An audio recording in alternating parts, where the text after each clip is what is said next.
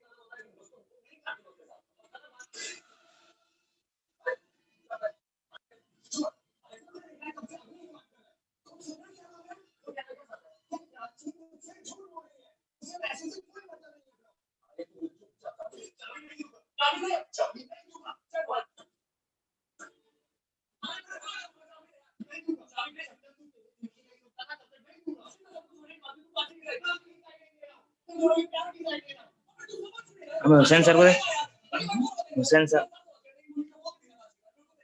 یہ مجیب سر ہے میرا حسین سر کیا ہے میٹنگ ہے جی آن لائن یہ کون سے سر آ گئے یہ سیمینار ہے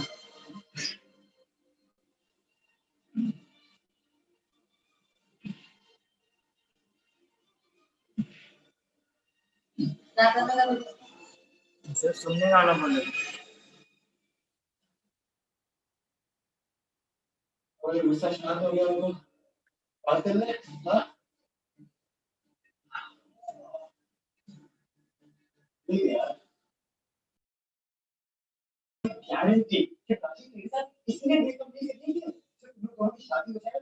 یہ دیکھو یہ ہے حسین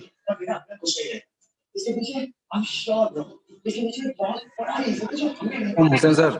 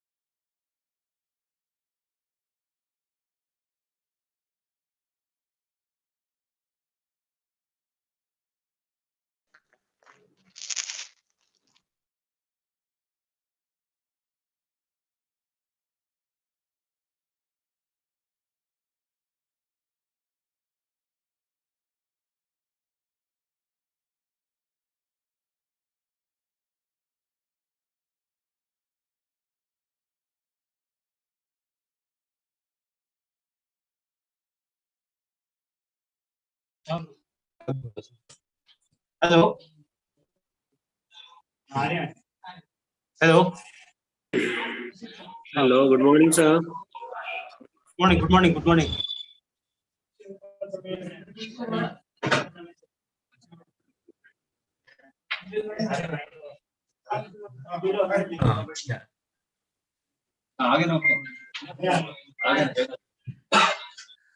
Yeah, sorry, it was unmuted. It was muted, so I couldn't hear you. How are you all doing?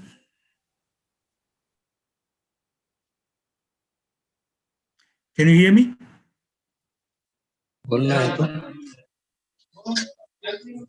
Yes. Oh, Hello. Good morning to all. Welcome. Welcome. I welcome one and all. We are here to inaugurate one day international e-seminar on advances in material science and nanotechnology.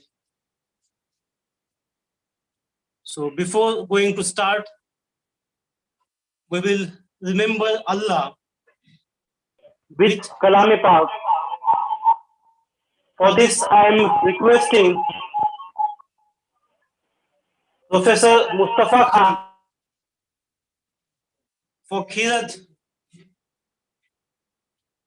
for Tilawat Kalam Pak. Mustafa Khan is head of Department of Arabic, Sir Syed College, Aurangabad. Please, sir.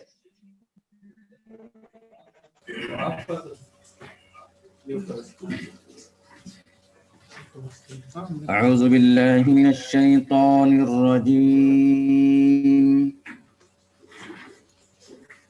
بسم الله الرحمن الرحيم.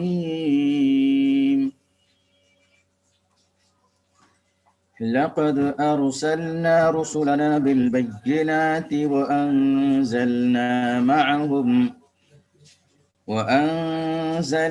معهم الكتاب والميزان ليقوم الناس بالقسط وأنزلنا الحديد فيه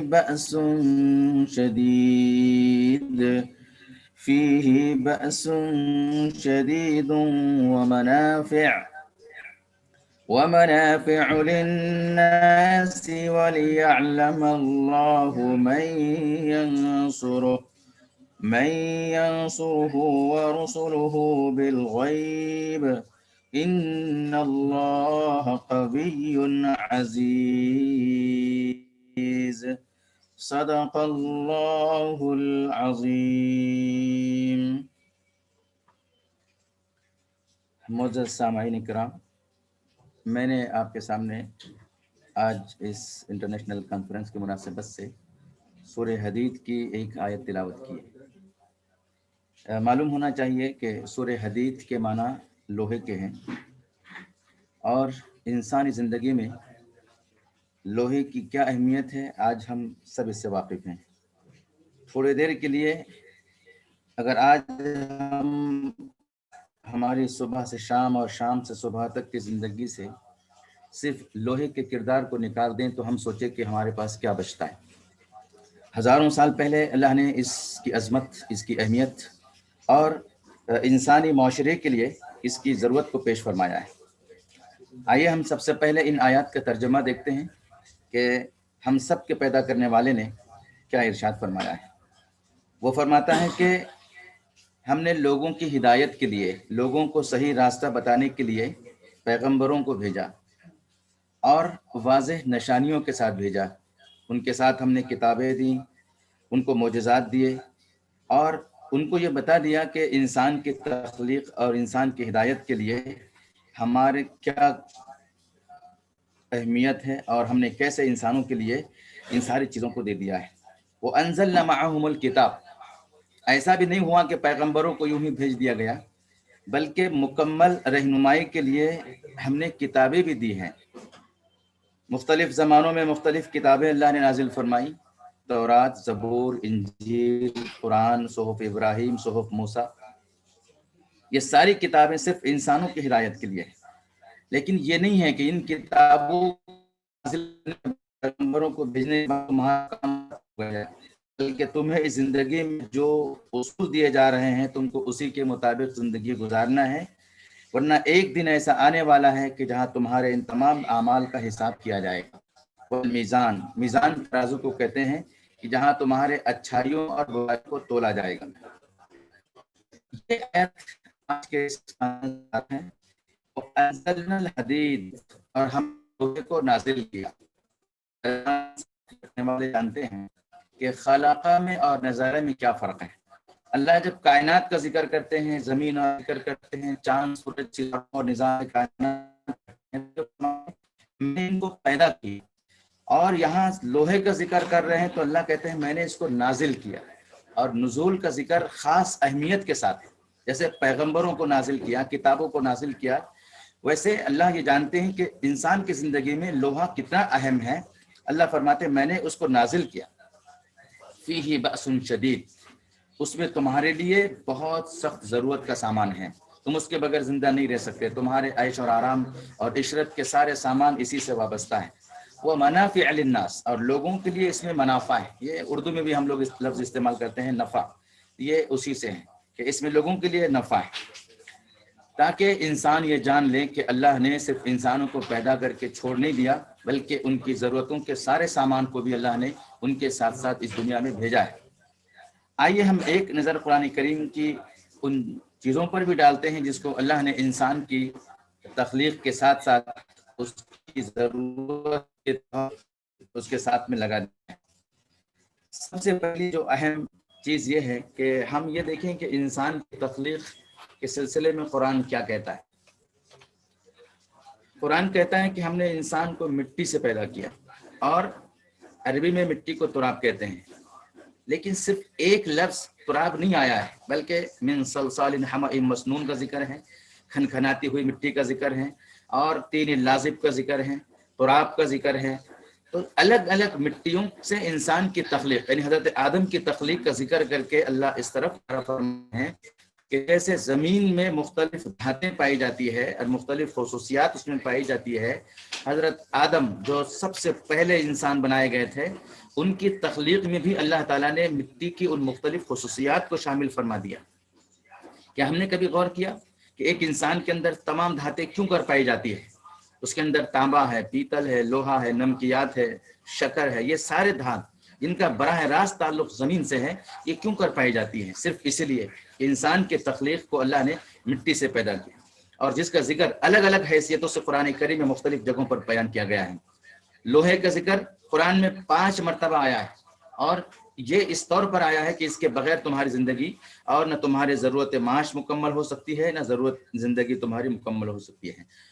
اس کے علاوہ قرآن نے جن دھاتوں کا اور جن چیزوں کا ذکر کیا ہے، اس میں سونے کا ذکر ہے، جس کو ہم جو آج بڑی اہمیت کے ساتھ ہم اس کو سمجھتے ہیں۔ سورہ فاطر آیت 26 جو سورت نمبر 35 ہے، اس میں اللہ نے فرمایا أَلَمْ تَرَ أَنَّ اللَّهَ أَنزَلَ مِنَ السَّمَاءِ مَاءً فَأَخْرَجْنَا بِهِ ثَمَرَاتٍ مُخْتَلِفًا أَلْوَانُهَا وَمِنَ الْجِبَالِ جُدُدٌ بِيضٌ وَحُمْرٌ مُخْتَلِفًا أَلْوَانُهَا وَغَرَابِيبُ سُودٌ، کہ اے انسانوں، کیا تم یہ نہیں دیکھتے ہیں کہ تم کو تمہارے پیدا کرنے والے نے پیدا کیا، تمہارے لیے آسمان سے بارش برسائی، اور پھر تمہارے لیے مختلف قسم کے پتھر دیے، سونا دیا، چاندی دی۔ مثال کے طور پر ہے وَمِنَ الْجِبَالِ، پہاڑوں سے، جدت، دھارے نکالے ہیں، راستے بنائے ہیں پہاڑ کے اندر، وہ 20 سفید پتھر اس میں ہیں، وہ حمر مختلف لال قسم کے پتھر بھی ہیں، اور نہایت سخت کالے قسم کے پتھر بھی ہیں۔ اسی طرح اللہ نے فرمایا کہ والذین یکنزون الذهب والفضة، اور وہ لوگ جو سونے اور چاندی کو جمع کرتے ہیں اور صرف اپنی زندگی کے لیے اس کو استعمال کرتے ہیں، اور اس کے ساتھ اللہ نے جو ان کو حکم دیا ہے اس کا خیال نہیں رکھتے، تو ان سے ضرور پوچھا جائے گا۔ چاندی کا ذکر قرآن کریم میں 6 بار آیا ہے۔ اللہ فرماتے ہیں زُيِّنَ لِلنَّاسِ حُبُّ الشَّهَوَاتِ مِنَ النِّسَاءِ وَالْبَنِينَ وَالْقَنَاطِرِ الْمُقَنطَرَةِ مِنَ الذَّهَبِ وَالْفِضَّةِ، کہ ہم نے انسانوں کے لیے یہ چیز زینت کے بنا دی ہے۔ اس کی خواہش ہوتی ہے کہ اس کے پاس سونا رہے، اس کے پاس چاندی رہے، اس کے پاس قیمتی دھاتیں رہیں، مختلف قسم کے پتھروں سے وہ اپنے دل کو بہلاتا ہے، اور ان ساری چیزوں کا تعلق اللہ نے زمین سے رکھ کر انسان کو سوچنے کا ایک پیغام دیا ہے کہ وہ ذات کس قدر زبردست طاقت اور قوت کے حامل ہیں۔ ہم دیکھتے ہیں کہ نحاس، جس کو سورہ کہف میں اللہ نے بیان فرمایا ہے تانبے کے طور پر، کہ جب ذوالقرنین سفر کرتے کرتے ایک قوم کے پاس پہنچے تو وہاں دیکھا کہ ایک قوم یاجوج اور ماجوج جو ہے ایک قوم کو ستاتی ہے، تو انہوں نے کہا کہ میرے پاس تانبا لے کر آؤ، میں تمہارے لیے اس کی ایک آڑ بنا کر دیتا ہوں۔ اس کا بھی ذکر ہے۔ قرآن کو جب ہم اس کا مطالعہ مختلف ناحیتوں سے کرتے ہیں، ہم کو محسوس ہوتا ہے کہ آج اس روئے زمین پر پائے جانے والی تمام قیمتی دھاتوں کا ذکر اور مختلف قیمتی پتھروں کا ذکر، سورہ رحمان کو دیکھیے کہ اس میں اللہ نے فرمایا کہ میں نے تمہارے لیے یاقوت اور لولو اور مرجان، یہ جو ہیرے ہیں، موتی ہیں، جواہرات ہیں، یہ تمہارے لیے دیے ہیں۔ نمکیات کا ذکر ہے، اور اس کے علاوہ یہ بات بھی ہمارے ذہن میں رہنا چاہیے کہ قرآن کریم جہاں سائنس کی طرف رہنمائی کرتی ہیں، سائنسی علوم اس کے ایک ایک حرف اور ایک ایک سطر کے نیچے چھپے ہوئے ہیں، یہ یعنی ہمارے لیے خوش قسمتی ہونا چاہیے کہ ہم اس کا مطالعہ اس نقطہ نظر سے کریں، اور ہم یہ دیکھیں کہ ہمارے خالق نے اور ہمارے پیدا کرنے والے نے جب یہ کتاب ہماری ہدایت کے لیے نازل فرمائی ہے تو اس میں ہمارے لیے کیا پیغام ہے۔ جب ہم اس کی تلاوت کریں تو اس کو پڑھیں، اس کے معنی پر غور کریں، اس کے الفاظ پر غور کریں، बहुत अफसोस के साथ कहना पड़ता है, जितना एहतमाम के साथ हम अखबार पढ़ते हैं उससे भी कम एहतमाम के साथ हम कुरान की तिलावत करते हैं। इस वक्त मैं अल्लाह से दुआ कर सकता हूँ कि अल्लाह हम तमाम को इस किताब को समझकर पढ़ने और उसके मानी, उसके मतलब और ज़िंदगी के मुतालिक उसके हिदायत पर अमल करने की तौफीक अता फरमाए। सदक़ल्लाहुल अज़ीम। अल्लाह ने जो कुछ फरमाया सही फरमाया।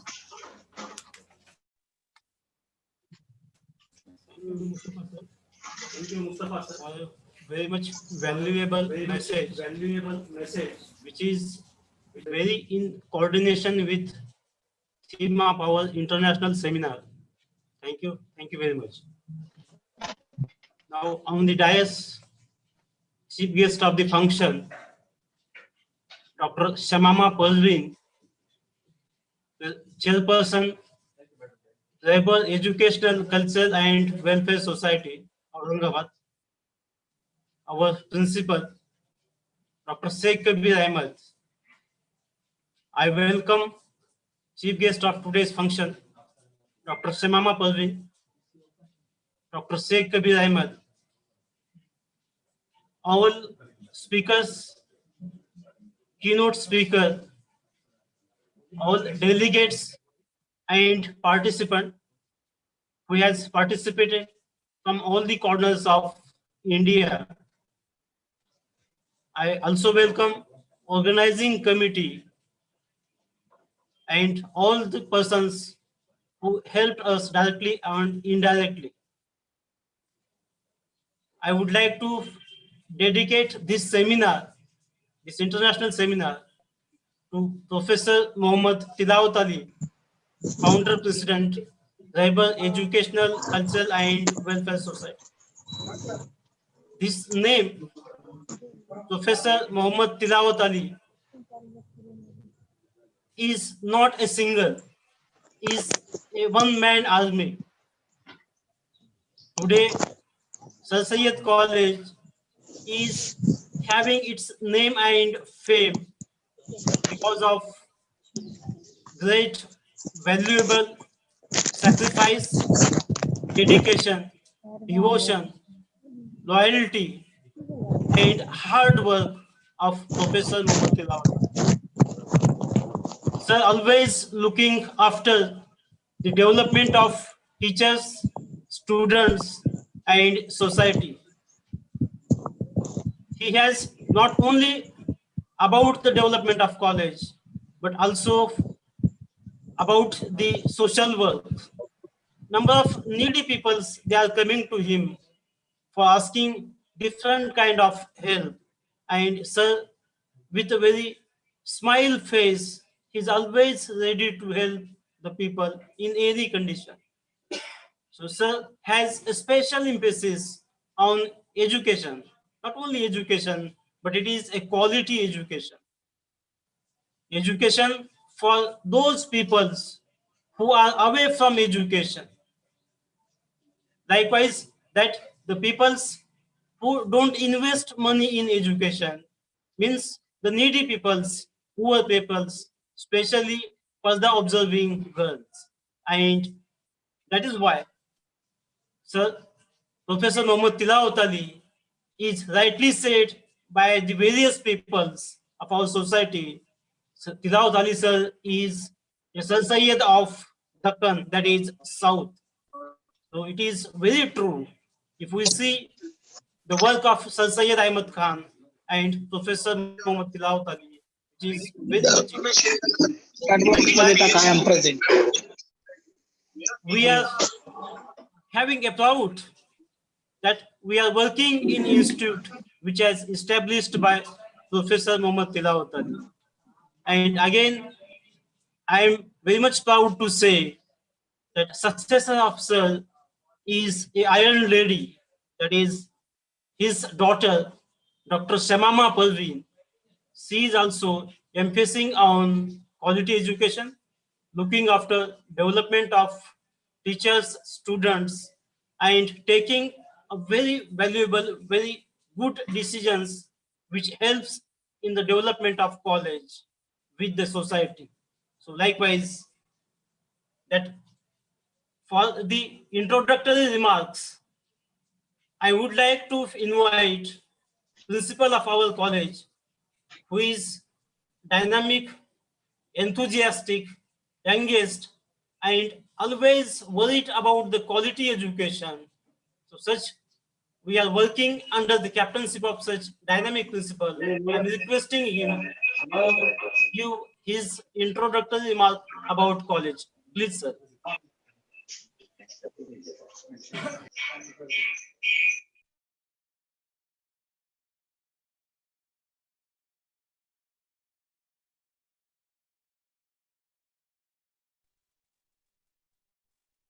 Respected chief guest, the chairperson of the society, Dr. Shama Parveen, the keynote speaker, Professor Shivappa Rasapalli, the other distinguished guests, professors, researchers, and students.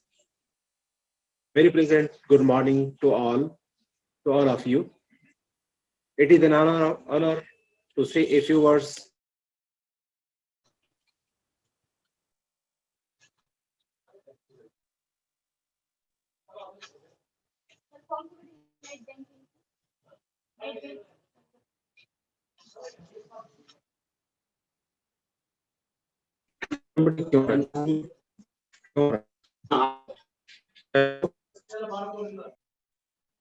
Sir Syed College of Arts, Commerce and Science is the minority institution in Ahmedabad city.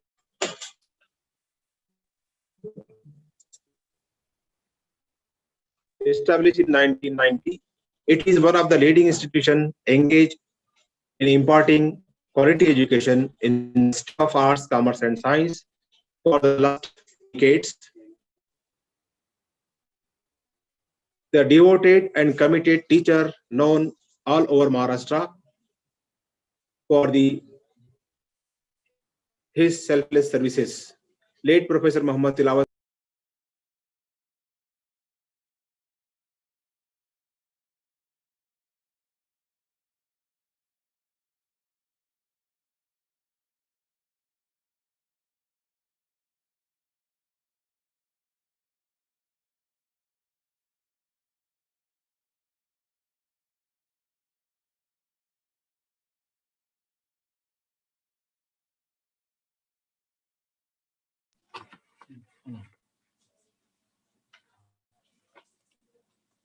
sorry for disturbances. The devoted and committed teacher known all over Maharashtra for his selfless services.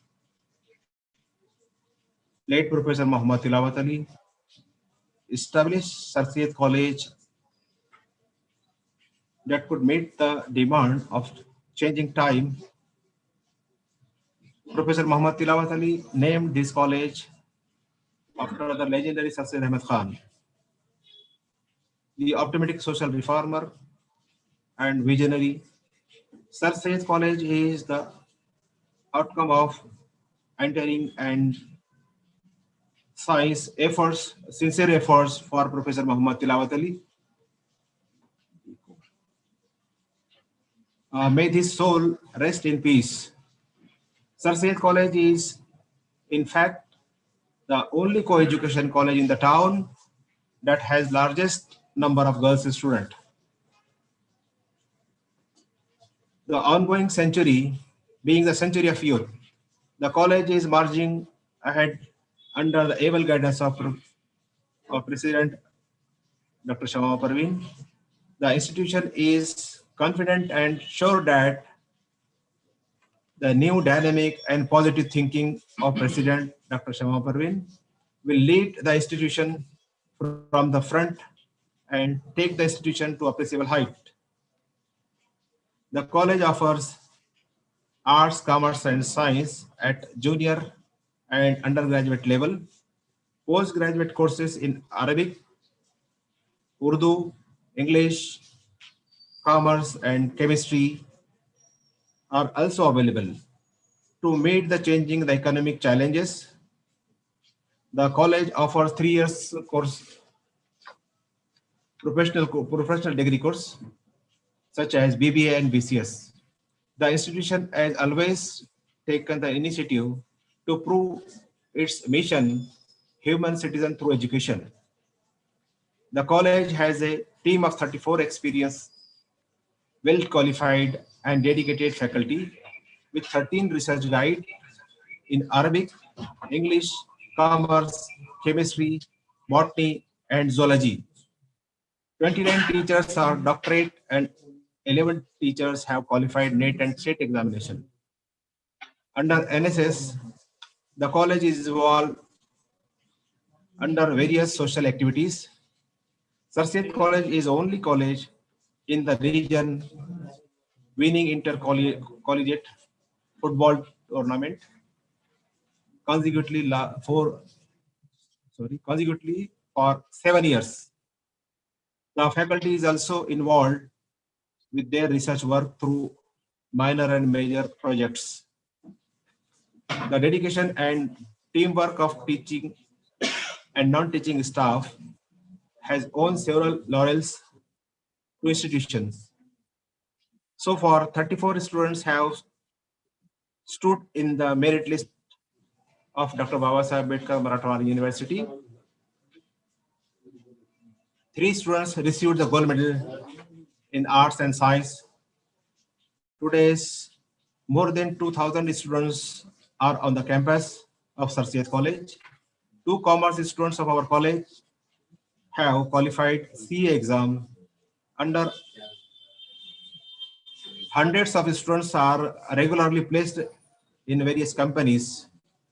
4 students of our college got admission in MBBS in the recently declared result.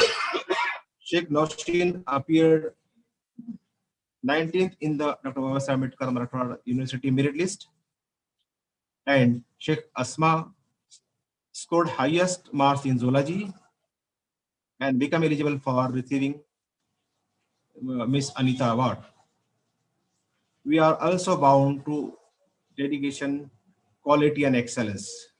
On behalf of Sarsiat College, I welcome all the participants in the international webinar on advance in material sciences and nanotechnology, jointly organized by Department of Physics and Department of Chemistry.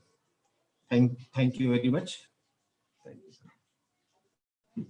इसमें आवाज नहीं आती sir आवाज आ रही ना अपने को अपनी आवाज आ रही है उससे डिस्टर्ब नहीं इको नहीं तो इसका माइक चालू है देखो ना अपनी अपनी आवाज आ रही है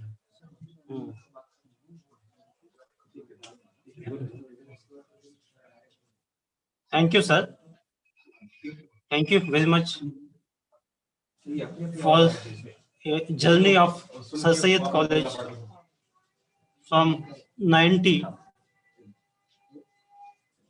up to date in a very lucid language. I'm very much proud to say that the mission of education institution laid down by Professor Muhammad Tilawat Ali on the same line, today's chairperson, Dr. Shamama Parveen, is also very efficiently, very strengthfully, and very correctly leading the institute toward the success. And I am sure with the efforts of our teacher under the captainship of youngest and enthusiastic principal Dr. Sheikh Kabir Ahmed, we will achieve #1 position in our university, Dr. Babasaheb Ambedkar Marathwada University, Aurangabad. I am requesting Professor Rasapalli sir,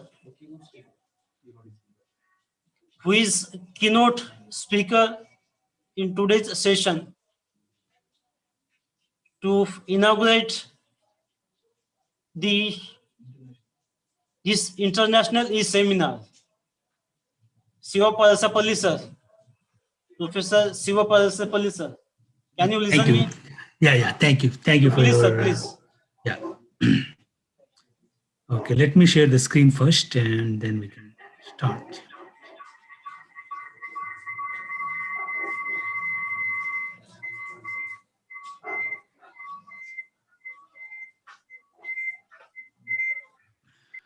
1 minute. I have a dog. It would silence itself. Please bear with it. So in the night, it is not used for the sounds. So you need to let me share the screen. Could you let me share the screen? Could you please let me share the screen? Yes, sir, sure. Yes, sir, you can share now. It's enabled. Okay.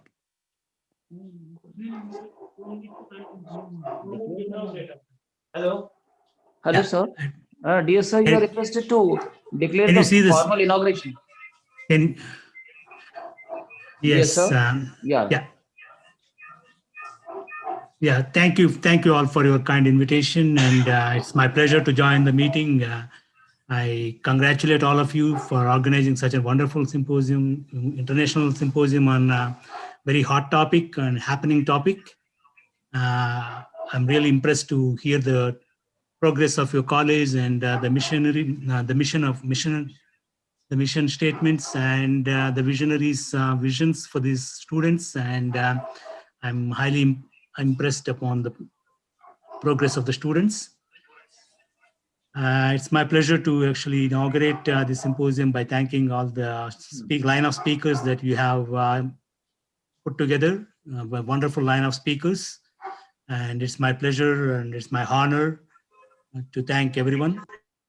I take this opportunity to thank my senior, Dr. Jubeda, who kind of got me into the fold here. Thank you very much, sir. Thank you. Thanks a lot, sir.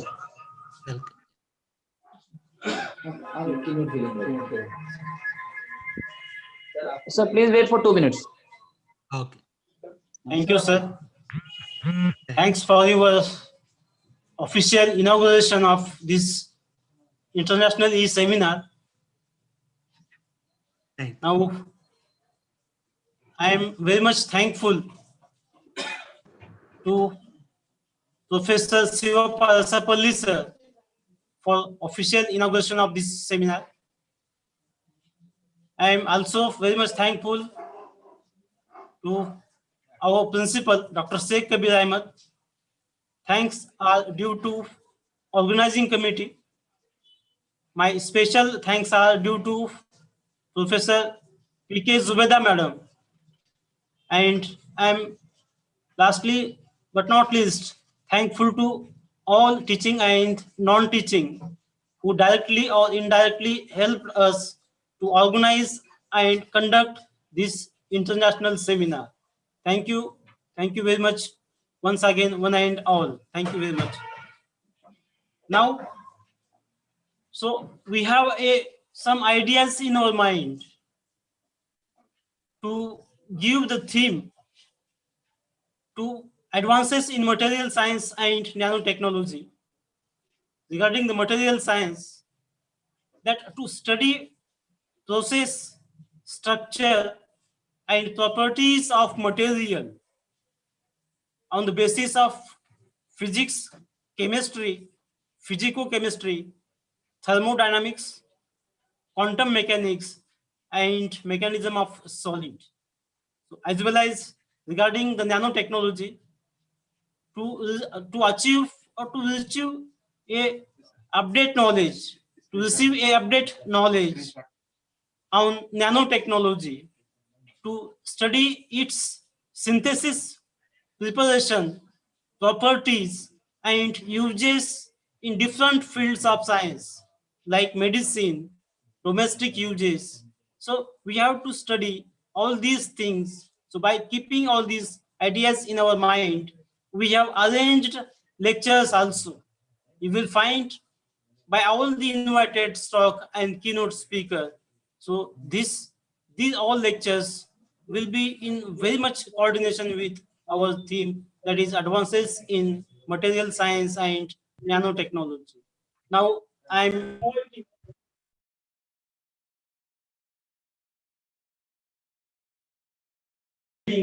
Professor Nishat Madam, Associate Professor, Department of Chemistry, Ansai College, Aurangabad.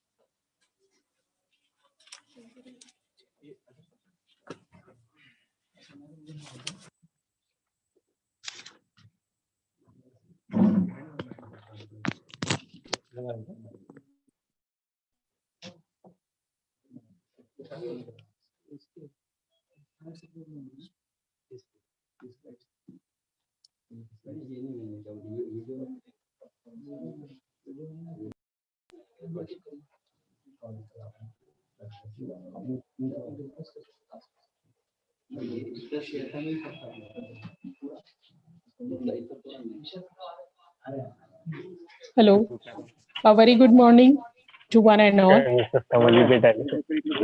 I'm here to introduce today's keynote speaker, Sevappa Resapalli sir. Sir has completed his PhD in 2002 from National Chemical Laboratory, Pune. Then from 2002 to 2004, he worked as postdoctoral fellow, Department of Chemistry, University of North Texas. Then, from 2004 to 2007, he worked as postdoctoral fellow in Department of Chemistry and Biochemistry in the University of Texas at Arlington. Sir has, after that, then he, from 2007 to 8, he worked as a postdoctoral fellow in the Department of Bioengineering and Harvard MIT Division of Health Sciences and Technology. Then, from 2008 to 14, he worked as assistant professor in the Department of Chemistry and Biochemistry, University of Massachusetts, Dartmouth, and presently he's working as associate professor in the in the Department of Chemistry and Biochemistry in the same university. Sir has very vast area of research in the different fields of the chemistry, that is design of the cancer, chemotherapeutics, then green chemistry, natural products, and many more. Sir, from by observing to this biodata, sir is a man of research with a vast area of the research in the different fields of the chemistry. He has published near about 47 to 50 research papers in the different international reputed journal, including Tetrahedron. With this brief biodata and the introduction, and with the great honor and the respect, I invite Sevappa Resapalli sir to give his keynote address to the audience. Sevappa Resapalli sir. Please, sir. Thank you so much, ma'am, for your kind introduction. I hope I would live up to the introduction that you gave me.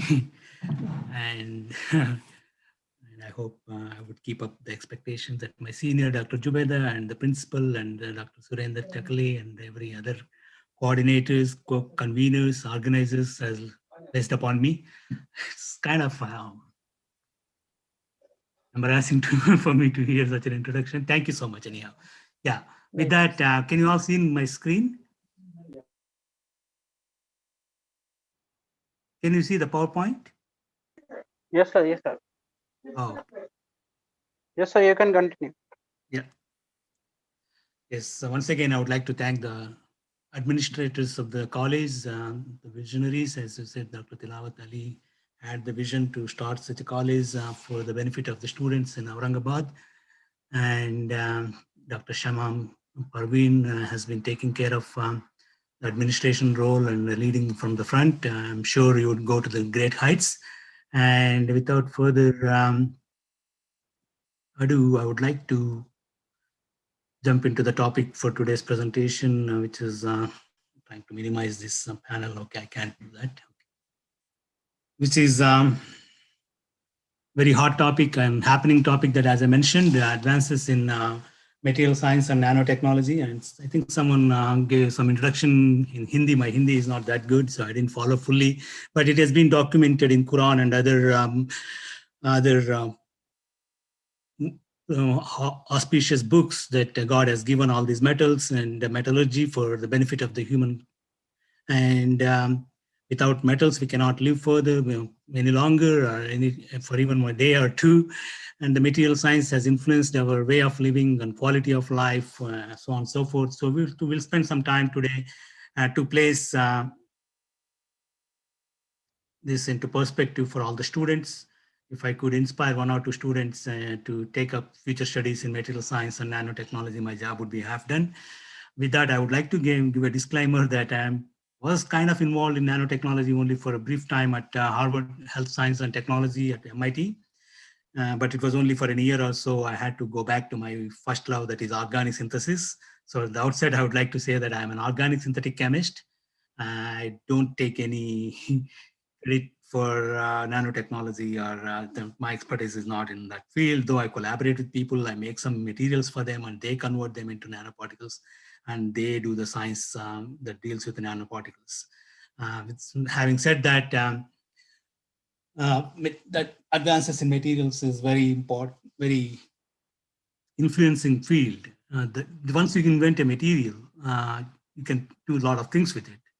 So the material science and nanotechnology go hand in hand. If there is no technology that can take the materials forward, there won't be any value placed on those materials. And the time, the society that we live in has been classified for ages now based on the materials that we have been using. At various times, humans have been using various metals, various materials. That's why we had this classification until recently, based upon the materials that we used, such as Stone Age, Bronze Age, Iron Age, and Porcelain Age, which is called Middle Ages. And in the industrial era, we had Steel Age, and lately we had Silicon Age, where we depended upon silicon quite a bit on computers and other things. So we had Silicon Valley and all those kind of names come out of that, the material that we were relying on, that is silicon. Where are we now? What is this era called as? This era probably can be called as carbon era or nanomaterial era. So from 1950 to 2000 can be classified as silicon age. From 2010 onwards, so the carbon has been taking over. We are now getting into carbon age, where everything that we see, everything that we use in our day-to-day life has been either made up of graphenes or nanomaterials that are made up of carbon. So it can be safely called as carbon age. And as you can see in the right-hand side, the various ages that we have been through, silicon was completely transformed the way of that we live, that we communicate, that we live, that we coordinate our day-to-day lives using computers or any other devices we talk about. It changed the world, the internet, so on and so forth. So then now we are into carbon age, as I said, most of the materials are being made up of carbon, and the carbon comes in various forms. We'll go into there. Since we are talking about advances in materials, mostly there are three types of materials: metals, ceramics, and polymers. And the fourth class is composites, where you can use all three types of the materials in various compositions, and their applications is very well documented or very well known. There doesn't need any further introduction or further explanations. Metals are used in various utensils and things like that we use, and various industries, construction, and so on and so forth. Ceramics and are used in our other parts of the life. Plastics need no introduction. In a way, we were overspoiled by plastics, and we kind of abandoned the other materials for plastic, and we kind of overused without thinking about the consequences of biodegradation.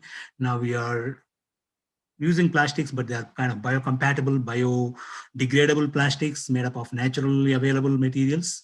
And then composites are used to make the transportations and other things in various ratios. So these three materials are mixed, and compositions can be different. And having said that, let's go back to carbon era that I was talking about. The carbon comes in various allotropic forms. The word carbon that we all know comes from charcoal. It's cannot be functionalized any further, and it's of not much use except in synthesis or some other purifications. But the graphite has come to forefront. It has been there for a while, but it was no good at that bulk availability. It had to be converted something useful, and that's where the two fields kind of converged into one. All these technological developments have enabled to use some of these allotropes into various materials that are finding applications in our day-to-day life. So the graphene, which is a single layer graphite, is a nanomaterial. We'll get into the nanomaterials in a bit. That nanotechnology is the one that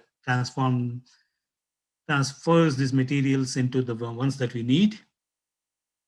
So from 50 years from now, in 50 years from now, we would be seeing most of the things that depend upon graphenes or carbon allotropes enabled through the nanotechnology. Already we have had some great influence on our day-to-day life from these materials, but we would be seeing much more profound applications for these materials, and we would be living in carbon era for a while to come. And we would be seeing the skyscrapers, mile-high buildings in the sky, because this material is so strong, so light, and it's inexpensive. It has the strength of the metals, but at the very lightweight. So it's going to change the way we would be living in future. So that's a little bit an introduction for the materials. And these materials have not have gotten so famous, either it's polymers or carbon materials, had it not been for technology. That one technology that changed its fate is nanotechnology. Nanotechnology has become a buzzword in everybody's life now. You would see in a few slides that I'm going to show you the applications of this nanotechnology. What is the big deal about this nanotechnology? First thing, we'll define the nanotechnology, and then we will talk about a little bit of advances in nanotechnology. And talking about advances, there have been volumes written about it. Last 10, 20 years has seen profound influence of these nanomaterials in human life. The life has gotten better. The things that we would not imagine 20 years back, 30 years back are now being developed thanks to the developments in nanotechnology. Of not be able to cover everything that is been advancing in this area. So I would refer you to students to go to these volumes and read for themselves. Even just on carbon nanomaterial, there are volumes written on it. And there are various nanomaterials, and the technologies have been advancing at a rapid pace. Possibly we cannot cover in a day or two, but this topic is very happening topic, very burning topic. So those of you who are interested, please consult some of these books. I would try to just give you the glimpse of the advances that have been made in this area, and other speakers are going to take up, and they might be more experts than me. So you would benefit to hear from them in more research wise. Mine would be more of an introductory kind of a talk, where I would be browsing through or brushing through the advances in the field, so that I would just give you a flavor and kindle your interest in this area of research. Okay, so the nanotechnology was basically, the history of nanotechnology goes back to Richard Feynman, who was a visionary. These visionaries are the ones who are responsible for some of this groundbreaking field development of research fields. He was a visionary to challenge the people back in 1950 in one of his famous talks that he gave at American Physical Society, that and there is a lot of room at the bottom. What does he mean by that? The title of the talk was, "There is plenty of space at the bottom." He meant, and he challenged, that if you can work at nanoscales, smaller scales of these materials, they would have different properties, they would have different applications. There could be a lot of things that can be done with that nanoscale materials. People were mostly occupied with macro scale materials at that point of time, but he kind of gave a paradigm shift to the thinking.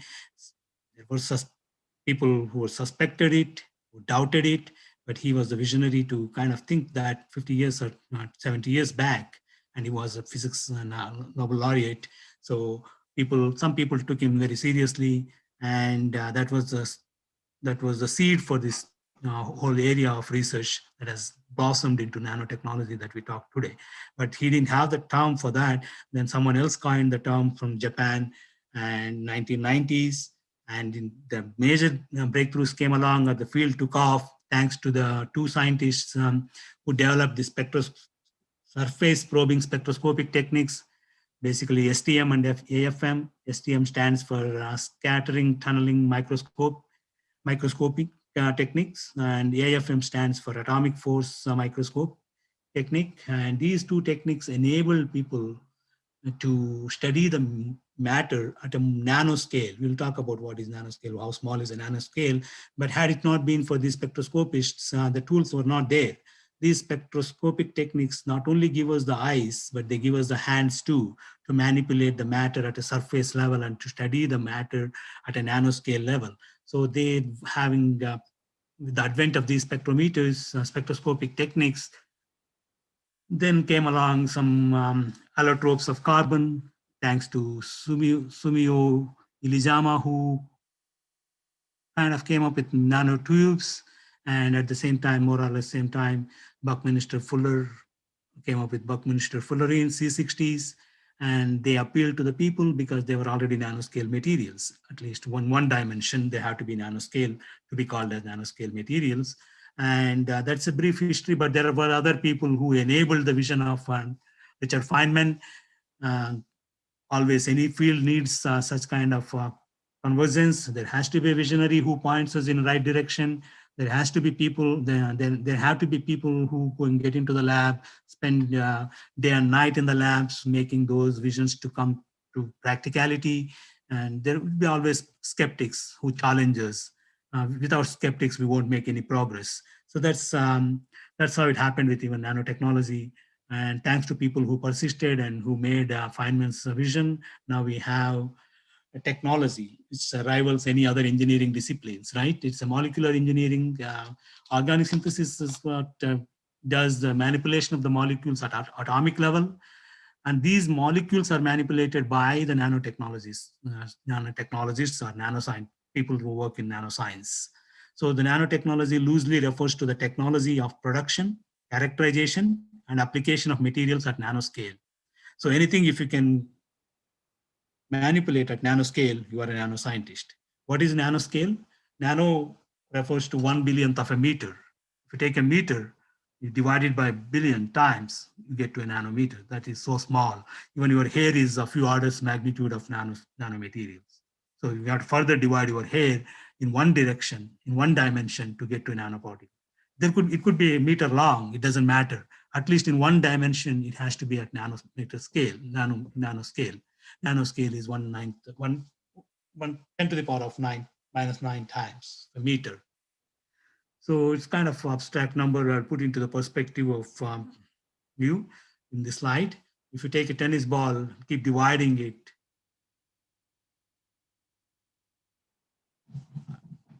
you get to the nanoscale if you keep dividing with close to a billion times, or maybe not billion, maybe million times.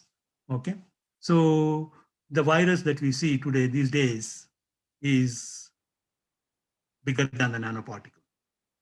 So the water molecule, there are one oxygen and two hydrogens, basically one oxygen atom, is 1/10 of a nanometer.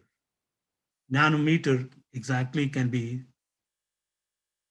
mentioned by the 6 atoms of carbon side by side constitutes 1 nanometer, such as glucose molecule is of 1 nanometer. So if you have few hundreds of, few even tens of glucose molecules side by side, you would have nanoparticles. Anything between 1 to 100 nanometers is loosely defined as a nanoparticle. It could be 20 nanometers to up to 100 nanometers in one dimension. You have a nanoparticle. And these nanoparticles also have different names depending upon their shapes, depending upon their functionalizations, such as dendrimers, nanotubes, quantum dots, nanoshells. There are quite a few, at least 20, 30 of them. I just listed some of them here. And that gives you an idea about the scale of the nanomaterials. That means it's almost at a molecular level, just that few molecules are put together and have been converted into nanoparticles. So if I would again go back to our analogy that organic synthetic chemists manipulate the material at element level and bond level, and we make the molecules, small molecules, and if you can put together those small molecules into nanomaterials, you're a nanoscientist. It doesn't have to be bottom-up approach. It can be one top-down approach. Here is a kind of a slide which gives you perspective about different nanomaterials. Fullerenes about 1 nanometer, as I said, 6 to 7 carbon atoms are in side by side in one direction, in a football kind of shape, right? And that's about 1 nanometer width. And there are about 60 carbon atoms in this, let's say Buckminster fullerene C60. So it's about 60 nanometers, either way. Nanowires or nanotubes, there are anywhere between 20 to 50 nanometers. And as I said, they could be long. Only we are considered about in one direction, one dimension, at least one dimension has to be nanoscale. That's the definition for nanoparticles. And if you have to compare with any of the naturally occurring nanomaterials, we have enzymes which are at nanoscale. ATP synthase, for example, is, sorry, cannot see my cursor.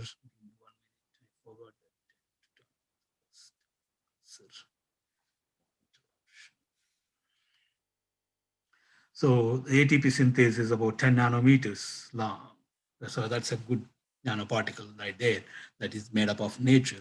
And as I said, virus is about the boundaries of the nanoscale, about 100 nanometers. So the virus particles are also kind of nature made, and DNA is about 2 nanometers in diameter. The length would be more than that. So red blood cell is about, micro, it gets into micro scale. That means a few thousands of nanoparticles if come together, then you can get red blood cell. Hemoglobin is considered to be at nanoscale.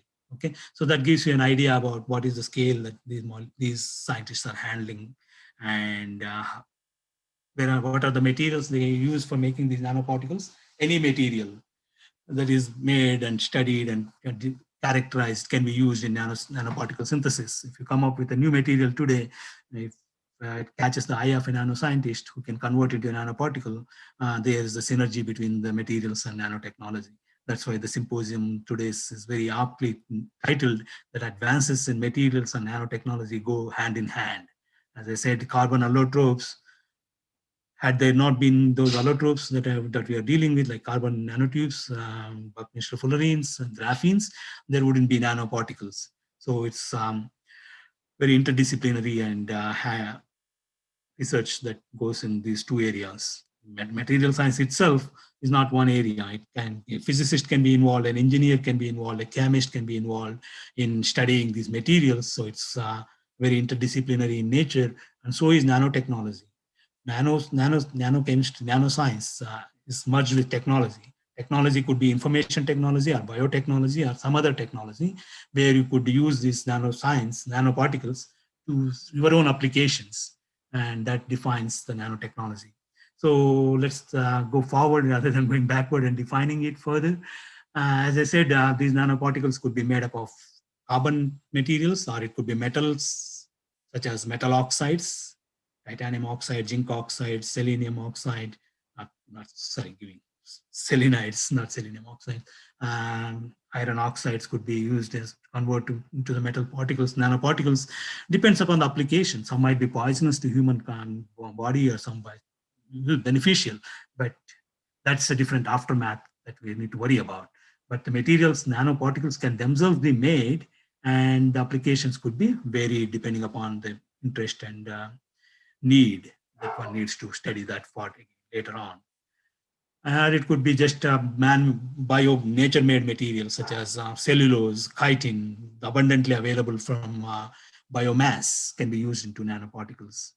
And polymers, very good examples are liposomes and dendrimers. Dendrimers are polymers, just that they are in dendritic shape. It's in a different shape than linear polymers, and even linear polymers, polyethylene glycol, can be conjugated to a drug and it can be converted into a nanoparticle.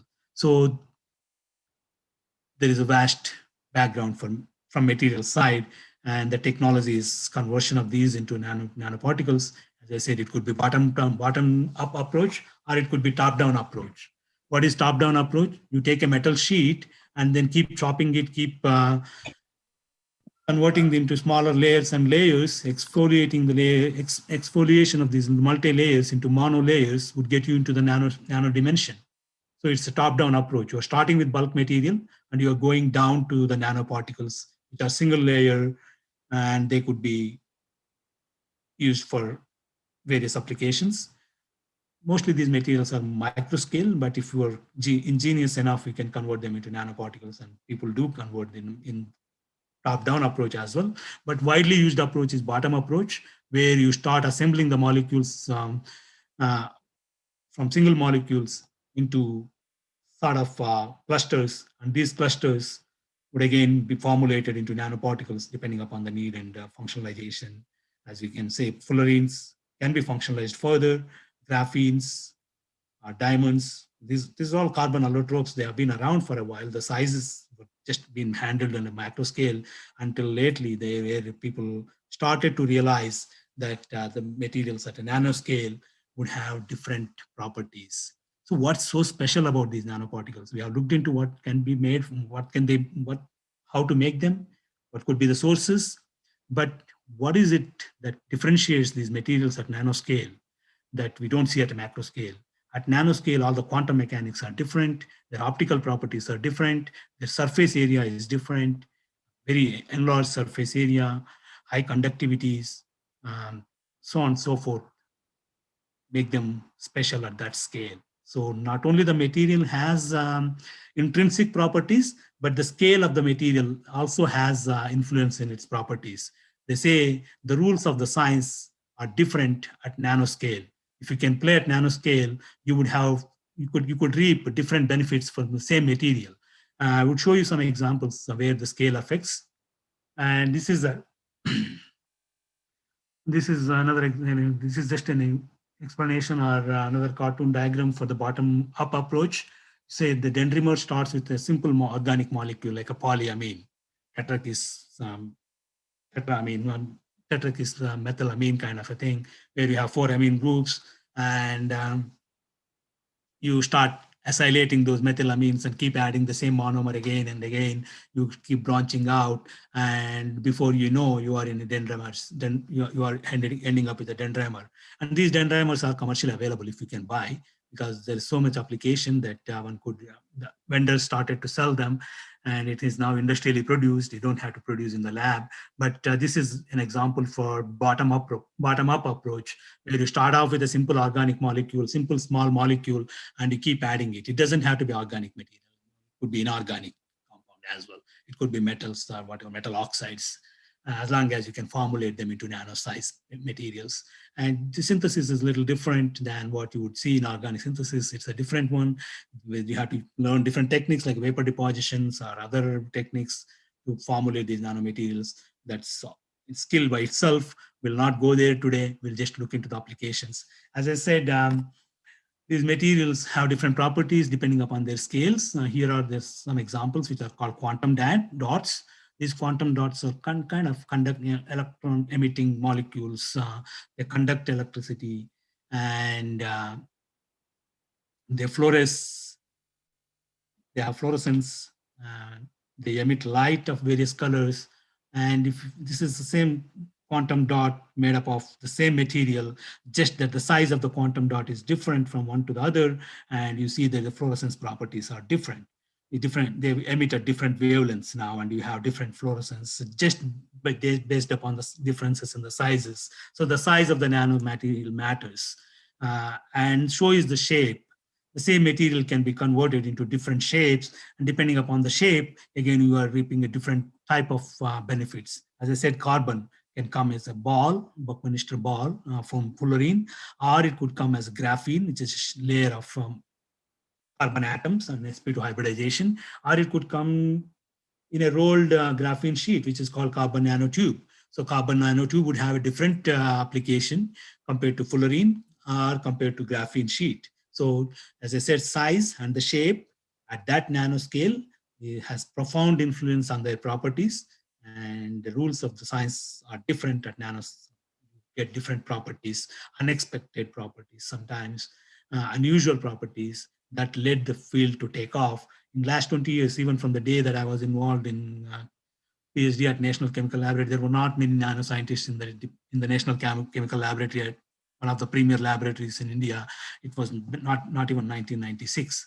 And now, 30 years forward, we have the whole field take over, right? So back then I used to only hear about the fullerenes little bit, but they were very expensive. They were not commercially available. As much as you would like to buy, you could only afford milligrams. So milligrams would not get you anywhere. One has to have the bulk production to do anything meaningful science. So we kind of shied away from it, though we kind of recognized the importance of this field coming up, but we could not venture into that. We stuck with the just total synthesis, me and my senior, Dr. Jubeda, and other people. But synthesis does play a role here. As you can see, fullerene is just a carbon 660, which doesn't have any functionalizations. So without functionalization, this material by itself is not much use. Maybe it would have few applications, but not as much applications as you would think. But one could functionalize those carbon-carbon double bonds. They're simple alkenes, but just that they're conjugated, they would have different kind of aromaticity to it. It's not that easy to functionalize, but one could use organic chemistry knowledge that you gain in your MS or BS level and basically do cycloproponations, epoxidations, or 1,3-dipolar cycloadditions, and some conjugations with amines or hydroxylations to put the hydroxyl groups. And altogether, you have now a different material that you can formulate into nanoparticles. It's already kind of nanoparticles at that level. And so you just have to attach some groups which can be used for various other functionalizations that you need in your technological applications. So that's, again, convergence of two fields, organic chemistry and nanotechnology, or nanoscience. So here again, the surface also has a different role. As I said, we talked about the shape, we talked about the size, and now here we have same size, same shape, and just the different functionalization on this periphery has different anti-cancer properties. As you can see, and the third one seems to be more, cannot see clearly here, but the third one and the fourth one are beneficial with an cytotoxic properties as compared to the first two here. What is the difference? Now they are hydroxylated, they have probably better penetration into the cells and better chelation with those targets, or better binding to the targets, and they themselves are anti-cancer. So the properties at that scale is different, and they have found wide applications.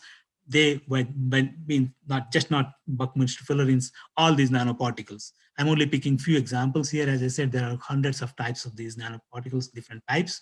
There are some terms nowadays, the nanoboards, like nano robots are called nanoboards, which I'm not going to go into those things. So you please check up all those available nanoparticles. How are they made? What are they being coming from? And what would be their applications? But I would just go through a few areas where nanotechnology has influenced profoundly, and thereby I could just show you my research also a little bit. So I would be rushing few slides. If you have any questions, please feel free to stop me. I hope all of you are able to hear and stay awake. Those of you, probably you are in daytime, we are in nighttime. It's like 12 o'clock, 1 o'clock for us in the night. So nanomedicine is a broad area where nanotechnology has been applied in healthcare industry.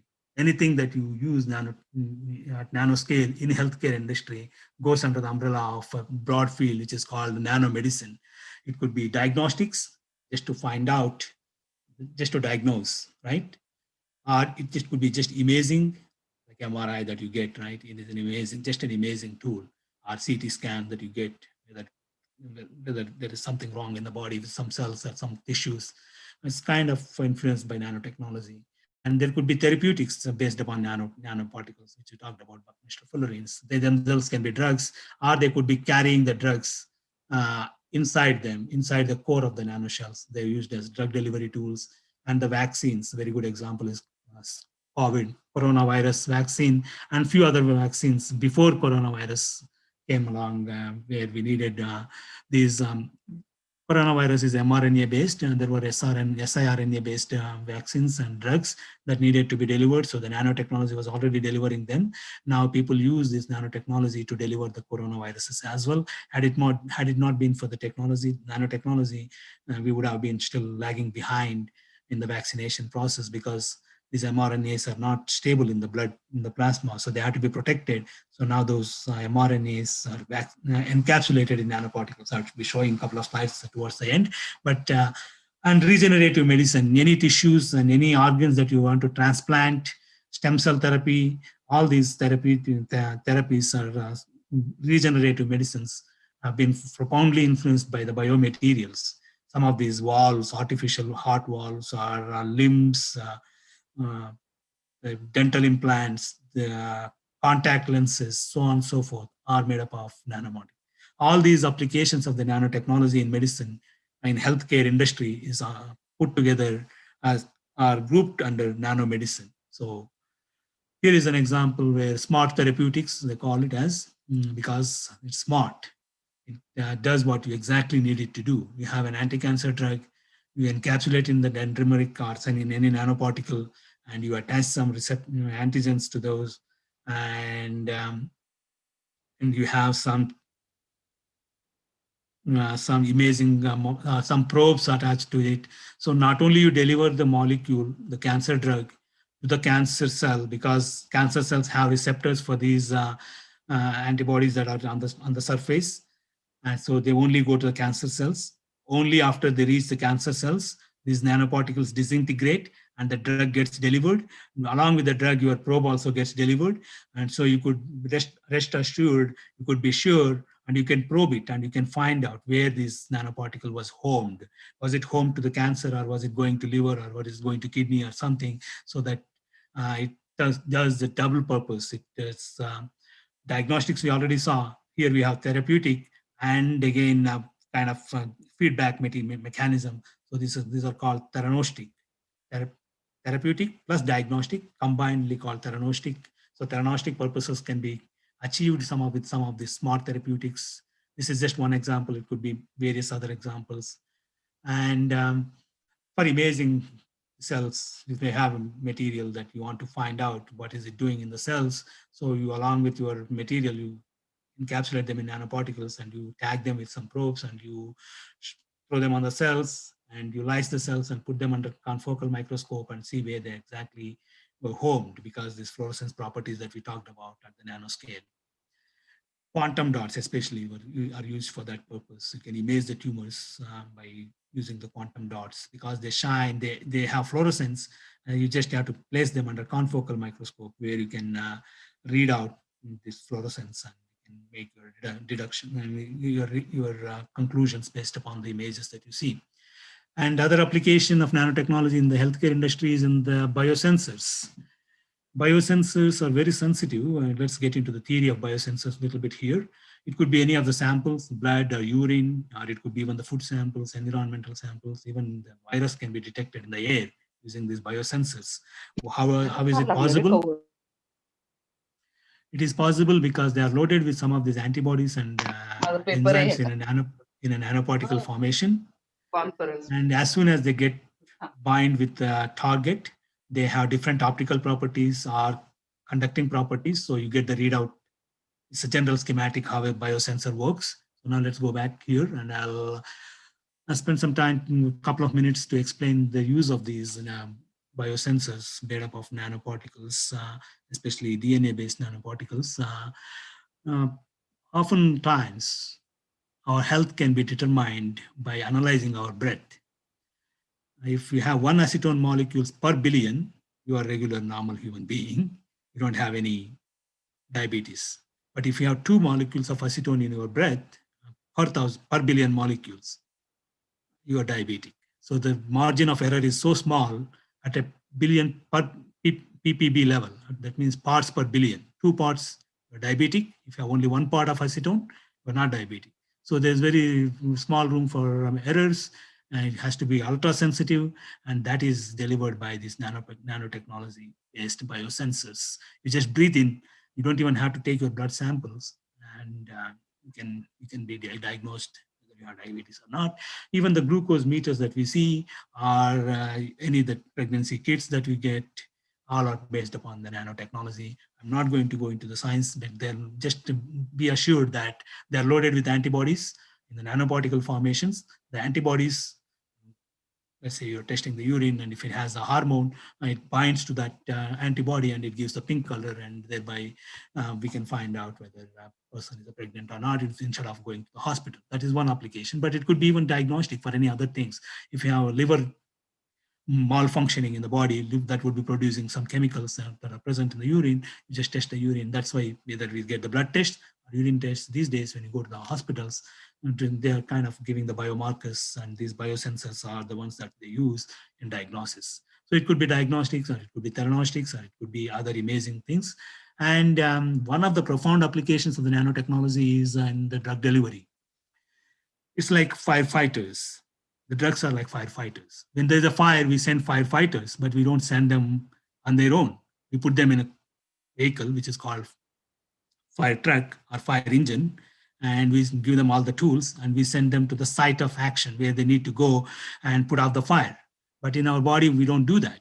We take the drugs systemically, and they go through guts, they go to the liver, heart, and all not kidney, and we have toxicity more than the benefits.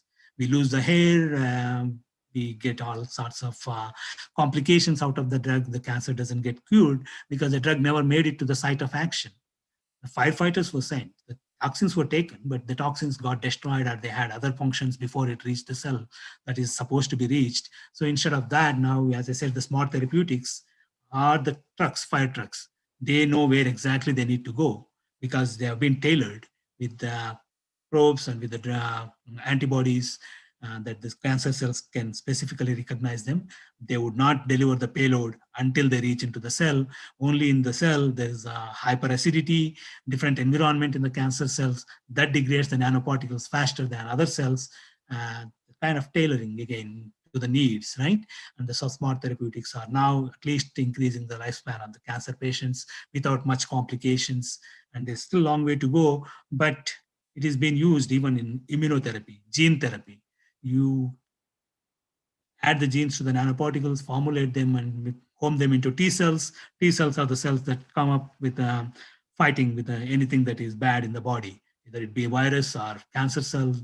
We have our own mechanism, innate mechanisms. If you can trigger the immunity system rightly, that can tackle these things that needs to be activated, and these nanoparticles can be used to activate the T cells with the right genes, and now these T cells can themselves fight off the cancer.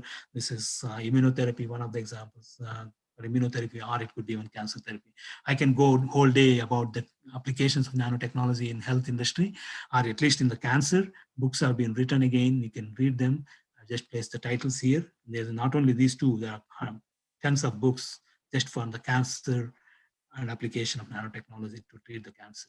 Okay, so with that, let's move on to other applications, which are kind of mundane applications. Our day-to-day lives have been influenced by nanotechnology. Anything that that can better our lives is what we want. We want technology to make our lives easier, safer, better, right? As I said, 20 years back, 30 years back, we didn't have cell phones. 10 years back, we didn't have smartphones. We have the smartphones now in everybody's hand. The world is a small place. We can get connected in 2 minutes from all around the world. We're on the same platform thanks to the computers, right? So the computers are now gone are those days where we were depending upon the silicon. Now we are into carbon age, the nanoparticles. The LEDs, OLEDs that you talk about are made up of nanoparticles. Anyhow, here is an example, a slide where it talks about the nanotechnology applications in textiles, in fabrics. These cloths they're made up of these nanoparticles, special nanoparticles. Again, could be different nanoparticles depending upon the need. They could be self-cleaning, they could be antibacterial, antiviral, heat producing, or colder ones, depending upon if you're in India, you need a shirt that keeps you cool. If you're in, let's say, Kashmir or Kargil, where the soldiers need insulation to live in the cold areas, sub-0 degrees, right? So that the clothes they wear if they can retain the body temperature and somehow they can enhance the temperature a little more, they don't need any further heating devices along with them. Right, so this technology has influenced the textile industry so much that now you can make water repellent, anti-static, anti-wrinkle, and stretching, UV blocking. Especially in India, if you had a shirt that blocks the UV rays, you can be all day in the sun without getting sunburns. And if it is antibacterial, much better, especially the soldiers, they get wounded, and their wounds, if they have antibacterial properties, they could be safely be brought to the hospitals without getting any infections, right? And so antibacterial, antiviral, nowadays we have coronavirus, the face masks themselves, if they're antiviral, you don't get the virus inside, because the moment they touch your mask, they're dead. So now people are coming up with the antiviral masks based on this nanotechnologies. So nanotechnology has profoundly influenced. We don't need any further attestation or proof rather than our common life day-to-day things that we are dealing with. Without knowing, we are using a lot of nanotechnology products, such as your sports equipment. Don Bradman used to use a heavy wooden racket, but these days cricketers have bats that are made up of nanoparticles. They're lightweight, but they're doubly strong than the wooden bats. So they don't have to lift that big a weight. They don't have to use that much power. Now they can focus more on their technique than on their strength. So that things have been changing for better. Tennis rackets, Krishnan Rajan or Amrutarajan, whatever they were back in those days, they used to use wooden tennis rackets. Now we have tennis rackets made up of nanomaterials, much stronger. They hit faster. The different rates now. The tennis has changed for better, right? Not only these two sports, any other sports, you have that kind of advantage these days. Your shoes are made in different ways. Their duration is different. Their durability, their comfort has gone long way.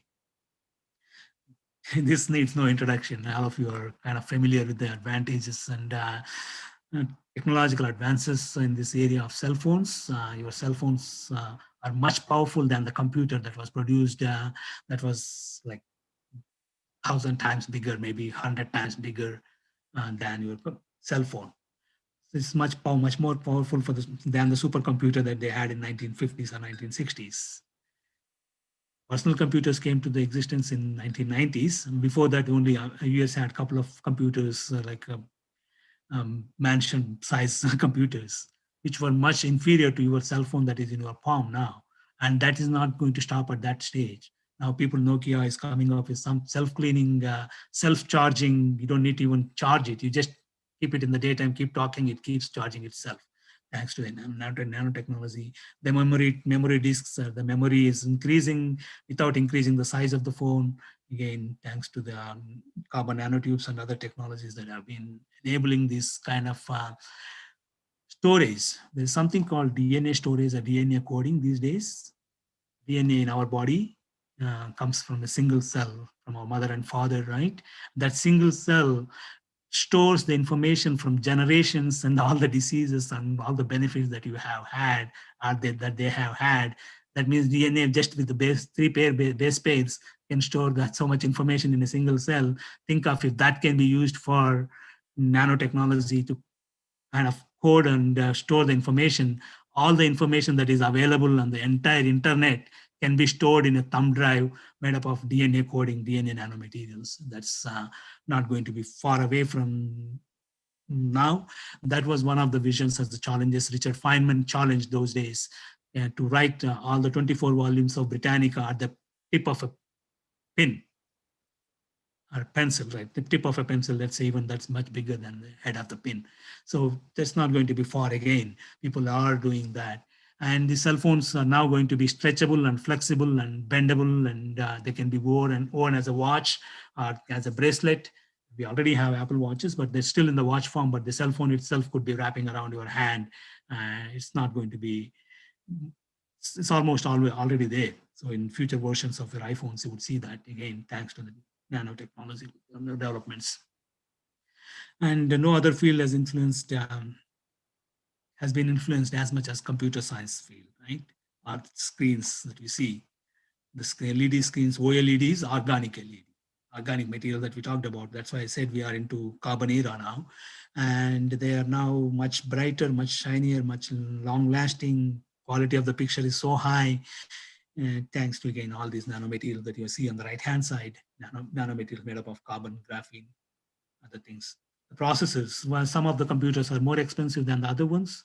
Some of them are small, but still they have good memory because of the processors they have, because of the infrastructure that is placed in there, based on the nanotechnology.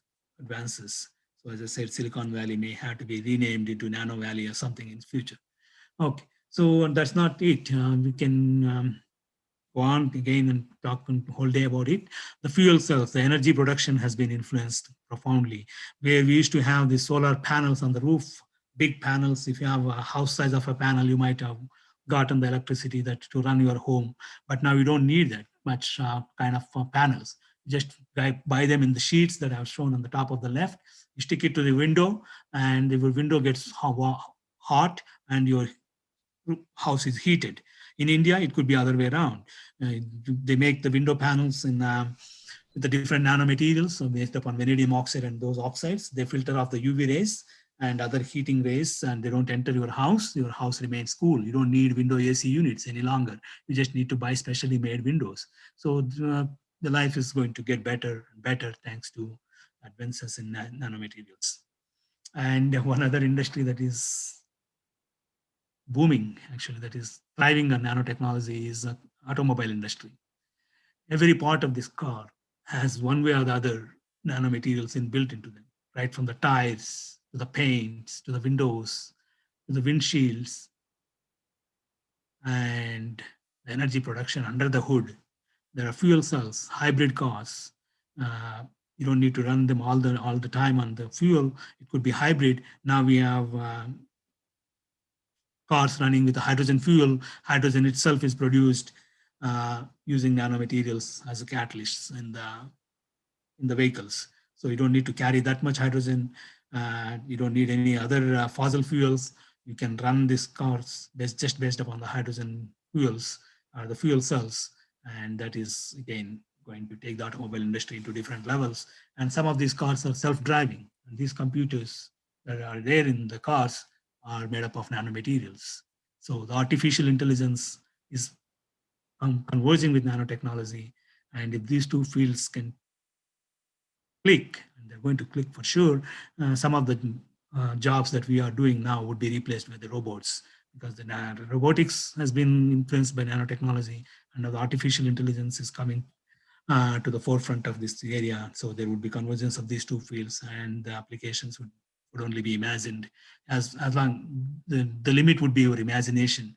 Once you imagine, there would be enablers, scientists who would go in the labs and make sure that your vision gets into the fruition, and thereby you would see the application in near future.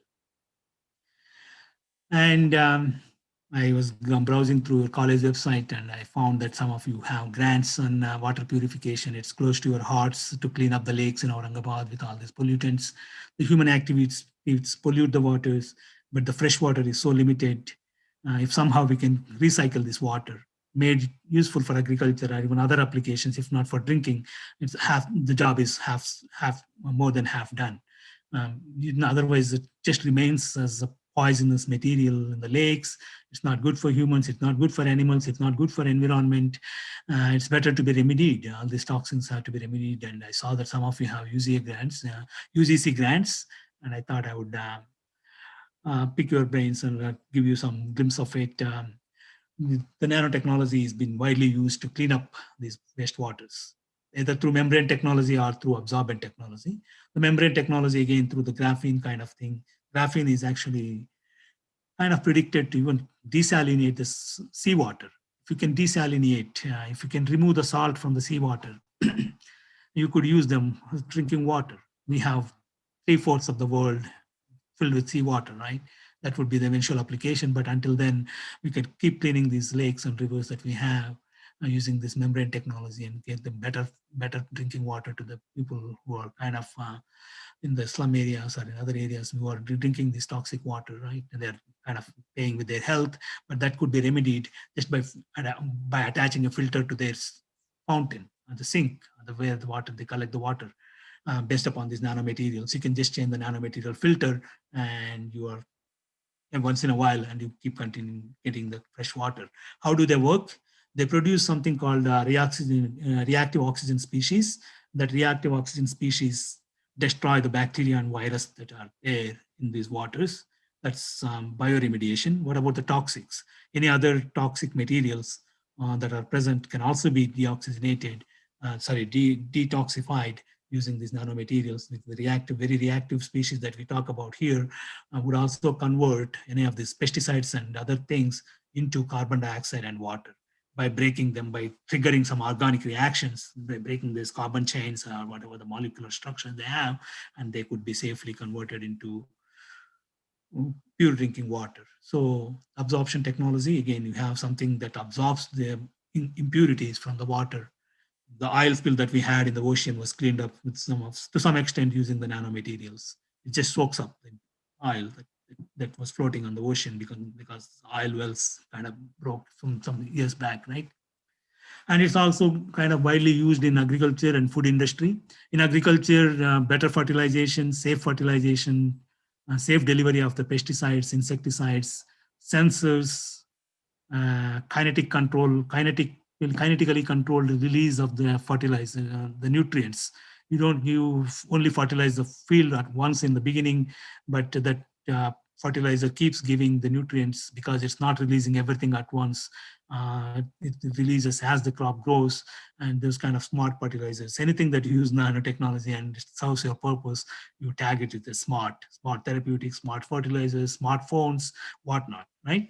So I'm not going to go much into details here, but trust me that there are various ways to enrich the soils, produce better crop productions, crop protections, and the genetic engineering itself is one thing that came along, and now the biotechnology is merging with the nano, and then you have nano biotechnology, and the sky is the limit for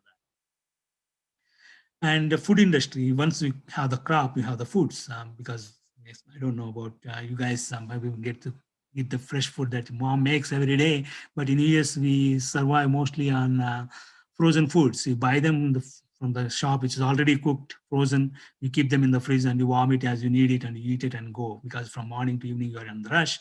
You don't have the luxury of eating a freshly cooked food for every lunch and dinner. So these are frozen foods, but we have to ensure that these frozen foods are safe.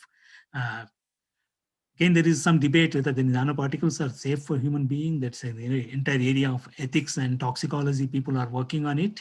Until then, we have to be safe. We have to be cautious. The grain of caution we have to go in. But if the nanoparticles themselves are coming from biomaterials, as I said, chitin or cellulose, we eat cellulose day in, day out. If these nanoparticles are made into something that can preserve these frozen foods for longer time, they have sensors made up of the nanoparticles, and they put it in the packaging material itself, which is made up of nanomaterials, and the package, the color of the package turns into something different when there is some odors coming out from the inside and there is some bacteria coming inside these food packets. So one doesn't need to even worry about the expiration date. You just look at the cover and it would tell you whether the food is safe to eat or not. So in the packaging industry and in the preservation industry, the nanotechnology is changing the way that it used to be. Okay. With that, let's go to the next one. The cosmetics, again, all those applications. Then I have a couple of daughters, so I know how much they use in this cosmetics, and all these cosmeceuticals kind of, again, being influenced by the technological advances in the nanoscience, especially in these anti-acne treatments or the anti-aging creams. They don't want wrinkles, they don't want blue shades under their eyes, and all these can be removed using these nanoparticle-based applications. Some of them are zinc oxide nanoparticles, as you can see here. They have perfumes also in the form of nanoparticles. Okay, well, let me see. How am I doing time-wise? Do I have a few more minutes, or how much time do I have? Yes, sir, you can take few 10 minutes, sir. So yes. Okay, thank you. And the very life has been threatened by this virus lately. And the left-hand side is the pathology of this virus, how it proliferates in the body, how it damages the immune system, the lungs, whatnot. Changed the life for worse for last couple of last year or so. But the nanotechnology has come to rescue us from it, from the detection. Biosensor that I mentioned, right? They have now technologies, you just breathe in, you don't even need to swab it. and they can find out whether you have virus or not. At the maximum, you may have to spit in that, and then you find out whether you have been infected or not. Because of the nanotechnology, again, they have antibodies in the nano formulations, and the readout comes in the form of either optical properties or conducting properties. So all the sensors, just look up the sensor technology, then you would be able to design a sensor on your own for the purpose that you need. And as I said, face masks are now antiviral, and the disinfectants are itself coming in the nanoparticulated forms, and the vaccines, the most important thing. And as I said, the clothes are antiviral nowadays. People are trying to design some antiviral clothes, antiviral masks, and the vaccines. I'm going to skip the sensor one because we have had enough discussions on the sensor. So the vaccines are like mimicking the virus. We're making a mimic of the virus with an with an with a safer variant. It's not as toxic as virus, but it's kind of toned down mRNA of this very virus that would trigger the same responses of the immune system, so that your immune system prepares the antibodies and keeps it ready. When you are really infected with this virus, you already have the antibodies. That's the vaccination principle of all the vaccines, not just this virus. But we haven't had this success with HIV or other viruses. But thanks to the efforts that people have spent, AstraZeneca, Pfizer, and even one of the Indian companies, have made the vaccines a reality. Here is the cartoon diagram. The mRNA is encapsulated in the liposome. The liposome is a nanoparticle made up of these polymers, right? This liposome now protects this mRNA until it reaches the site of action, until it reaches your T cells, the immune cells, where you need to produce the antibodies. Otherwise, this mRNA would have gotten destroyed in the blood plasma or pH levels, right? And then it's kind of decorated, as I said, smart therapy with the various uh, spikes that you see here could be antibodies that home to the T cells specifically. So thanks to this nanotechnological advances that we had in place, now we have the vaccine within 1 year of the virus. We have had HIV for a long time. We still don't have a virus, but the days are not very far.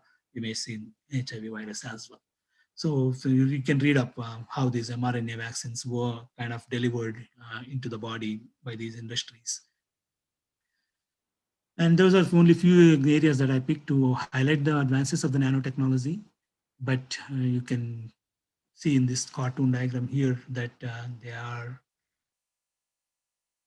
found that they're applied, they're applicable in various fields. Security, homeland security, that you have military purposes. You want submarines to be lighter, stronger, and they're made up of these nanomaterials. Flights, aviation, war flights and what other flights, bulletproof jackets, and all these things are made up of nanoparticles. And biomedical devices, we didn't go into as much. Biomedical devices and the artificial knees, artificial limbs are made up of all this some nanomaterials made up of polymers. So what are the futures going? So this is another cartoon diagram. You could spend some time on this and find out where else, what else has been influenced. I would I would, without exaggerating much, without being arrogant, I could say that I'm not a nanoscientist. I don't have anything to claim here. I'm a synthetic chemist. But I now regret that I had a chance to get into this area in 2007 when I was doing a postdoc at Harvard Science Technology. I was formulating some drugs into nanoparticles. I should have struck with it rather than going back to organic synthesis. But nevertheless, it's a convergence of different fields. Science is a community enterprise. It's not done alone. And gone are those days where the science used to be fragmented. The physics, chemistry, biology all were taught in one discipline back in 1800s and 1900s. We had more inventions. People would think across the disciplines. Now we fragmented them into different areas just for the convenience of teaching or organization of the material. But without knowing, we have built the boundaries. Now a biologist would not care to know much of chemistry. A chemist would not care to know much of biology. And the physicist would not care about chemistry. And that's where I am applauding the organizers of today's talk, a combination of chemistry and physics department coming together and picking a right topic that cuts across through many disciplines. So we are seeing again the same days that I mentioned earlier, those earlier days where we didn't have walls between the disciplines. Now break those walls down, embrace the other fields. If you're a chemist, learn a little bit of physics and a little bit of biology, you do well. I urge the same things with biology students as well. All the Nobel Prizes are going to those biologists who know chemistry, because the science at a molecular level, the bodies at molecular level are chemicals. The chemistry is everywhere, profoundly influencing other fields. And we do need physics and engineering. This nanoparticles is engineering. You have material that needs to be engineered into nanoparticles. So the engineering techniques, engineers are doing well in this nano field because they knew already how to manipulate these materials. They know how to electrospin these materials into thin films. They know how to do the vapor deposition techniques. They are very well equipped with the surface phenomenon. So they are doing well. So I would, those of you who are interested in future studies, pick up something that interests you, but just don't stick to that field. Broaden your expertise. Anything that you can learn, think on a different level. It would enable you to think at a different level because you know a few things that other students don't know who are confined to one field. So again, those days are not far away where we would be converging all the disciplines into one main science discipline. Right? We're all scientists. We do science. Science is not fragmented. Science is not done alone. It is a community enterprise. It builds on one another. You have to be honest. You have to be pragmatic in your dealings. You have to report it as you see it so that other peoples can build on what you reported without doubting every piece of literature in the, whether it's true or not, whether it's fake or really did the science. So that integrity has to be there. If otherwise we would become politicians, right? Politicians hype. As soon as they see the press, they start hyping. So scientists try to keep away from the press. We are locked in a basement type of labs where even the sun doesn't get into the lab. We don't even have windows in the chemistry labs here because that's not conducive for the chemicals, right? We are buried in the labs and we just put our noses to the benches and bellies to the benches, and noses to the work, and we churn out the data. Without data, we cannot publish. So science is a true call of the students. Those days, the PhDs and all the scientists were responding to their true call. Nowadays, we just go in for the sake of going in there because we don't have the same burning desire inside, and we don't make any much contributions to the science. But if you are really want to make a difference in the human life, science is one of the areas. If you go into the medicine, that's fine. Medicine, those of you who cannot go into the medical field and become doctors, but you could still be doing things that other people are doing that is influencing the human living for better through the healthcare industry or any other industries that we talked about with the use of these nanotechnologies. With that, I would like to just point to you that this has been the trend in the nanosystems. First, there were all passive nanostructures, coatings like paints and things like that, where they just served the purpose what they were serving at like any other materials. There came along some active structures and nanosystems. Now molecular nanosystems, we're almost trying to mimic the biology. Biology is a good example of these nanoparticles working on all these proteins, all the systems, enzymes that we have are working through the surface interactions. Protein-protein interaction does the signal transductions, all the signals kind of produce aftermath that results in your day-to-day activities. Your enzymes get secreted, your food gets digested, your ATPs are kind of moving, making you moving. All these this is molecular nanosystems, right? We are a combination of a bunch of molecular nanosystems in the body, and these nanotechnologists are trying to mimic the nature in their scientific endeavors. Most of them, like, are mimicking nature, even in the production of the nanomaterials. One good example is that I was in Bob Langer's lab, Robert Langer at MIT. He is a visionary who has hundreds of companies spun off based on his technologies, developments in the lab. Basically, he works on nanomaterials, and he was a bioengineer, and now nanotechnology is adapted in his lab for all the ailments that you see. You think of some need in the body in regenerative medicine, he has a solution for it. For example, simple thing, Band-Aid. He developed Band-Aids, antibacterial Band-Aids based on the Geico technology. Geico is this the creature that climbs the walls. It has the paws that has a very adhesive surface, some different surface. He mimicked that surface, and the band-aid is like 100 times better than what was existing. And he spun off a company, and the industry started. So he is kind of an entrepreneur, scientist who does the science, but he takes it to the translational level, not just the basic science. And that is what is going separating some people from the other people. Most of us do the basic research, like first classical examples are Niels Bohr, who did pure basic science. But some people do some other kind of sciences, but Edison is the one who can be regarded as an applied scientist who took this into application level. And that kind of research is required. Basic research, but it has to be vision inspired, it has to be applicable, it has to be translational, it has to have some application at the end of the day. That is what you should always strive. The students should be striving, and I'm sure faculty are doing a great job at your college. Just hang out and get into the research labs and do what you can do. With that, in summary, we all agree with me that nanotechnology has become part of our life, even if you're not acknowledging at this right in this moment, and it is going to change things in much more profoundly in near future. And so if you want to get onto the bandwagon, maybe it's not too late. As I said, I am regretting now that I didn't get onto the bandwagon in 2007. I would have been better off. And the next big thing in going to be small, watch out for it. It's so small that it's going to be a nanoparticles based research. Any big thing that's going to happen has to come from nanotechnology. That's what is safe to conclude by stating that. With that, if I have time, I would like to show what I'm doing. Otherwise, I would be happy to stop at this point. Thank you all for your kind invitation.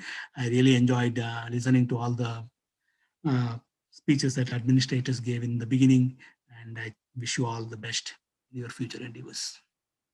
Thank you. So can we ask something? Yeah, please. I'm not an expert, but I would be happy to answer. I hope so. First of all, I'm really thankful for your appreciable words, and your motivations are really good. I have a question that you told us about that cancer. It's being treated like when we activate helper T cell with this nanotechnology, Yeah. right? Yeah. So the same helper T cells, these attack in AIDS also, right?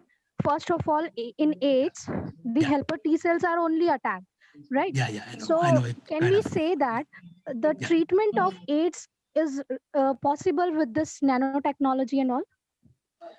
Definitely, but I didn't do my groundwork. I didn't look into that. I should have looked I it. But understand. I understand. yeah. Maybe there is something already existing. If not, you have a research idea. There you go. As I said, my job is half done or fully done. If I could inspire some of you to think at a different level, Definitely, I'm really go inspired by on your to words. do the literature search on it. Even if it is out there, can you do differently? That's how the ideas generate. I And wish sure, to. that's a valid proposal right there, valid idea right there. To be Because honest, I not didn't only look the into T it. cell, Yeah, but firstly it attacks on the T cell, and if it is possible, so there are many more exactly. ways to treat it, right? Exactly. The HIV messes with the immunity system, and Exactly. if you can activate the T cells, if you can bring them back to life, they would definitely fight off, right? Yeah. Right, So sir. yeah. So please look up that and keep me posted. Thank you. Okay, Thank thank you you so so much, much, sir. sir. Thank you. Thank you so It's much, been sir, my and pleasure. It's my pleasure. participants Yeah. also for their active participation and listening the lecture carefully. Thank you. Sir has given very wonderful lecture. Thank you, sir, about Thank you. nanomaterial and the nanotechnology. So So now discuss I'm going to about the stop the whole screen share. history.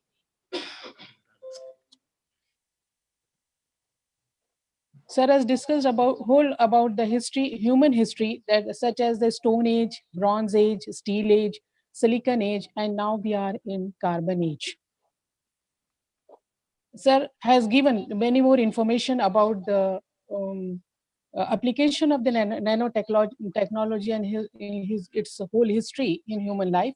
The application covers in the various fields such as the medical field, use of nanomedicines, use of regenerative medicines and dental implant, and many more uses such as the biosensors, drug delivery, cancer treatment, also use in the energy production, use in artificial intelligence, then its use in water treatment, using the membrane technology, and much more, and the more current use of this nanotechnology in preparation of the vaccine for the COVID-19, which is a very burning issue nowadays. And because of that, only we are here in the online platform to know much more and many things by this way of learning, that is the nano online learning. And we are able, because of this only, we are able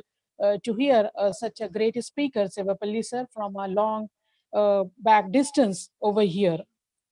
Once again, I express my sincere thanks to Professor Sevapalli, sir, Sevappa sir, sorry sir, uh, for enlightening us we all about the important developing technology which can change everything around us that is now existing. Thank you so much, sir. Now for the further proceeding, I invite Thank you for having my me. colleague, Dr. Surendra Takre, sir.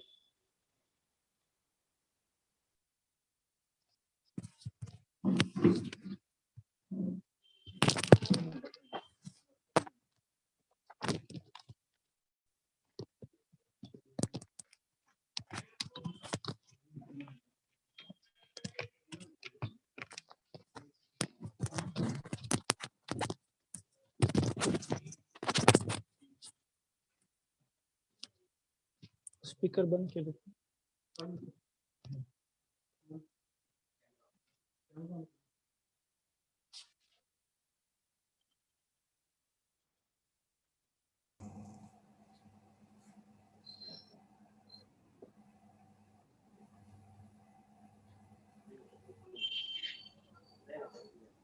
Good afternoon, one and all. Let us proceed for today's first invited talk, which is to be delivered by Professor Afsar Ahmad sir. It's my privilege to introduce today's first invited speaker, Professor Afsar Ahmad, who is presently working as the Director of Interdisciplinary Nanotechnology Center, Aligarh Muslim University, Aligarh. Professor Afsar Ahmad sir has made pioneering and key contribution in the field of bio-nanoscience and technology. His work on bio-inspired synthesis of metal, semiconductor, and oxide nanosystem using fungal and plant extract and control of biomolecular process and mechanism are highly cited. His recent work on anti-cancerous drug extraction from endopathic fungi are expected to have significant impact on emerging field of nanomedicine. Professor Ahmad has conferred with several prestigious awards, which include DBA, Tata Innovation Fellowship, Wasvik International Award, Scientist of the Year by CSIR NCL, etc. A total of 11 Indian patents have been granted on his name. 11 international patents have been granted on his name. Sir has published 12 books and chapters in a books. Professor Afsar sir published 110 research paper in various national and international journal with H index 51 and citations 24,100. Research papers published in notable journals like Nature Materials having impact factor 39.73, Advanced Materials having impact factor 28.79, Nano Letters having impact factor 13.79, etc. And there is a lot more to say about his contribution but because of limitation of time, I sum up the introduction and invite Professor Afsar Ahmad sir to deliver the talk. Afsar Ahmad sir. Problem, the connectivity, now it has come. Okay, sir. Can I start?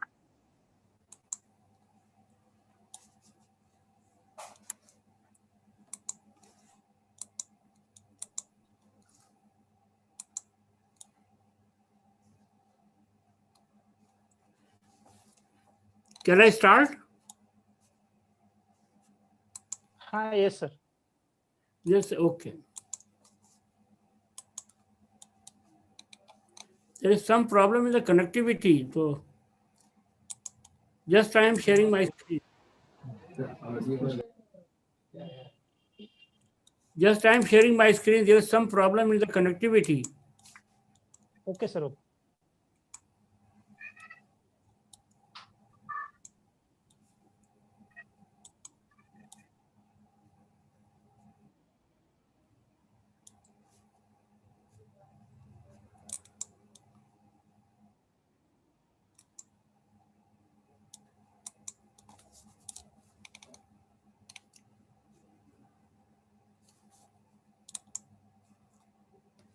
Yeah.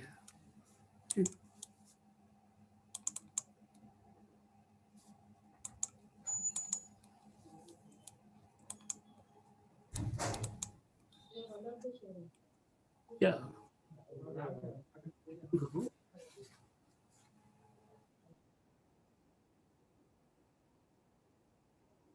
Full screen.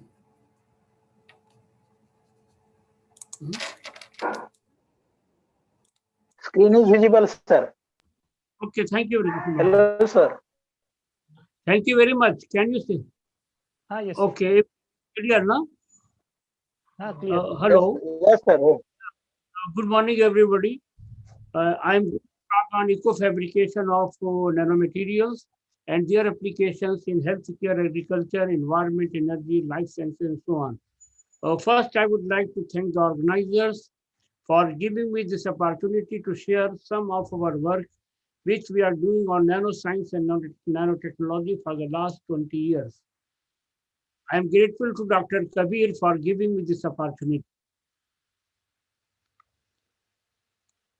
Aligarh Muslim University, Aligarh decided in 2016 to establish a state-of-the-art nanotechnology center with regard to the founder Sir Sayyid's vision to harbor all novel and new fields of knowledge and research at AMU. I was in NCL Pune, and 2016 December I joined at Aligarh Muslim University. For the last 17 years of pioneering work on nanoscience and nanotechnology, I was invited by the Executive Council of AMU to help in establishing a world-class center of excellence in nanotechnology at the esteemed university. In view of the student welfare and knowledge propagation, I accepted the offer and joined AMU in 2016 as the founder director of Nanotechnology Center. Since then, we have begun harboring a decent number of positions for assistant professor, PhD scholars, and have also undertaking the teaching of MTech nanotechnology and PG diploma in nanotechnology in full swing. For the last 20 years, our group is mainly working on three areas. Number one, biosynthesis of nanomaterials using endophytic fungi, drugs from endophytic fungi, and recently we started the conjugation of drug to nanomaterials for targeted drug delivery. What are endophytic fungi? They live inside the plant. Daily we eat vegetables and fruit. They are full of endophytic fungi, but they don't cause any harm. Therefore, we are using endophytic fungi for the synthesis of a range of metal nanoparticles like gold, silver, platinum, palladium, bimetallic nanoparticle, quantum dots nanoparticle, oxides, carbon, biominerals, and so on. And recently we have transferred this technology. We made triangular nanoparticle, and this technology we have transferred to Tata Chemical, Mumbai, and they are in use. Another area is drug from endophytic fungi. You know, Taxol is a very important drug for the ovarian and breast cancer. The problem is that till today we are isolating the Taxol, this drug from this plant. The name of the plant is Texas bacata. This plant mostly grow in Srinagar where the temperature is very, very low. And this plant takes 100 years to grow. If you will harvest 100 years old plant, then you will get only 2 grams of the drug. That is sufficient to treat one patient. So in order to provide the drug at low cost to the patients and no cost to the environment, I went to Srinagar and brought stem, leaves, roots of this plant and isolated 40 fungi from this plant. Out of 40 fungi, this fungus is producing Taxol. Since we are making drug in our lab, nanomaterials in our lab, we made nanoparticle drug conjugates for targeted drug delivery. You know that a range of nanoparticles we have synthesized, and we are the pioneering contributors and have received high international acclaims among the peers. The total citation of our work on nanoscience and nanotechnology today crossed around 24,000, which Index 51. A range of Aligarh Muslim University, we have made a range of nanomaterials. Now we are screening our nanomaterials in healthcare, agriculture, environment, energy, water, defense, and so on. We are getting very good results. A range of nanomaterials and drugs we are isolating from the endophytic fungi. I told in the beginning, endophytic fungi means inside the plant. Daily we eat vegetables and fruit. They are full of endophytic fungi, but they are safe. They don't cause any toxicity. Therefore, we are using endophytic fungi for the synthesis of a range of nanomaterials and range of drug also. And similarly, we are using a range of mushroom collected from the Himachal Pradesh with the help of Professor Lakhanpal. He is the authority on mushroom. He supplied a range of mushroom to our lab when I was in Pune, and we have isolated a range of nanomaterials and drug from different types of mushroom. These are all our mushroom. You know, only button mushroom which you eat daily, but I'm showing a range of edible fungi, edible mushroom. They are very, very important for the nanomaterial synthesis as well as for the isolation of drug. And similarly, these truffles are underground fungi. Very the cost is around 50,000 rupees per kg. Very tasty, but there is so far no reports of truffles from India. So we are interested to isolate a range of nanomaterial from the truffles and similarly from the toxic mushroom. And finally, most of the drugs and nanomaterials we are isolating from the endophytic fungi. This is Sadabahar or Vinca rosea plant, and we isolated a range of endophytic fungi from the leaves of Vinca rosea plant, and this fungus is producing vinblastine, vincristin, as well as a range of nanomaterials. Isolation of endophytic fungi is very, very easy. Just to take the leaves, wash the leaves with water and finally put on the agar plate. And you can see we have isolated around 54 fungi from the leaves of Vinca rosea plant. And these fungi are not toxic. A range of, several fungi. I told 52 fungi we have isolated from these are the fungi which we isolated from the Vinca rosea plant.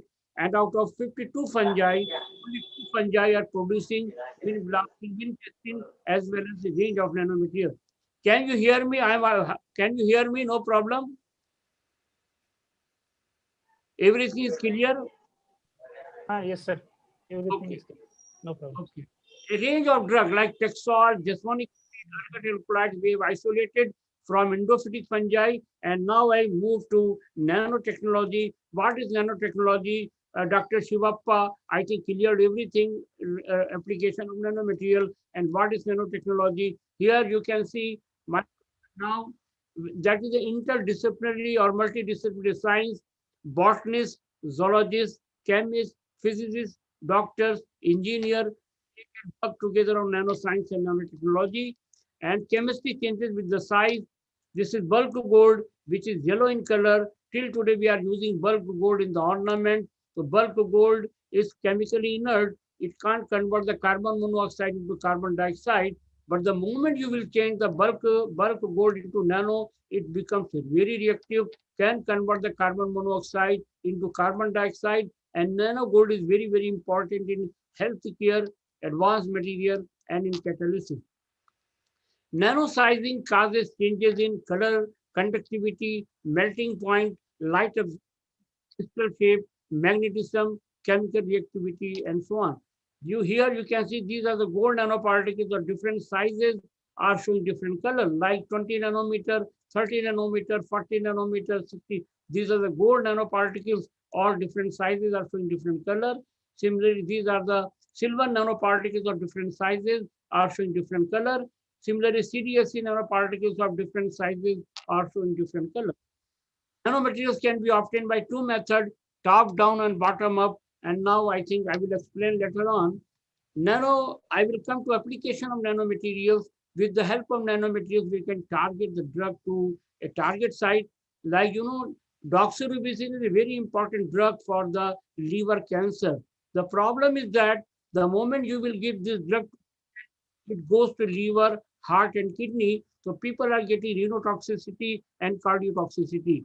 Suppose this is a liver cancer. So now I know the liver cancer expresses a protein. The name of the protein is Asia protein. So we know the protein, then we worked very hard, and finally we made some target molecule, and the name of the target molecule is lectin.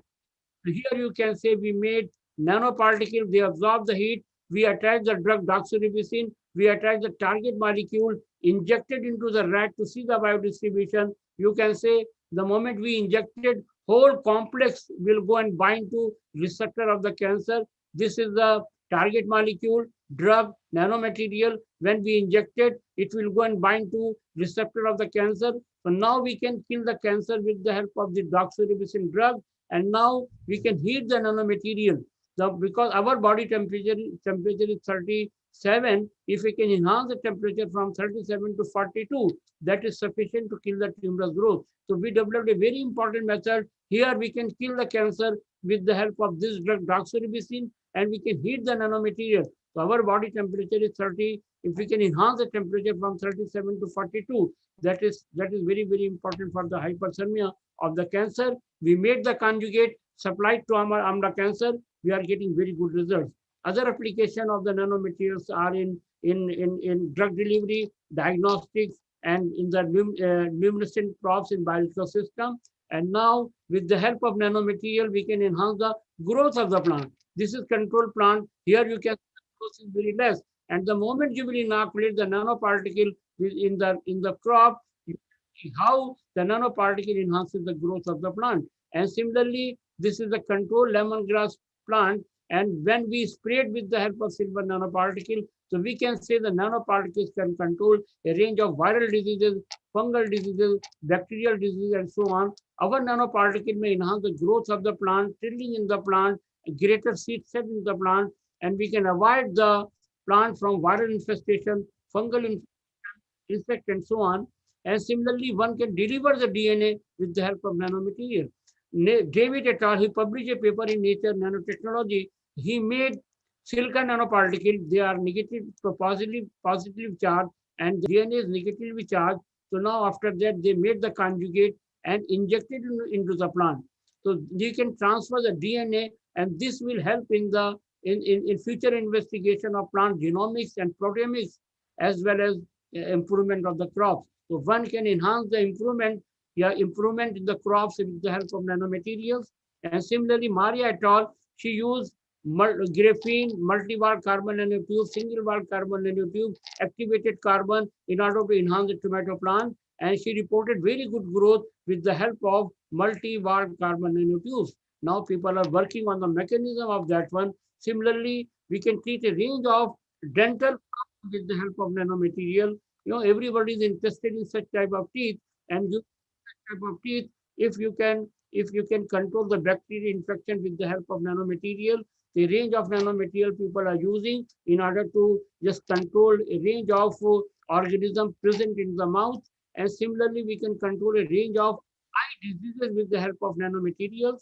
The nanotechnology very important. Similarly, we just nanomaterials of silver, titania, zirconia, people are using in the construction industry. And these are the big companies working on nanoscience and nanotechnology. And if you are going to work on nanoscience and nanotechnology, you have to make nanomaterials. Nanomaterials can be obtained by physical method, chemical, biological method. I am going to concentrate my talk only on the biological synthesis of nanomaterials. Now, TM is very, very important for the characterization of the nanomaterial.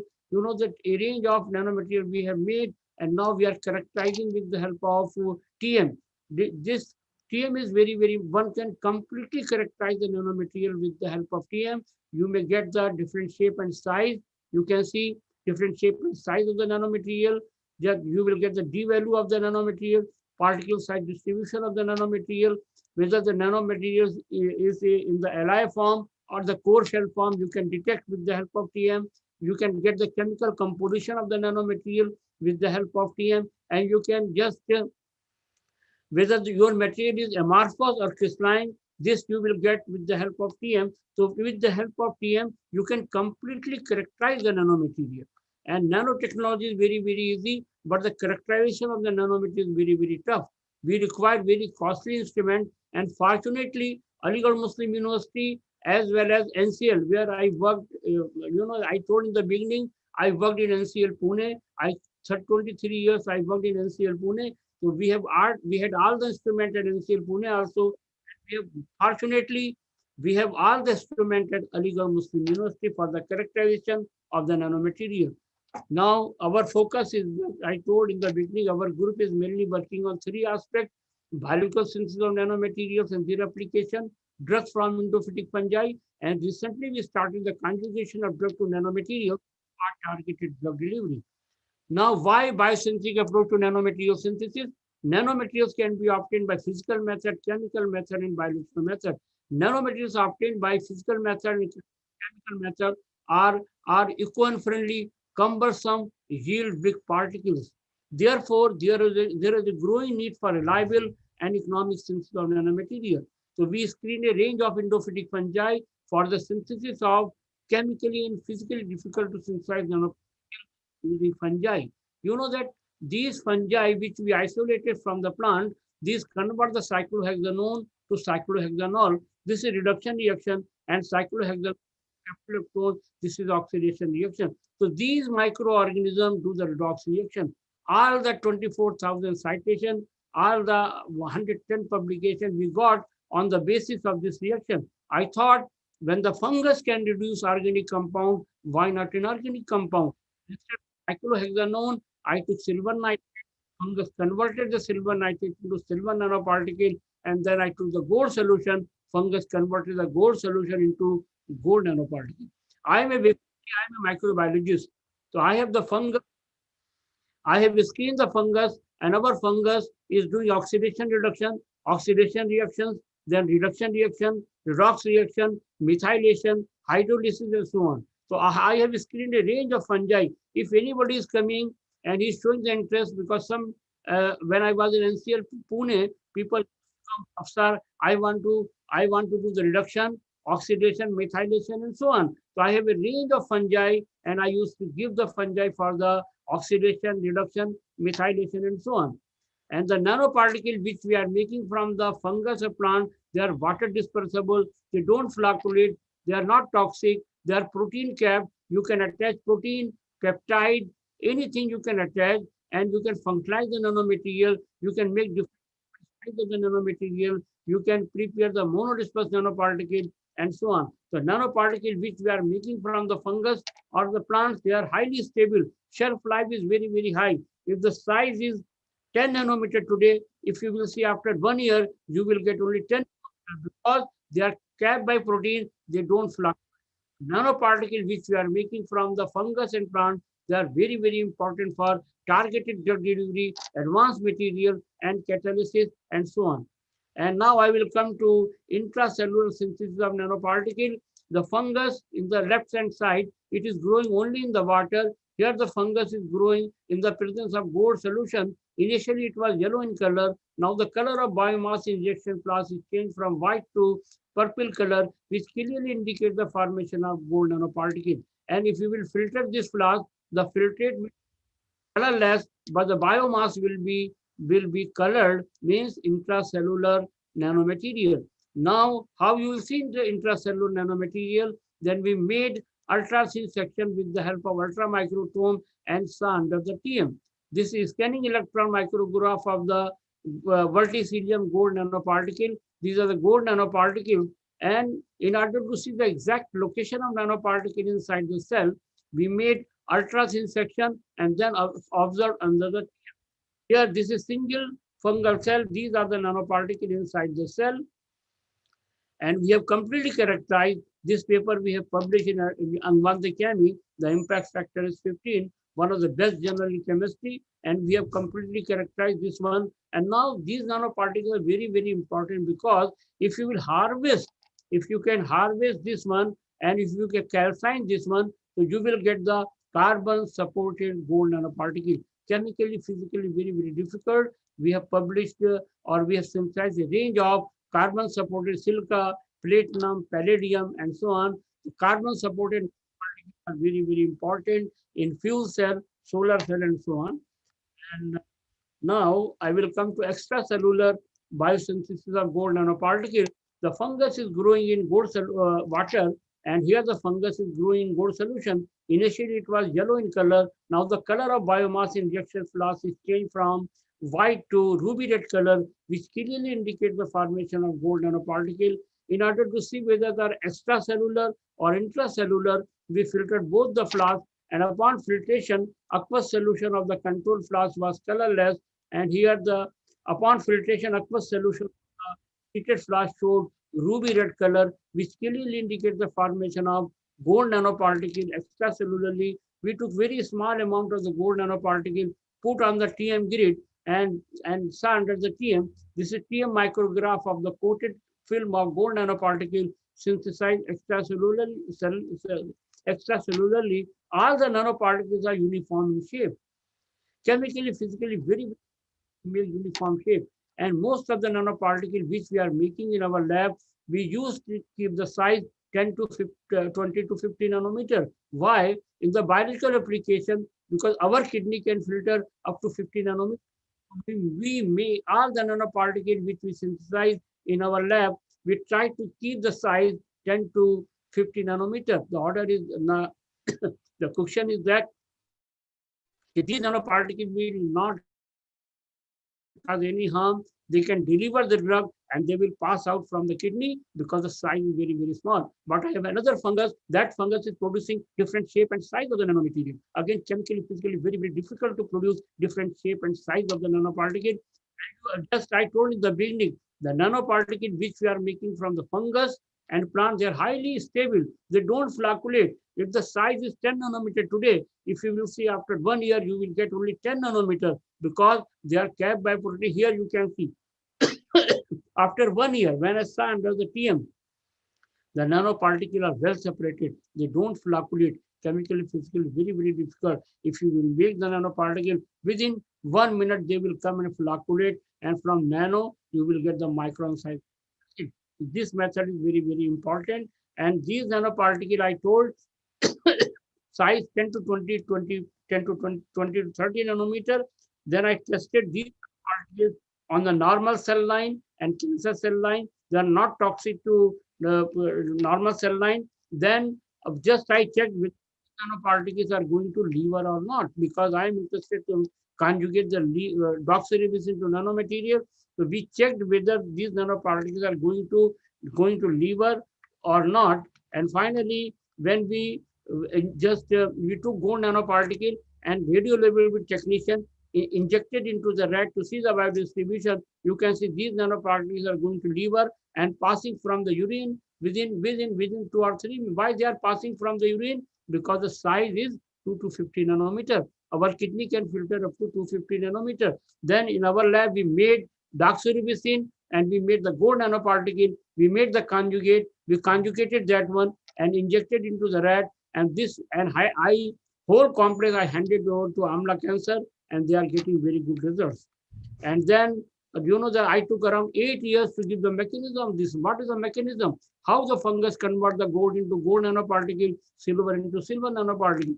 You know that we have proved the mechanism. We took gold solution in a test tube. Gold solution means gold Au plus 3. Now Au0 means nanoparticle. So how the fungus convert the Au plus 3 to Au0? So fungus secretes the NADPH. In the biological system, electrons comes from NADPH. So fungus secretes the NADPH and fungus secretes the enzyme. You have the gold ions. So how the fungus convert the gold ions into gold nanoparticle? NADPH gives 3 electrons to enzyme. The NADPH will oxidize and enzyme reduce. Now the enzyme gives 3 electrons to gold ions and convert gold ions into gold nanoparticle. Then we have capping protein. Then immediately the fungus cap the nanoparticle. That's why our nanoparticles are highly stable. They don't flocculate. Now I will come to silver nanoparticle. Again, very simple reaction we did. We took only silver nitrate and reacted with the fungus, and fungus converted the silver nitrate into silver nanoparticle. And they're highly fluorescent also and water dispersible also. We completely characterized, and then we made the powder of this one, and we tested against the Aspergillus niger. The fungus, the nanoparticles are giving very good antifungal activity against Aspergillus niger. Very, very difficult to control. So this silver is very, very important. We can control a range of fungi, bacteria, actinomycete, and so on. And after that, a range of mushroom I collected from the Himachal Pradesh. Dr. Lakhan Pal is the authority on that one. He supplied of mushroom to our lab, and now we did a very simple reaction. We made mushroom extract, gold solution, and the moment I added mushroom extract into gold solution, mushroom extract converted the gold solution into gold nanoparticle. We completely characterized, and very soon we are going to file the patent. And these are the gold nanoparticles synthesized by mushroom. Chemically, physically, very, very difficult to get such type of nanomaterial. After that, another mushroom I took. Again, I reacted with this mushroom extract with gold solution. We got gold nanoparticle. And when we added mushroom extract into silver nitrate solution, mushroom extract converted the silver nitrate into silver nanoparticle. And chemically, physically, here you can see this TM micrograph of the gold nanoparticle we got from this fungus. Chemically, physically, very, very different. But same mushroom is producing 2 nanometer to 400 nanometer. Now it is very, very important area how we can make different shape and size of the nanomaterial. This mushroom is producing nanoparticles of 2 to 400 nanometer. Chemically, physically, very, very difficult. Another mushroom I took, here you can see this mushroom is also producing triangular different shape and size of the nanoparticle, and they are well dispersed. After 1 year, we got graph, you can say nanoparticles are not flocculating. They are in the nano form only. Physically, very, very difficult. And another mushroom, Ganoderma mushroom, I took Ganoderma mushroom and made rod-shaped nanoparticle. Again, chemically, physically, very, very difficult to make triangular nanoparticle, hexagonal nanoparticle, or ribbon-shaped nanoparticle, and so on. Then just I moved from algae, fungi, bacteria, then I moved to algae. This algae, I collected, Tetracermis, I collected from the Goa, and then reacted with the gold nanoparticle, and this algae is producing intracellular gold nanoparticle. This paper I have in material letters, and after that we have synthesized a range of gold and silver from the algae, and we got another algae. This algae I collected from the NCL Pune and isolated a range of gold and silver nanoparticles. They are extracellular, and then I will come to alloy. Chemically, physically, very, very difficult to prepare AuAgAli nanoparticle. Again, we developed a very simple method. We took gold solution, silver nitrate solution, reacted with the fungus, and fungus converted the gold and silver nitrate into alloy nanoparticle. We took gold solution, silver nitrate solution, we added the fungus and kept the flask for 96 hours. After 24 hours, AuAgAli nanoparticle just gives the purple color. After 48 hours, less purple color. After 72 hours, less brown color. And after 96 hours, dark brown color. So gradual change of color from purple to deep brown is a clear indicative of the formation of bimetallic AuAgAli nanoparticle. Gold nanoparticle gives the absorbance at 5 to 550 nanometer, and silver nanoparticle gives the absorbance at 4 to 450 nanometer. The gradual decrease in UV from 543 to 443 is the clear of the formation of AU, AgLi nanoparticle, chemically, physically very, very difficult. And now after the platinum nanoparticle, platinum is a very important for the treatment of cancer.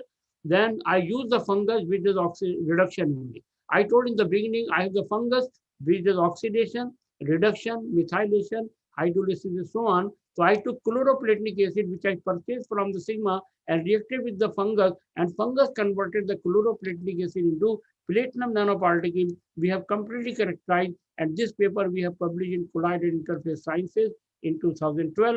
After that, we made a range of semiconductor nanoparticles. Again, very simple reaction I took. These nanoparticles are chemically, physically very difficult. I did a very simple reaction. I took cadmium sulfate and reacted with the fungus, and fungus converted cadmium sulfate into cadmium sulfide nanoparticle. They're highly fluorescent in nature. Again, we did a very simple method, and this paper we have published in JACS. To publish a paper in JACS is very, very difficult, and they are highly fluorescent nanoparticle, very important for the advanced material, very important in healthcare, imaging, diagnosis, and so on. Again, I made CDT nanoparticle from the fungus. I took cadmium chloride and tellurium chloride, reacted with the fungus, and fungus converted the cadmium chloride and tellurium chloride into CDT nanoparticle. They are highly fluorescent in nature, and they are very effective against gram-positive bacterium and gram-negative bacterium. This is very, very important discovery, because fluorescent nanoparticles are very important in imaging, diagnosis, and so on.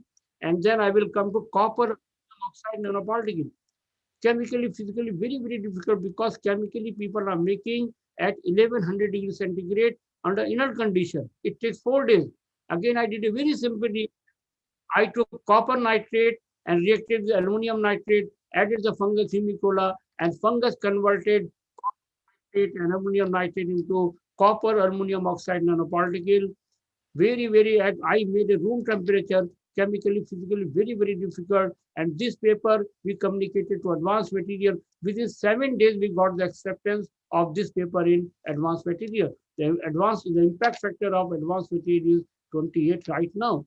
So this is a fluorescent. This is copper aluminum oxide nanoparticle, and they're highly fluorescent in nature, very important in advanced material, in biotechnology and so I have made this, you can say it was very difficult, but we developed a very simple method, and we made copper aluminum oxide nanoparticle. Now we know the mechanism also. After that, a range of silica, titania, zirconia, everything I made from the fungus, and they're highly stable. Barium titanate is a very important material. Here, how we made barium titanate, I took barium acetate. Barium acetate is a very important material, a food material for fungi. Then I took K2TIF6 and reacted with the fungus, and fungus converted the barium acetate and K2TIF6 into barium particle. It's chemically, physically very, very difficult, because when I was in NCL Pune, people used to make barium titanate at 1800 degrees centigrade, and I have made barium titanate at room temperature. Again, this paper we have JACS impact factor is very high. JACS is very, very important journal in chemistry. A series of publication we have, because our method is very simple. Our method is not toxic. Our nanoparticles, they don't flocculate. So just you can say range of nanoparticles we are making from the fungus and plant. And finally, just I will come to biominerals. What are the biominerals? These are very, very important. And biominerals, how people are making the biominerals, actually I went to Nottingham State University. Peter Cole, she's the expert in that area. I was in her lab, then she told me, sir, we are making a range of nanoparticles, calcium carbonate nanoparticles, strontium carbonate, barium carbonate. I told, how you are making? They told, they take calcium chloride, then they purchase the anionic proteins from Sigma, and they bubble the carbon dioxide. As a microbiologist, I know the fungus secretes the protein, fungal exhale the carbon dioxide. I came to India, I called my student in the morning, I told just bring calcium chloride. He made 1 millimolar of calcium chloride in the flask. I added the fungus. So fungus secretes anionic protein, and the carbon dioxide. So the moment I added calcium chloride, it will break into calcium ions plus fungus is anionic protein. So what will happen? Calcium is positive charge, anionic proteins are charge, then you will get the calcium protein complex. And then the carbon dioxide exhaled from the microorganisms reacts with calcium protein complex and form the calcium carbonate.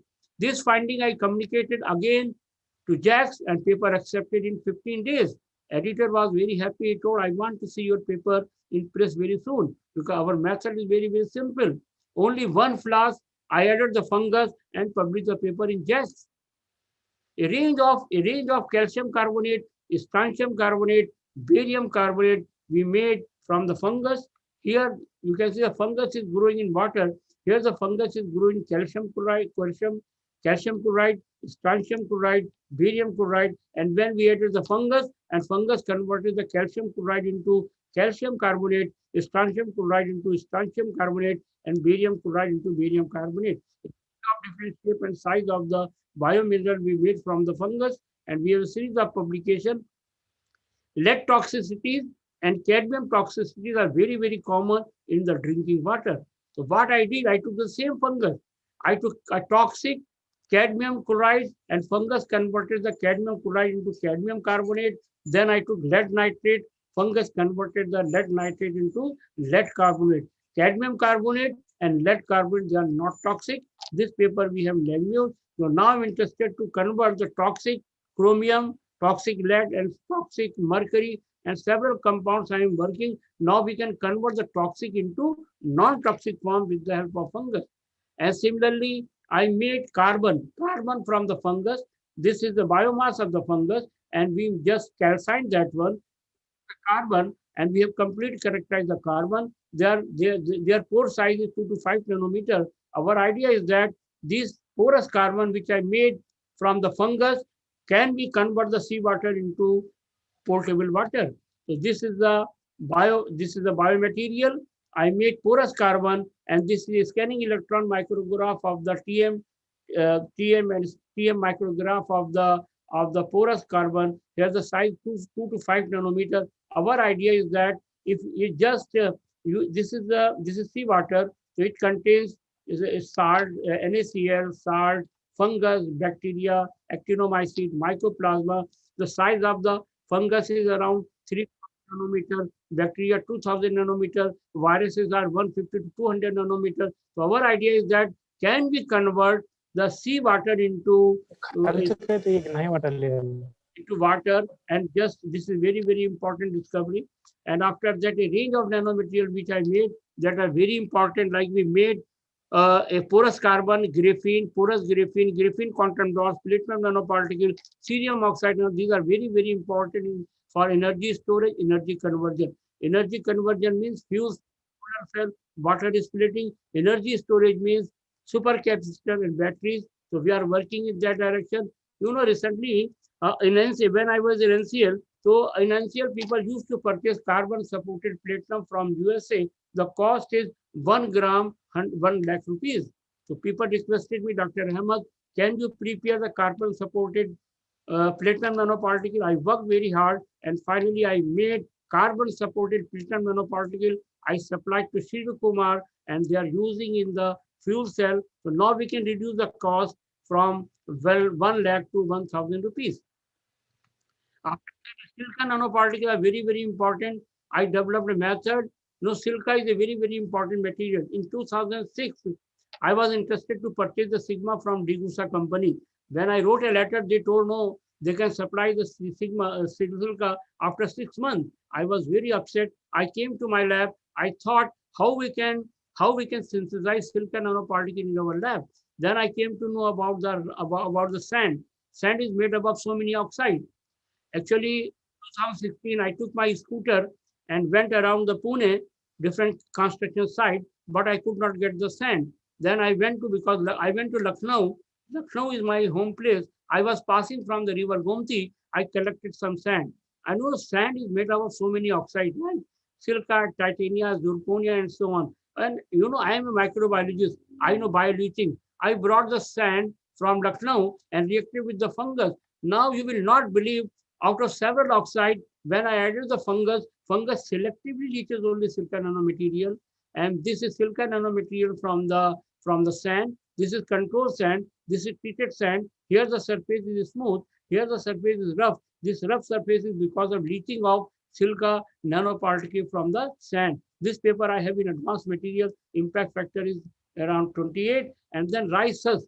I to the rice husk. If you will plug any sugar cane leaf or any leaf, grass leaf, you may cut your finger. You cut your finger because of this amorphous eye-like structure present onto the sugarcane leaf and other leaves. So now what I did, I took a sugarcane leaf and reacted with the fungus, and fungus first leaches this silica into medium and then convert this silica into nano silica, crystalline silica. Again, this paper we have published in JACS, and now we can produce silica nanoparticle in our lab.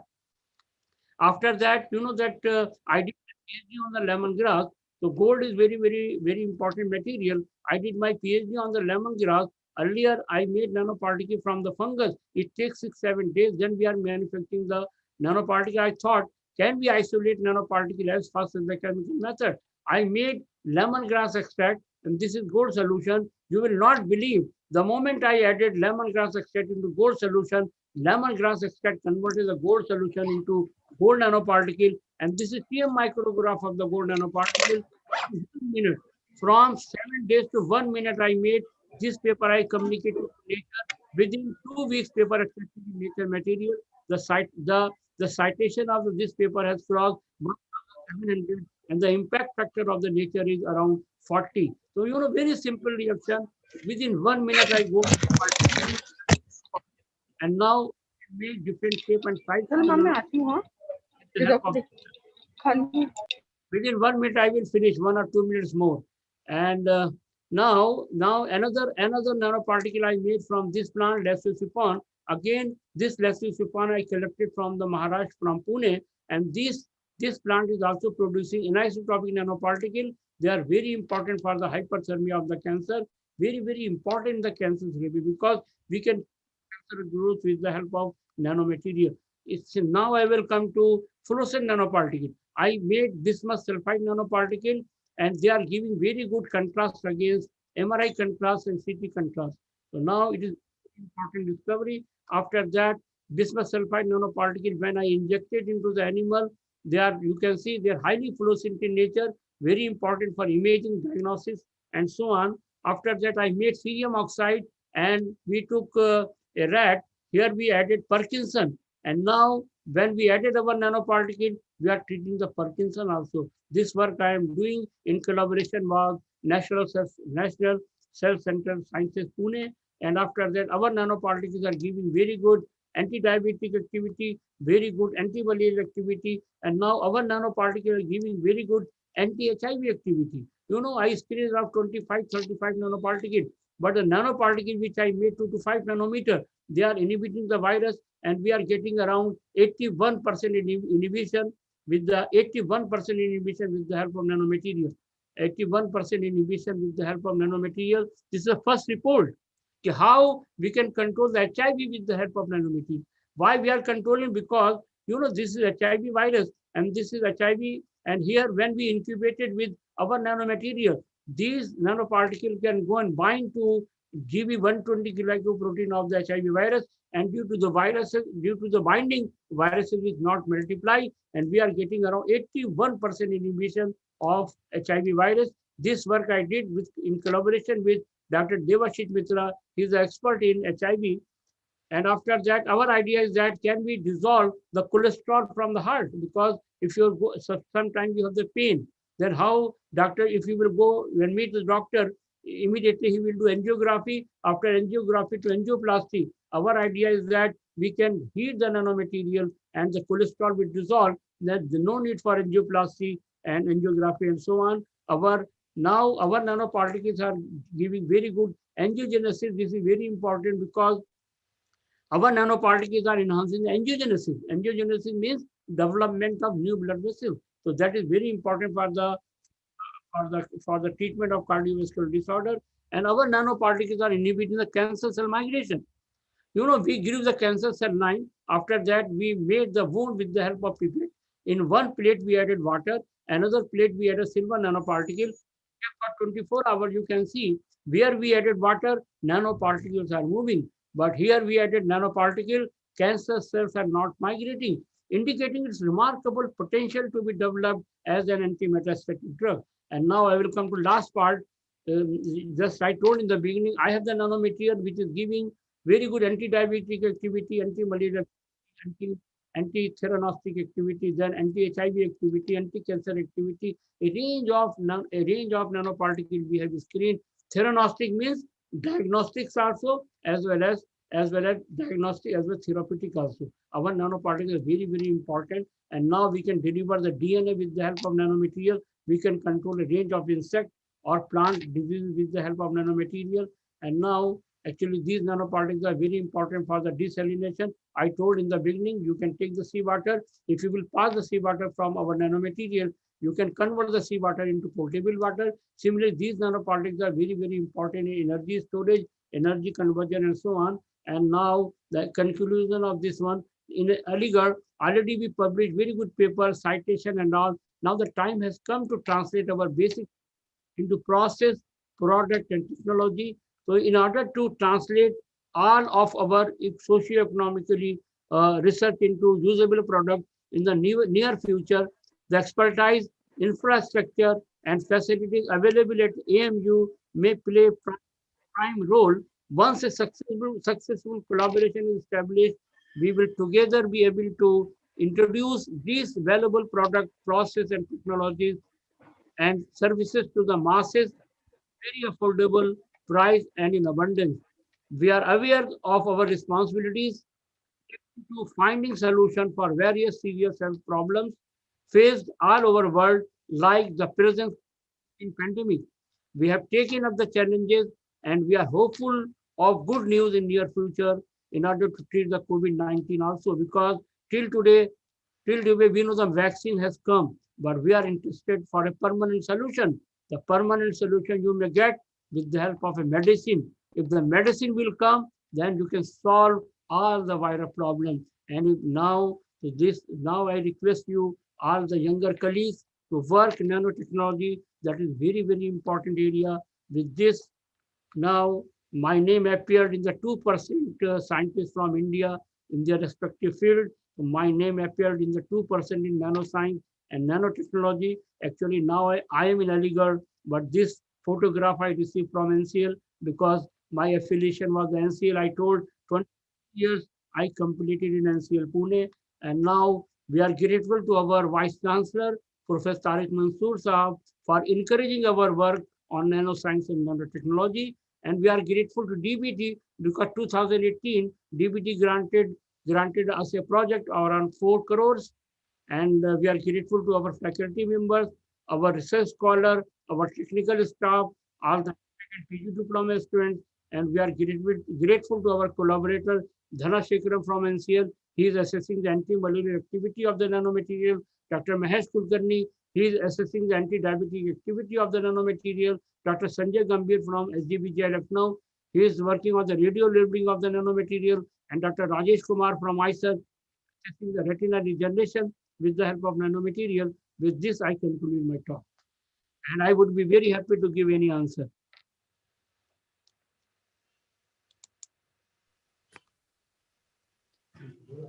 Thank you, sir. Now the session is open for discussion. Any questions from the participant? Yeah, please ask. I would be very happy to give the answer.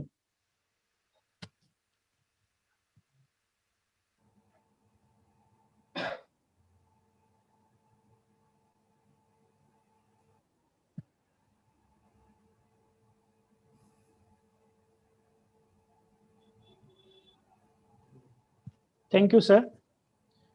Professor Afsar Ahmad sir has given knowledgeable and informative talk on synthesis and characterization of nanomaterials by using fungus, applications of nanoparticles, green synthesis of metal nanoparticles such as gold nanoparticles, green synthesis of biominerals by using fungus, as well as sir has nicely explained bio-inspired nanomaterials.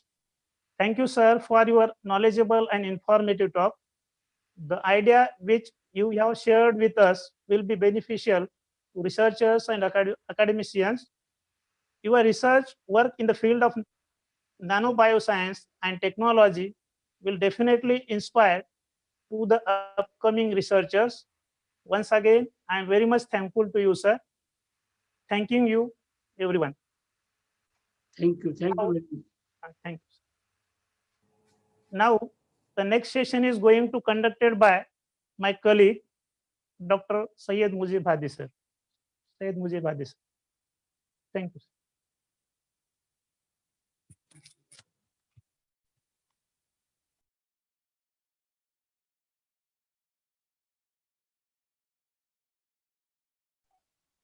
Thank you, sir.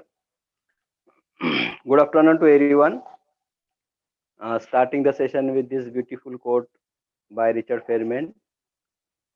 The ultimate test of your knowledge is your capacity to convey it to another. I, Dr. Syed Mujib, on behalf of Sir Syed College, Aurangabad, would like to extend my very warm welcome all of you. Our today's eminent speaker is Dr. Jack Hiko, a very special guest from Kenya. Dr. Jack is working as a professor at Kartania University, Department of CIT Physics Section, Kenya. He has a teaching experience of 14 years and guided funded and non-funded projects at graduate and postgraduate students. He has published many national and international papers in reputed journals, conferences, and symposia. His area of research interest is nanotechnology, holography, optical fiber, optical instrumentation, image analysis. He has also applied for the patent in developing a digital beam profiling. And today he will be sharing with us his knowledge on the topic recent development in nanoscience and nanotechnology. I welcome Dr. Jack. Please, Dr. Jack.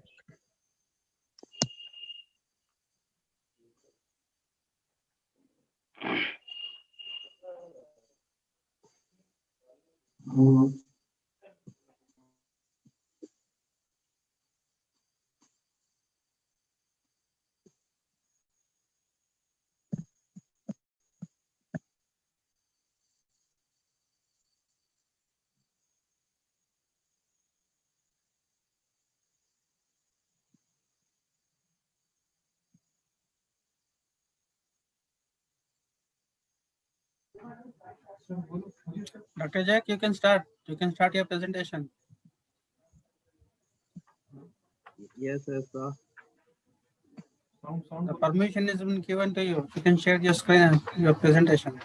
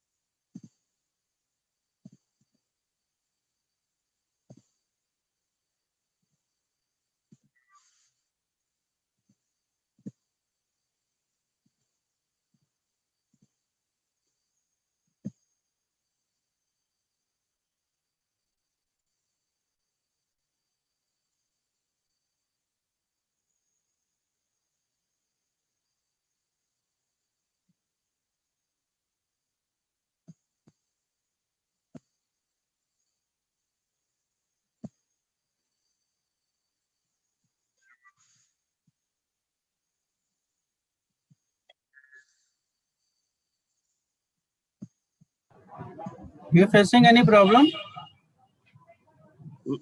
I'm coming. Okay, okay. Can you see my presentation? No, you are not share the screen. Share your screen first. From the share screen.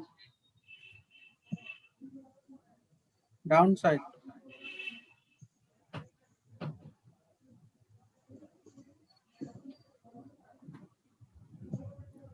We are able to see you, but not your presentation.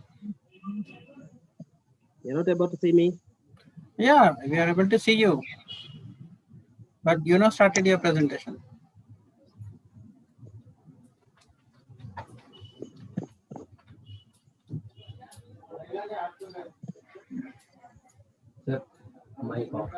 Is it okay now? Don't start your, just share your screen. Okay, okay, it's starting now. Now it's It's okay. okay? Yeah, it's okay, okay. Okay, no problem. You can start now. Good afternoon, everyone. First, I want to thank Good afternoon. this invitation to everyone in State College. It is my college. That's where I studied my degree. It's a honor to be in this seminar. So I'm going to cover recent development in science and technology. I'm going to cover more in the science part, not the technology part.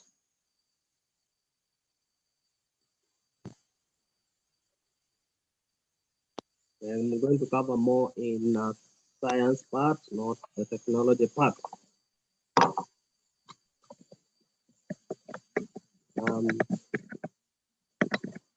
Sorry for interruption. My time was at 11. Now I'm told to start earlier, but I'm okay. So this is the topics I'm going to cover. Sir, run the slides. Slideshow it. It will come full screen. You can press F5. That's where I'm looking. Slideshow. Just press F5, F5, F5 on the keyboard. Press F5. Functions key 5. I'm doing and it's not coming. Let me try somewhere else. Yes. Right.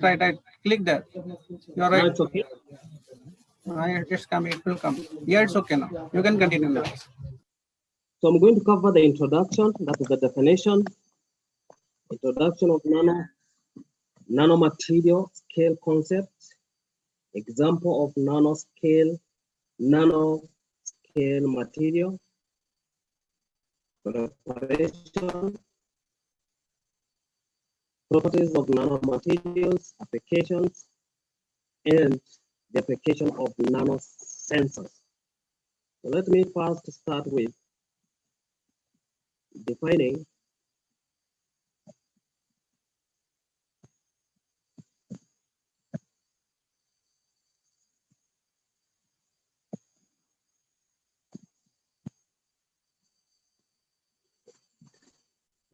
the nanotechnology is a science and technology.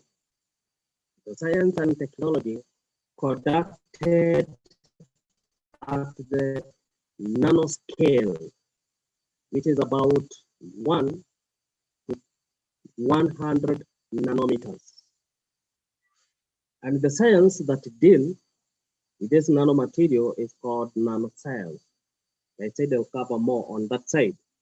And the technology dealing with this is called nanotechnology. So most of the widely used definitions is nanoscience is the study of phenomenon and manipulation of material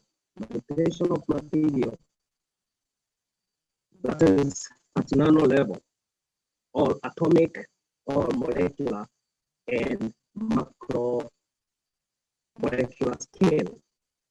We're going to say that nanotechnology in pristine sense refer to the building of structures at atomic and molecular scale, at very small particles. Nanotechnology encompasses the material with at least one dimension, that is one dimension size, crystallized ranging from 1 to 100 nanometer. And when it comes to the nanomaterial crystallizing, nanotechnology are the design, characterization, production, and the application of structures, devices, and systems by controlling shape and the size at nano scale. So at that level, we are going to see how the nano sensors can be used to sense various parameters. So how big is the nano? That's a question to ask. And it is hard to imagine just how small nanomaterial is. So let me give an example. There are about 25,400,000 parts in an inch. You know very well, this is the size of an inch. That is from here. That is from here to here. So if you put the particles from here, if you arrange the particles from here to here, you're going to arrange 25,400,000 particles. And if you're told to do that, can be a very big punishment. I don't know whether you can manage it in a day. Another example is about the newspaper. The newspaper. That's the size of the newspaper. I'm talking about the depth of the newspaper. It's about 100,000 nanoparticles. So you can imagine how many will be to make that depth of a newspaper. Another one is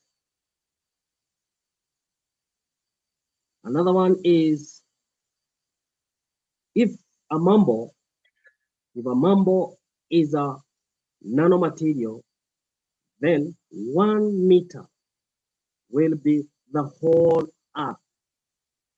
Now you can imagine. And the size of nano is 1 billion or 10 minus 9 of a meter. So now you can imagine the size, that size of a nano scale or a nano material. It is very small. It's hard to imagine. So the nano and the material scale. So let's try to compare with what we know and what that one can be made using the nano materials particles. So let's go to this ant, which everybody knows. It's about 4 millimeters long. But how many nanoparticles can make 4 millimeters long? It's about 4 million particles. The ant that you see moving on the ground. Another thing is about the drop, raindrop. One raindrop is about 1 millimeter.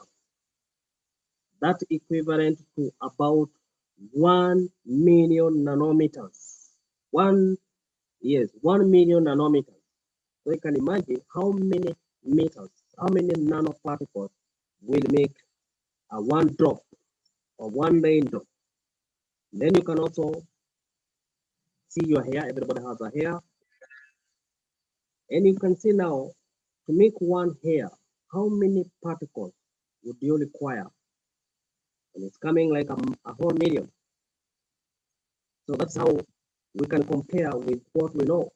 And for biological students, the virus, when you look through the microscope, it's about 100 nanometers, which you cannot see by your naked eye. So that's the size of the nanoparticles, a single nanoparticle. And here This is a small pox virus, which here it look more bigger. It's about 200 to 300 nanometers. So this one is bigger than the other virus.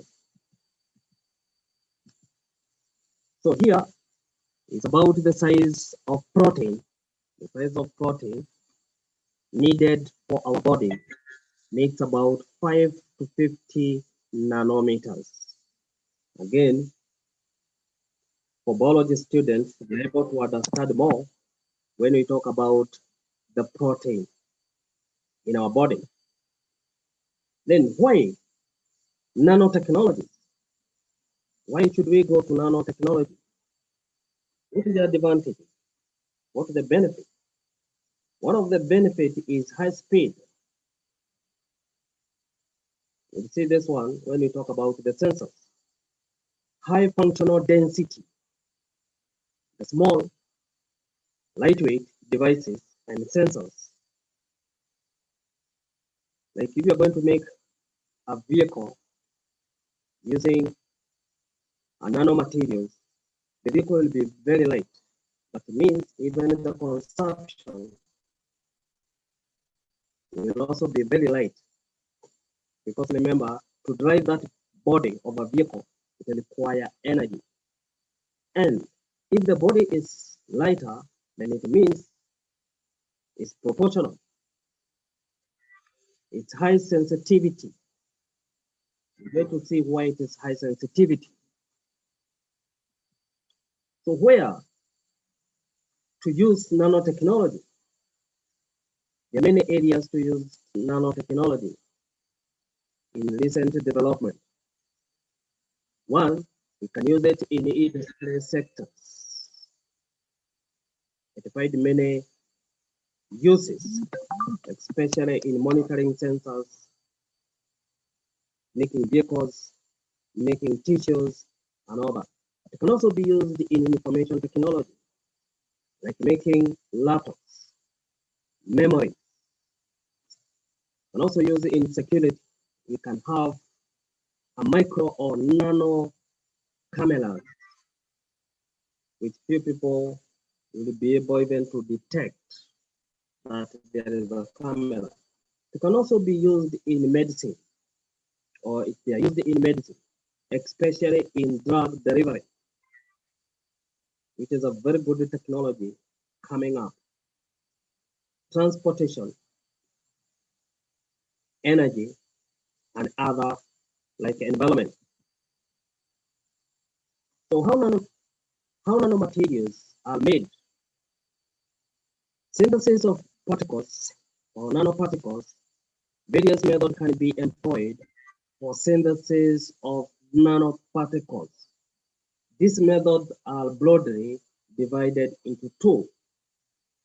There is bottom-up approach and top-down approach. So these methods are further divided into various subclasses based on the operation. Based on operation, reaction condition, and adopted protocols. So this is the diagram to follow in synthesis of nanoparticles. We have the two broad methods, and after that we have other methods under them. Top-down methods, we have chemical methods, we have hydrothermal methods, thin film techniques, high energy ball milling methods, microwave stirring techniques. In bottom-up methods, in this method, starting with atoms and molecules for size in astrom, that means they are 10 power minus 10, one can build a variety of nanostructures in that method. It means that one has to go to below the nano level or the nano atomic level and start building the structures. So you're not limited. You can even go beyond and start manufacturing or synthesizing the nanoparticles. So those are some of the examples which are made from nanoparticles. You can have biomolecules being developed to treat several diseases, such as corona that we are having. I believe the scientists are doing that to see whether it can be treated. That can be a very good thing to our society. We can also have titanium dioxide nanoparticles being filled to the DNA. And that can be a very good research, or a very good research to see whether we can change the DNA using some particles. And that one can be also be used in those virus to see whether we can make the changes or variant in those virus by fusing these nanoparticles to DNA.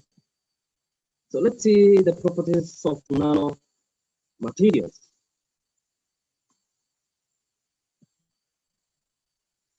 These nanomaterials, they have a very good properties that we all like to have when we are doing experiments. If you have these properties, you can do a lot when you are doing research. So it has chemical properties like reactivity. It can react. It can be catalyst. We have thermal properties, looking to the melting point of that nanoparticle. And knowing the melting point, you will be able to know whether to use or where to use that particle. In a very high temperature, which particle are you going to use? In a very low temperature, which one you are going to use? At a moderate, at the same time, it also have a mechanical properties, like capillary forces. So that one can be also used in sensors.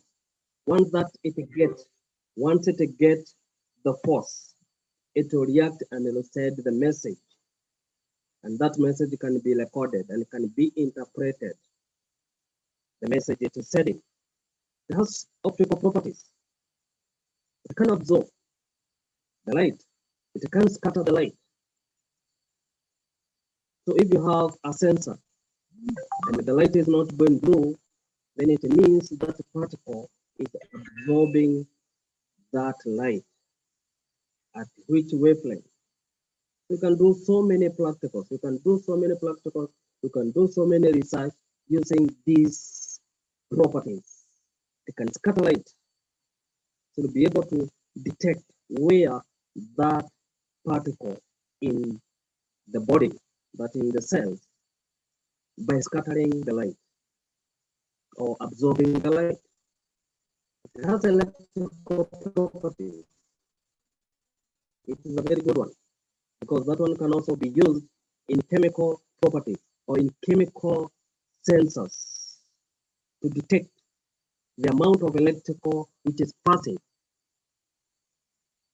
Also a good one, magnetic properties, which can be used in storage. So chemical properties, we find in a bulky material, only a small percentage of crystallines are there near the surface of the grain boundary. Thus, increased surface area increase the chemical activity of a nanomaterial. Therefore, several services such as energy levels, electronic structures, reactivity, etc., give rise to are quite different material properties.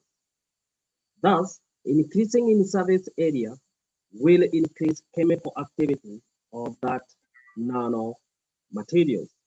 We'll see that better when you go to the sensors. So the optical properties. The term quantum effect here refers to the properties of the material that shape. One, melting point, fluorescence, electrical conductivity, and the chemical reactivity. That one you can get through the optical properties of these nanomaterials. For example, at nanoscale, there are novel optical properties, that is, reaction between light and the material. How that material is going to react when it's exposed with the light. And that can be a very good area whereby you can have a laser which is tuned to a nanoparticle size. Because most of the lasers that we have will not be able to work on that because of the wavelength. It has more wavelength. The wavelength size is more than the nanoparticles. But in that case, we can have a barcode, a nano barcode, which can be used like a security. That unless you have that laser, which is capable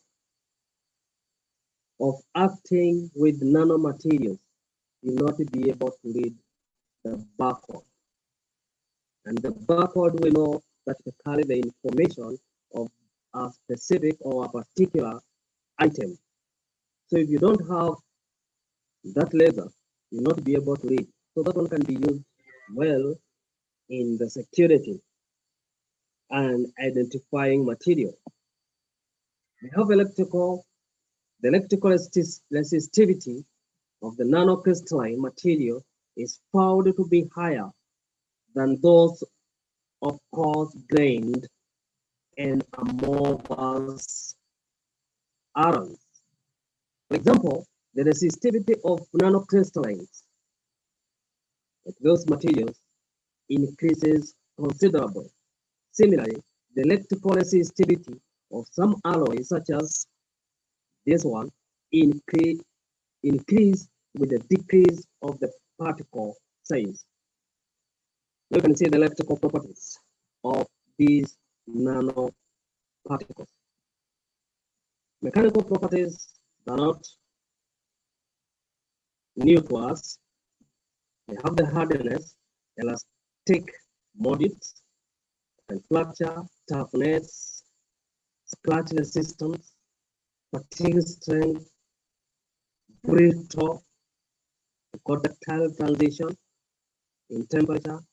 So that one are not new to us. And they have those properties. So they can be used in many areas. Application of nanomaterials. The application of nanomaterials to the energy transmission. Here, in this case, we have the materials that we are used or are being used to carry, or the cables that much stronger. We can have a cables which are much stronger per unit volume than existing, enabling reduced footprints for construction and maintenance of electricity transmission. So these materials can also be used in transmission lines. It will be having stronger unit, and maintenance will also be minimal. Of material can create a stronger, more lightweight panel and chassis that are stronger than ones that have replaced. So in this case, we can have vehicles which can be built using a lightweight chassis. As I said before, this will help even for the consumption of fuel or fuel. Nanotechnology is also responsible for creation of plastic panels that are able to self-repair and reform themselves following the damage. And that's where we can have in future, we'll be having an accident-free vehicles. Such a way that if a vehicle gets an accident, it will reform itself again because of this material. So you can move with the vehicle, the move gets damaged, and again, within a short time, it will reform. You don't have to go to the garage and spend a lot of money. So these nanoparticles, using the nanotechnology, is capable of having such a vehicle. And you have a vehicle, so it means even the phone, once the phone falls down, the screen doesn't get damaged. There's a problem that we are facing everywhere. So that's a good area. As the next generation, so let's look about the batteries. How these nanomaterials can be used in the batteries. In current generation, companies are trying to move in electrical vehicles. Day and night, they are trying to do that. But the challenges is coming when it comes to batteries. Even when it comes to solar, when it comes to the solar supply of electricity, the main problem that we face is the storage. You may have a good solar panel, but the battery is a problem. So moving with this technology, as the next generation of electric vehicles become common on our streets, engineers and researchers are looking at how to strengthen battery life while increasing the performance. The battery life will be there. At the same time, the performance should also be there. Not that the battery can stay for 5 years, but it's giving very low performance. So we are saying a battery life or longer battery life with increasing performance. This has led to the development of lithium silicon batteries, which promise to boost performance and increase longevity. The latest development in this fast moving include silicon nanowires. Let's see what happened with these silicon nanowires when they are used in batteries. They expand and contract as they absorb and shed lithium ions, which now require, and tiny nanostructures with carbon shell, protecting lithium-rich silicon cores. This combination allows for more efficient energy transfer, meaning that less energy is lost. You know that another problem that we face is the resistivity and the energy lost when it comes to the battery or transfer of energy. So in this case, loss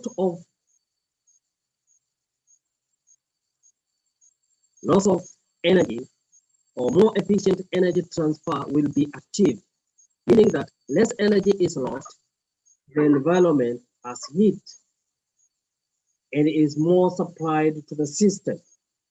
So that one we can achieve through the nanotechnology in batteries. Let's go to the electronic and its application. Nanotechnology has greatly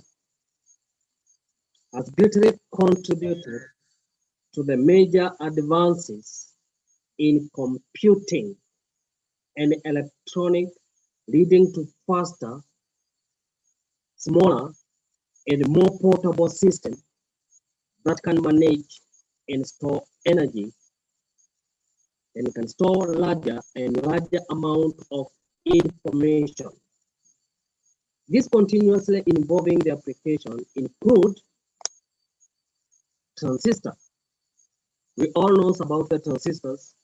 Almost all electronic and electrical devices, they use transistors to boost or to amplify the charges which are coming. So through this technology, the transistors can be made smaller in size. So at the turn of century, a typical transistor was about 130 to 200 nanometer size. But in 2014, we were able to create a transistor of 14 nano size. You can imagine now, you can imagine how small. But those who are doing in embedded system, you'll be able to understand more when you talk about 14 nanometer transistor.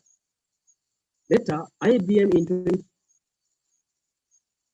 that was done in IBM, they were able to make 7 nanometer, that is half of the Intel in 2015.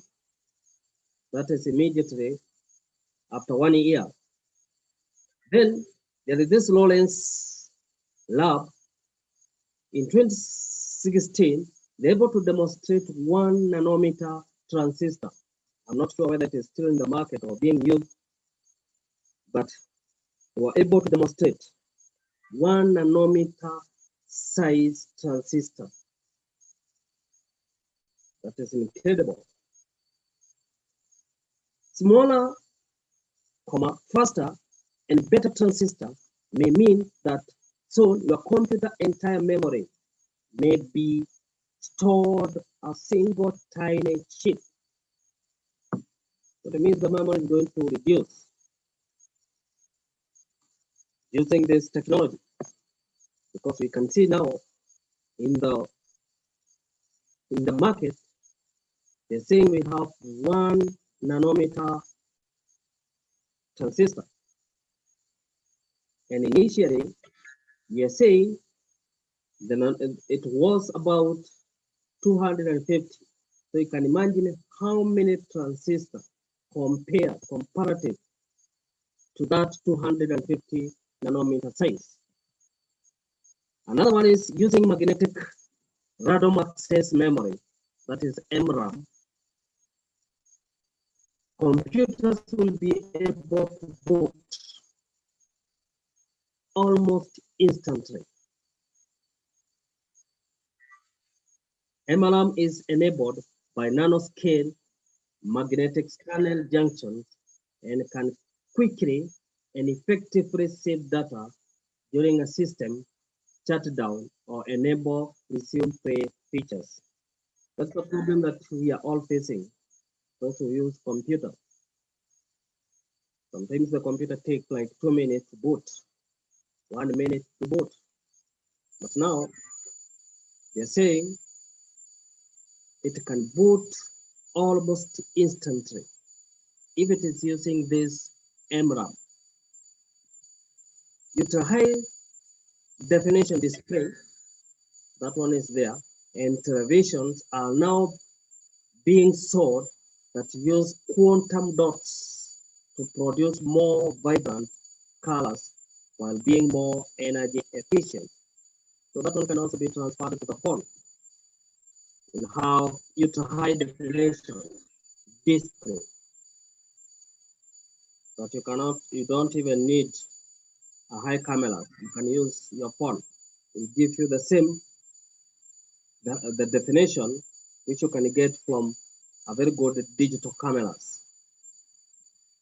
In medical areas, it is more being used in medical areas, as I said before, for drugs delivery. Commercial applications have adopted gold nanoparticles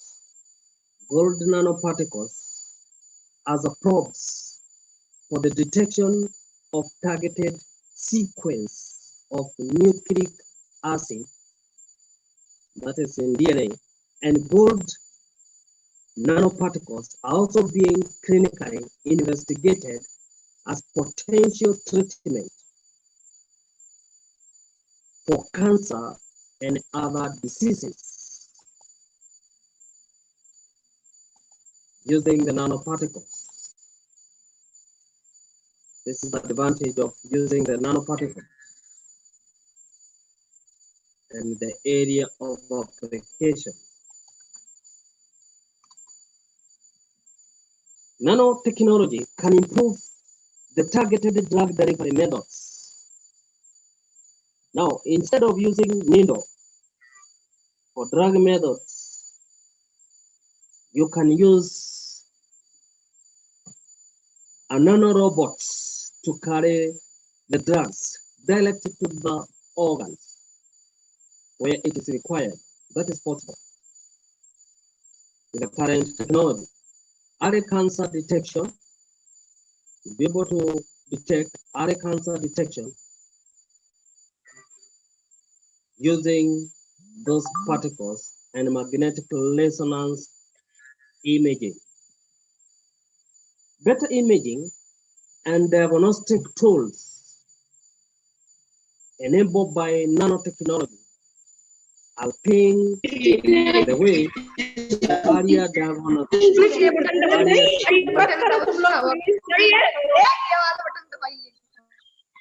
more individualized treatment option, and better therapeutic success rates. So even the machines that will be used for imaging will be more improved. If you go to hospital and probably there's some problem in part of the body, normally we go for imaging. So using this technology, it can be easier to do more imaging than what we have right now. Energy application, nanotechnology is improving the efficiency of fuel production from a raw petroleum material through a better catalyst. Remember I talked about the catalyst, that these materials can be used as catalyst. So it can produce more and more efficient production of low petroleum using this catalyst from nanomaterials. It's also enabling reduced fuel consumption in vehicles and power plants through a high efficiency combustion and decreased friction. Normally what happens, if you buy 1 liter petrol, probably, and you put in a vehicle or in a motorbike, probably use only 40%. The rest gets wasted through the combustion. Not all fuel get combusted. But using this technology, using the catalyst, will be able to burn the entire 100% the fuel that we buy. So if 1 liter takes you about 50 kilometers, now you can imagine you will be able to cover almost 200 kilometers or more using this technology. In environment, it's also working well. Nanotechnology could help meet the need for affordable, clean drinking water. It's a big problem that is facing the whole world. Low-cost detection and treatment of impurities in water. Engineers have developed a thin film membrane with nanopore for energy efficient desalinization desalination, this disulfide may bring filtered 2 to 5 times more water than the current conventional filters. Those are the filters that we buy to clean water, commercially and domestic ones. At the same time, the researchers have developed a nanofabric paper towel.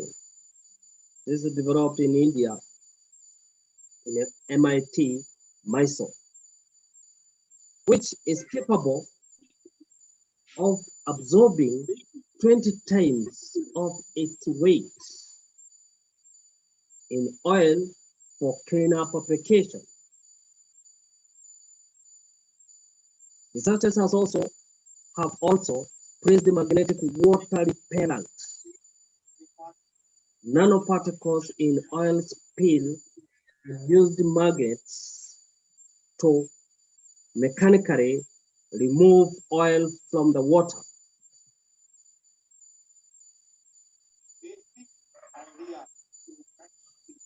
So those are some of the nanowires which are being used to make that towel. Nanotechnology is a wide field that covers research and innovation that make use of quantum effects that happen at the nanoscale.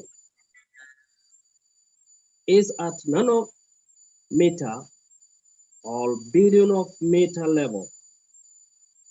Because of the size of material and particles at this level, a quantum effects become more pronounced at nanoscale and can be used to generate entirely new binary materials. Optical properties. That's where I was covering about using of laser beam, which is capable of imaging those particles in atomic levels.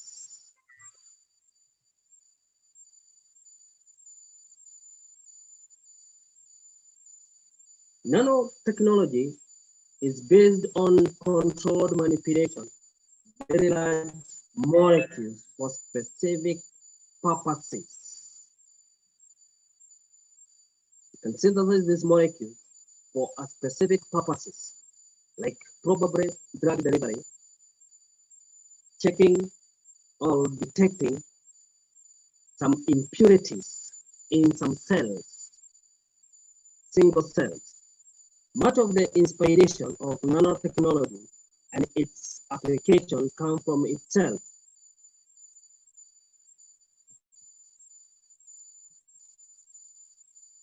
Now let's see how the nanocells or the nanoparticles can make the sensor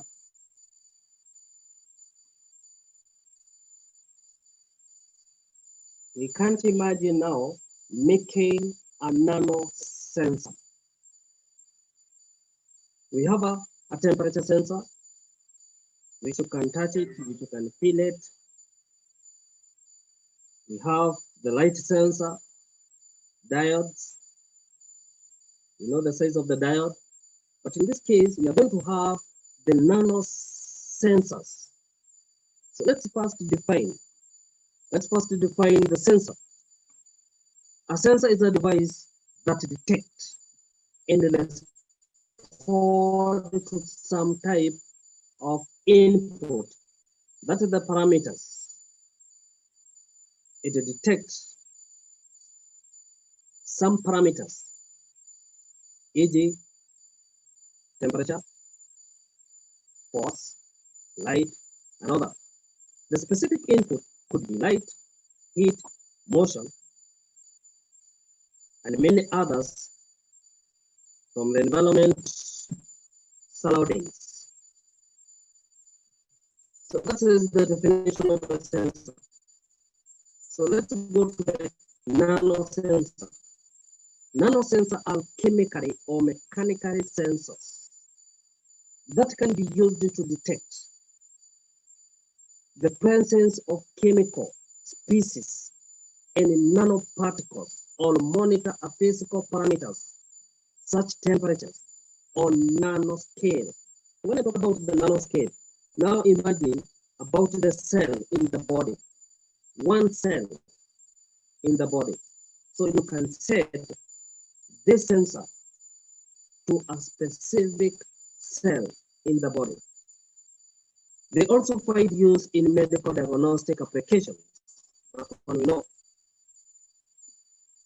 Types of nanosensors. There are two types of nanosensors, as I said, mechanical sensors and chemical sensors. So let me talk about the chemical sensors, which both have different sensing mechanisms. What I'm talking here is about those two sensors. They have different sensing mechanisms. So nanosensors that detect chemical,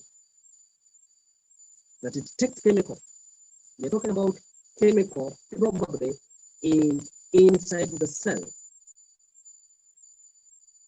work by measuring the change in the electrical conductivity, measuring the change in electrical conductivity of the nanomaterial once the anarate, which is a substance whose chemical constituents are being identified and measured, has been detected. So it means once this chemical increase or decrease in that cell, it affects the electrical conductivity inside the cell. So how do they work? The nanosensors,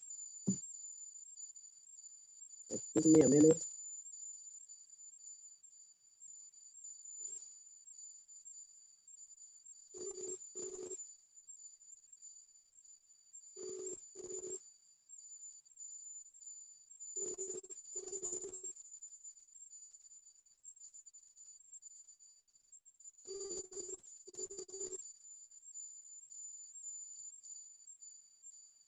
Hello, sir. The nanosensors provide minimally invasive tool. They're not destructive. They're not destructive. To probe subcellular compartment inside a single living cell for health effects. EG studies, detection of brain addicts, and medical application, EG monitoring of apoptosis in cells treated with anti-cancer drugs. So any changes that happen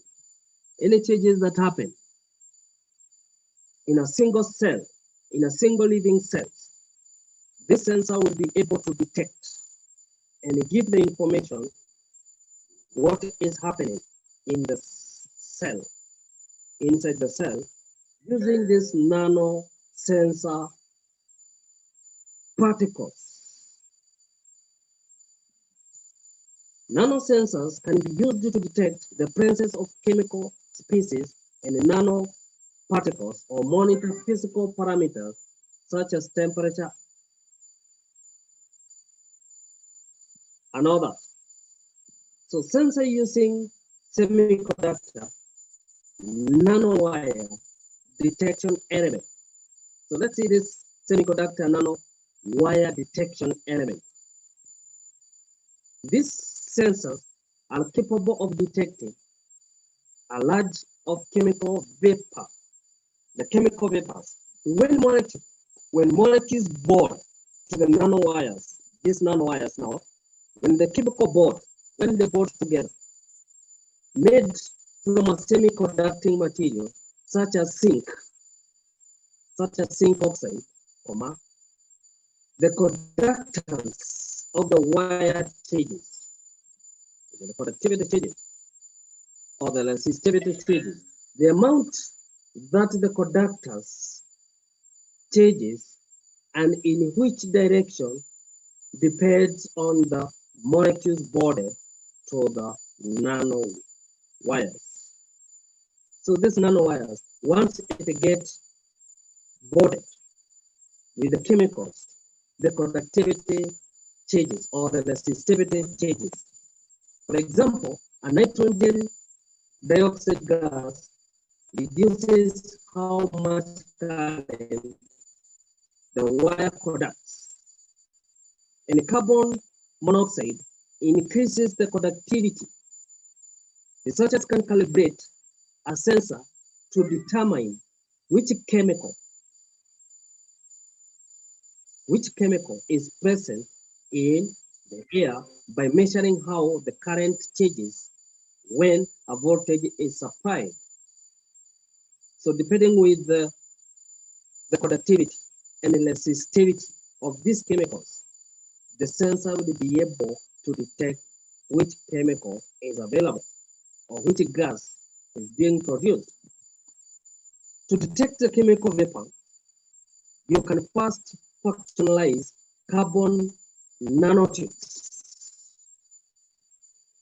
by bonding them with molecules. You bond the nanotube with the molecule of a metal, such as gold molecules of chemicals, then bond the metal, changing the conductance of the carbon nanotubes. As with semiconducting nanowires, the amount that the conductance and its direction changes depend on the molecules that bond to the nanotubes.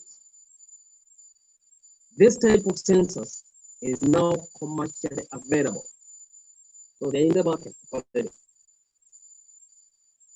These materials can be used. This material can be used to sense bacteria or viruses. First, you functionalize the carbon nanotubes by attaching antibody. You have to attach the body. You have to attach the antibody to the nanotube, the carbon nanotube, to detect which bacteria or which virus. When the matching bacteria or virus bond to the antibody, the conductance of nanotubes changes, either positive or negative. In this process, you attach the nanotubes to a metal contacts in the detector and apply a voltage across the nanotube. When bacterial virus bond to the nanotube, the current changes, generates detection signal. Researchers believe that this method should provide a fast way to detect bacteria and viruses. We also have another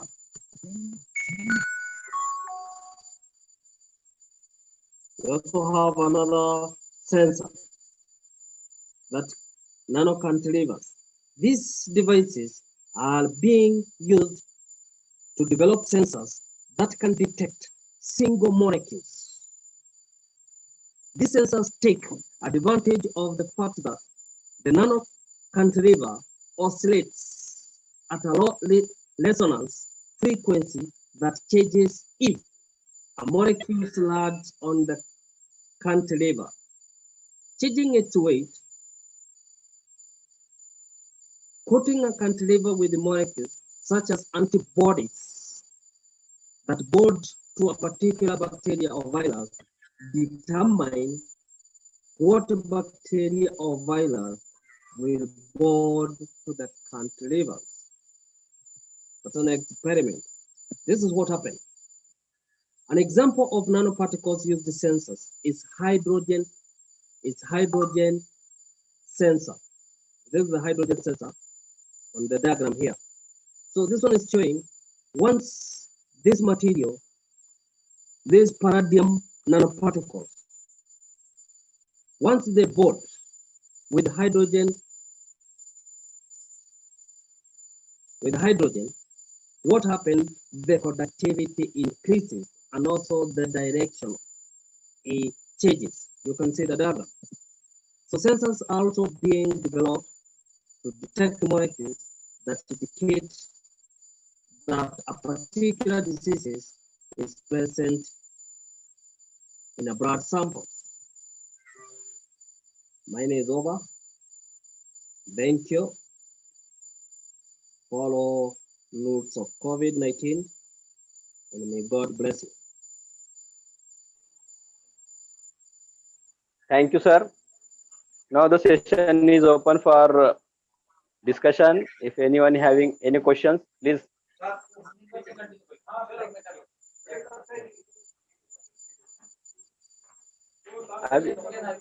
Oh. Any question? Please. Okay, thank you, sir. Sir, now I hand over the session to Dr. Sheikh Mohammed Azharuddin. Thank you, sir.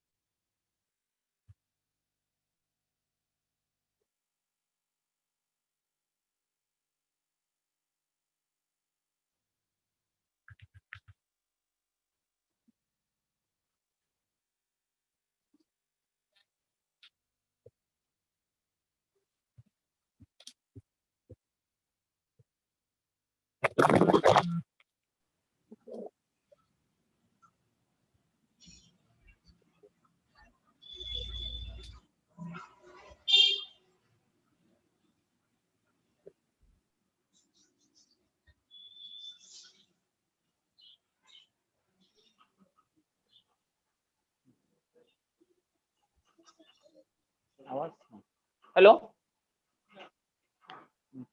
Thanks a lot, Dr. Jack Kiko, for taking lots of painstaking efforts to deliver this very informative, beautiful, and memorable talk.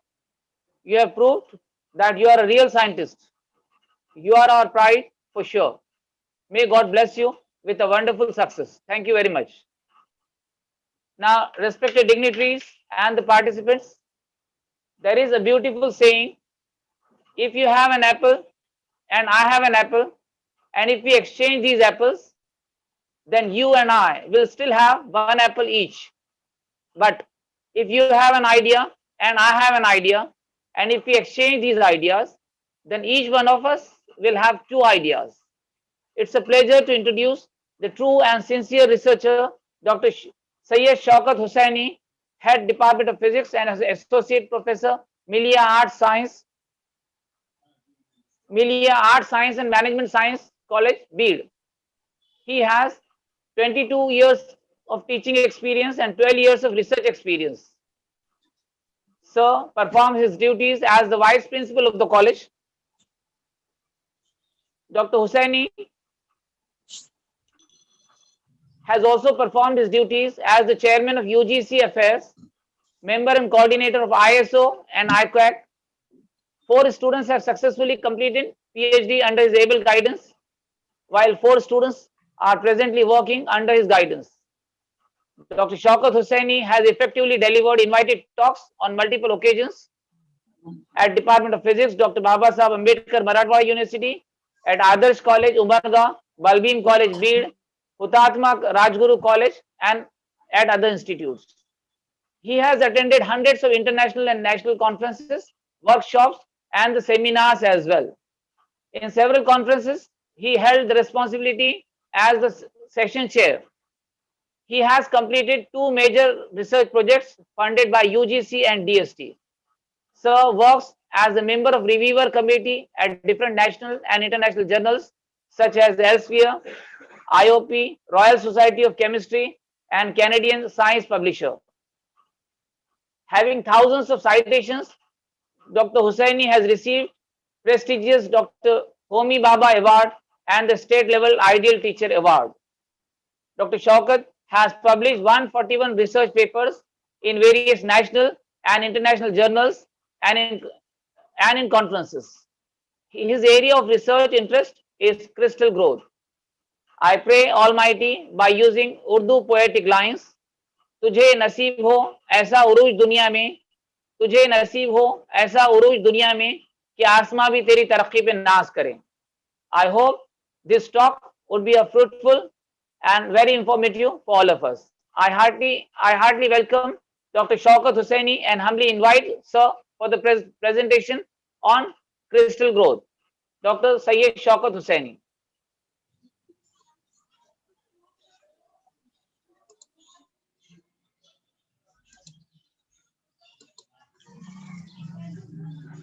Good afternoon, friends. Are you getting me, please? Yes, sir. You can continue, sir. Yes. So first of all, I would like to thank the introducer, Dr. Muhammad Azhar, sir, for his nice introduction. I think he has taken the use of his poetry to introduce me, but I would like to make here clear that I am not so much as sir has already stated. Just I am the, in Urdu, if I want to say, Tifle Maktab in the research field. And just here today, I am not with you as a resource person for this beautiful event, but I am here just to share my research work, which I am doing in my laboratory, particularly the research, how it is to be takes place, particularly in our college atmosphere. And as I have seen that many of the participants are belonging from our college, and our colleges are of the same type as we are knowing from the NAC point of view. So how we can go for the research, which type of difficulties we are facing, and how we can overcome them, and we should try on our level best to have such type of setup in the college, that I am just going to share it with you. So once again, I would like to thank the organizers, the principal of the host institute, entire management, and the organizing team for offering me this opportunity to share my research with you. So the topic of the today's discussion with you is the development of smart NLO materials for distinct technological device applications. As Azhar sir have already stated that I am working on the development or growth of nonlinear optical crystal. So I outlined my research talk here today on these particular areas. I will try to show you that what is going on in my laboratory, what are the broad areas of the applications of nonlinear optical crystals, then how we can go to grow the nonlinear optical crystal in the lab, even when we are not having the facilities, we don't have the equipments in the lab, even it is at the room temperature, is it possible to grow the nonlinear optical crystals? Then I will share with you the fundamentals of the NLO crystals. I will try to share with you the how many crystals are some of my crystals which I have grown in the lab with along with my teachers and my research team. And at last I will conclude my lecture by giving the summaries of this lecture. So friends, Let's go to the crystal growth research laboratory, which I have already set up in my college of Milia Art Science and Management Science College, Bid. Here we are having the two types of setups. For the material synthesis, we are having the constant temperature bath, which one is the manually operated constant temperature bath, while another one is the automated constant temperature bath with computer interface. In addition to that one, some basic prerequisites required for that one are also available with us. And after growing the non-linear optical crystal in the lab, few of the material characterization techniques are available in the laboratory, particularly UV spectrophotometer. Then we are having the LCR meter with us. And for the few characterization, as all of you are people knowing in the college, as we have go to the outside, particularly to the reported institutes. And for that one, I have the collaboration with the different institutes. Let's go to the scene of my laboratory, which I have developed, physics research laboratory. This is the interior side of the crystal growth laboratory. Here I am having such type of setup. These are the instruments available, constant temperature bath, which is manual one. This is the automated or computer interface constant temperature bath. When we need to grow the nonlinear optical crystals at a temperature lower than room temperature, then we have to take the use of this chiller here. Then other techniques, in addition to the one technique, what is slow evaporation and slow cooling technique for the growth of nonlinear optical crystal, one more technique has been developed by the scientist Ramaswamy, who is also called as the father of crystal growth from Chennai. He has developed one technique that is called as the SR technique, Sanganarayanan Ramaswamy technique for the growth of crystal. That setup we are also having with us. These are the some basic structure which is available in our laboratory. This is the UV spectrophotometer. This UV spectrophotometer can also take the transmittance absorption of the liquid as well as for the crystal. My intention of showing this particular side is just to invite all of the researchers who are working in the field of material science, and when they need this such type of characterization for their research works, particularly the research scholars who are working at the different places, particularly in the remote places where such type of facilities may not be available. So you are invited to come to us. Please contact us. Even though such type of facilities are installed in our Milia College, but I don't think that it is my property, but it is the national property. All of you are requested to, if you want such type of facilities to avail, please come to us. We will try to work in a collaboration with each other.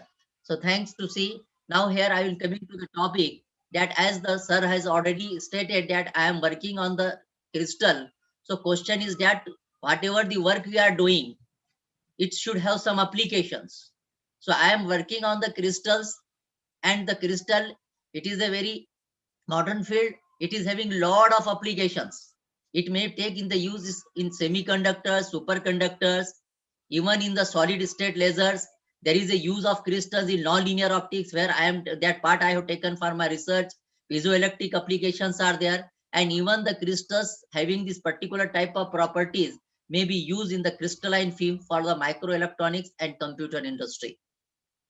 Now, what are the different crystal growth techniques? How we have to grow the crystals?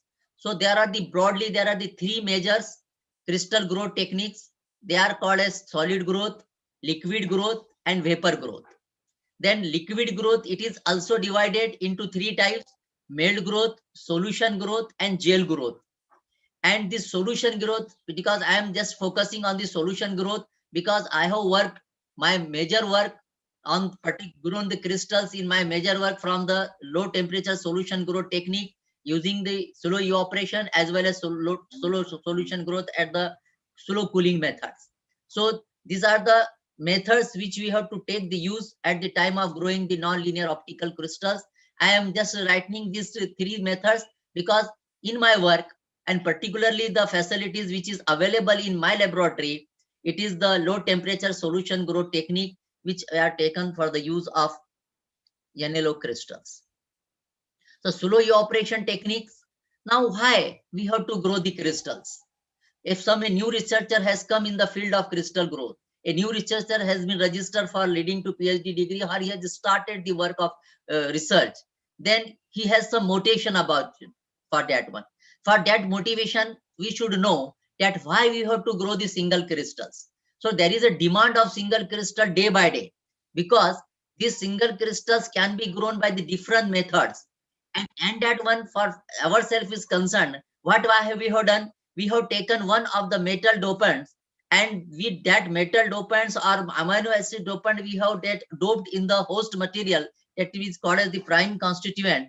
And for that one, we have taken amino acids, we have taken the metal oxides, we have taken the metal ions, so that these metals ion can increase the non-linearity. Because the main focus of my work so far, which I have done in my laboratory along with my entire team, is to grow the non-linear optical crystals with enhanced non-linear optical property, in addition with some other structural, thermodynamic, or you may call it the thermal properties and structural properties. Because along with the entire growth, such type of crystal grown may be useful for the different applications. Now, what are the important parameters in the growth of crystal? When we are going to grow the nonlinear optical crystals by using the low temperature solution growth technique, these are the some important parameters that must be taken into consideration. One is the stable temperature, because from the name it is clear, growth and of temperature, growth of crystal by low temperature solution growth. That means as the side is belonging from chemistry also, we have to take the use of chemistry peoples. As this conference is in collaboration with physics and chemistry, so researchers, please try to understand that when we are working in the field of crystal, and particularly by low temperature solution growth NLO crystals, we need the use of chemistry peoples. So such type of work will also enhance or improve our interrelationship with the other department. That will lead to the interdisciplinary research, because we don't know that what is the covalent bonding, what type of binding the particular compound has. So for that one, we will interact with our chemistry peoples. We will interact with the other departments which are going for the different research process. तो ये इस तरह का अगर हमारा काम रहा, मैं अपने तौर पर ये समझता हूं. So all of you are listening me, please. आपको आवाज आ रही है ना मेरी? I will take the use of Urdu, I will take the use of Marathi, I will take the use of Hindi, and also our main topic, because I want to just to communicate to the researchers, and particularly the students, research scholars who are working in the field of research, that they should opt this field.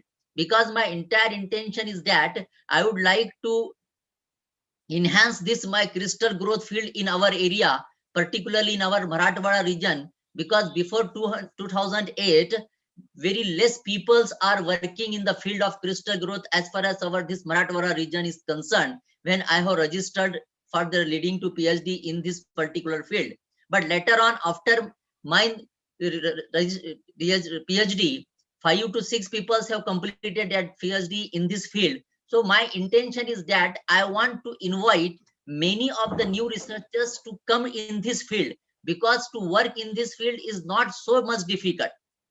Because I am working in the college, that's why I am not going to say very deep. मैं बहुत ज्यादा गहराई से ऐसी कुछ बात बताना नहीं चाहता, बहुत ज्यादा रिसर्च को पैनिक होकर बताना नहीं चाहता, बल्कि मैं चाहता हूं कि वो रिसर्च स्टूडेंट, वो रिसर्च स्कॉलर जो रिसर्च के लिए काम कर रहे हैं, रिसर्च में अभी अभी दाखिल हुए हैं या दाखिल होना चाहते हैं, वो इस तरह की ये फील्ड में आए, ये क्रिस्टल की फील्ड चॉइस करें. हो सकता है कि इसमें हम मिलकर कुछ एक नई चीज, या आपके अपने कुछ इनोवेटिव आइडिया से एक नई चीज हम इसके अंदर और भी लेकर आए, और इस रिसर्च एरिया को बहुत ज्यादा फले फुलाएं. इस तरह का मेरा इंटेंशन है. That's why the entire focus of my this talk is just to make the invitation to all the researchers to come this one, and such type of research which is in connection with the chemistry, I hope nearly improve our relation. That means our scientific relation or our working relation with the peoples of the other departments. Because in the college level, when we are working, many less facilities are available in the particular department. If I want to work in the alone in the physics department, I don't think that type of facilities are available in our college. We have to take the use of chemistry people. We have to take the use of instrument available in the microbiology department. So we can make this such type of interaction among the other departments, and it will improve, or it will, I think it will be strengthen our relationship with these departments as far as the research is concerned, and that will be helpful to us as well as to them, so that our research will be get improved. So this is my, and NAC also, as all of you people are working for in the college, that NAC is also expecting this such type of interrelationship among the departments. So we can also make this such type of research here. So from coming back to the topic, I would like to say that important crystal growth parameters are there. Stable temperature should be there. Then accurate chemical combination, and for that one we can take the use of our peoples of the other department. Then solvent response, solubility, nucleation. Then after nucleation means we have to grow the seed crystal first. Before going to the bulk crystal growth, we have to go for the seed crystal, and then after growing this good quality seed crystal of any particular crystal that we are going to grow, then we will go for the optimization of that particular system for the growth of bulk crystal. Now, types of NLO materials. How many non-linear optical materials are available?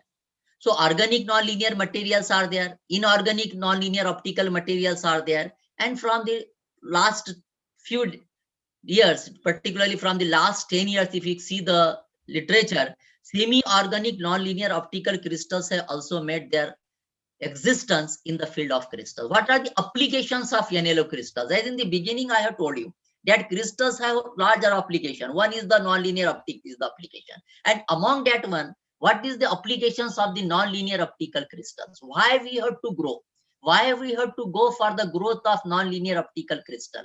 Why we have to characterize them by using the different analysis? So these are these different applications of the nonlinear optical crystals. We can take the use of these crystals for the optical modulation and demodulators. This term is very much familiar to all of our physics peoples. Then optical phase conjunction. Let us use it optical computing, optical switching, optical data storage. That means there are large many applications of the nonlinear optical crystals, and for that one we have to take the efforts for the growth of different nonlinear optical crystal in the laboratory will enhance second harmonic generation, or you may say will enhance nonlinear optical properties. With the help of this tree diagram, I have tried to explain the different applications of the nonlinear optical materials, that how the present technical era there is a use of these crystals that we need. So as there is a large application of the crystals, so we don't think कि crystal में आप काम हो गया, आप कुछ काम नहीं है, but it is not so, because there are large applications are there, and whatever we are working on any particular field, that is also useful for many applications, even though time being we don't know. But whatever, if you go in the deep in literature, if you see the literature that how much work is done, what is the use of this one, and if you try to find out the innovative some research or some new things in the field of crystal growth, I think inshallah such type of work will be helpful for entire scientific community and also for the social impact. So same now, as instead of going to the organic and non-linear materials, now major from the last 10 years the peoples are working on the semi-organic NLO materials. Now question is that why the peoples are get turned toward the semi-organic NLO materials? The reason is that semi-organic NLO material possess the combined property of organic and inorganic material. Organic material possess high optical nonlinearity and chemical flexibility. Because why they possess the nonlinear more or high optical nonlinearity? Because it's against because delocalized electron is there.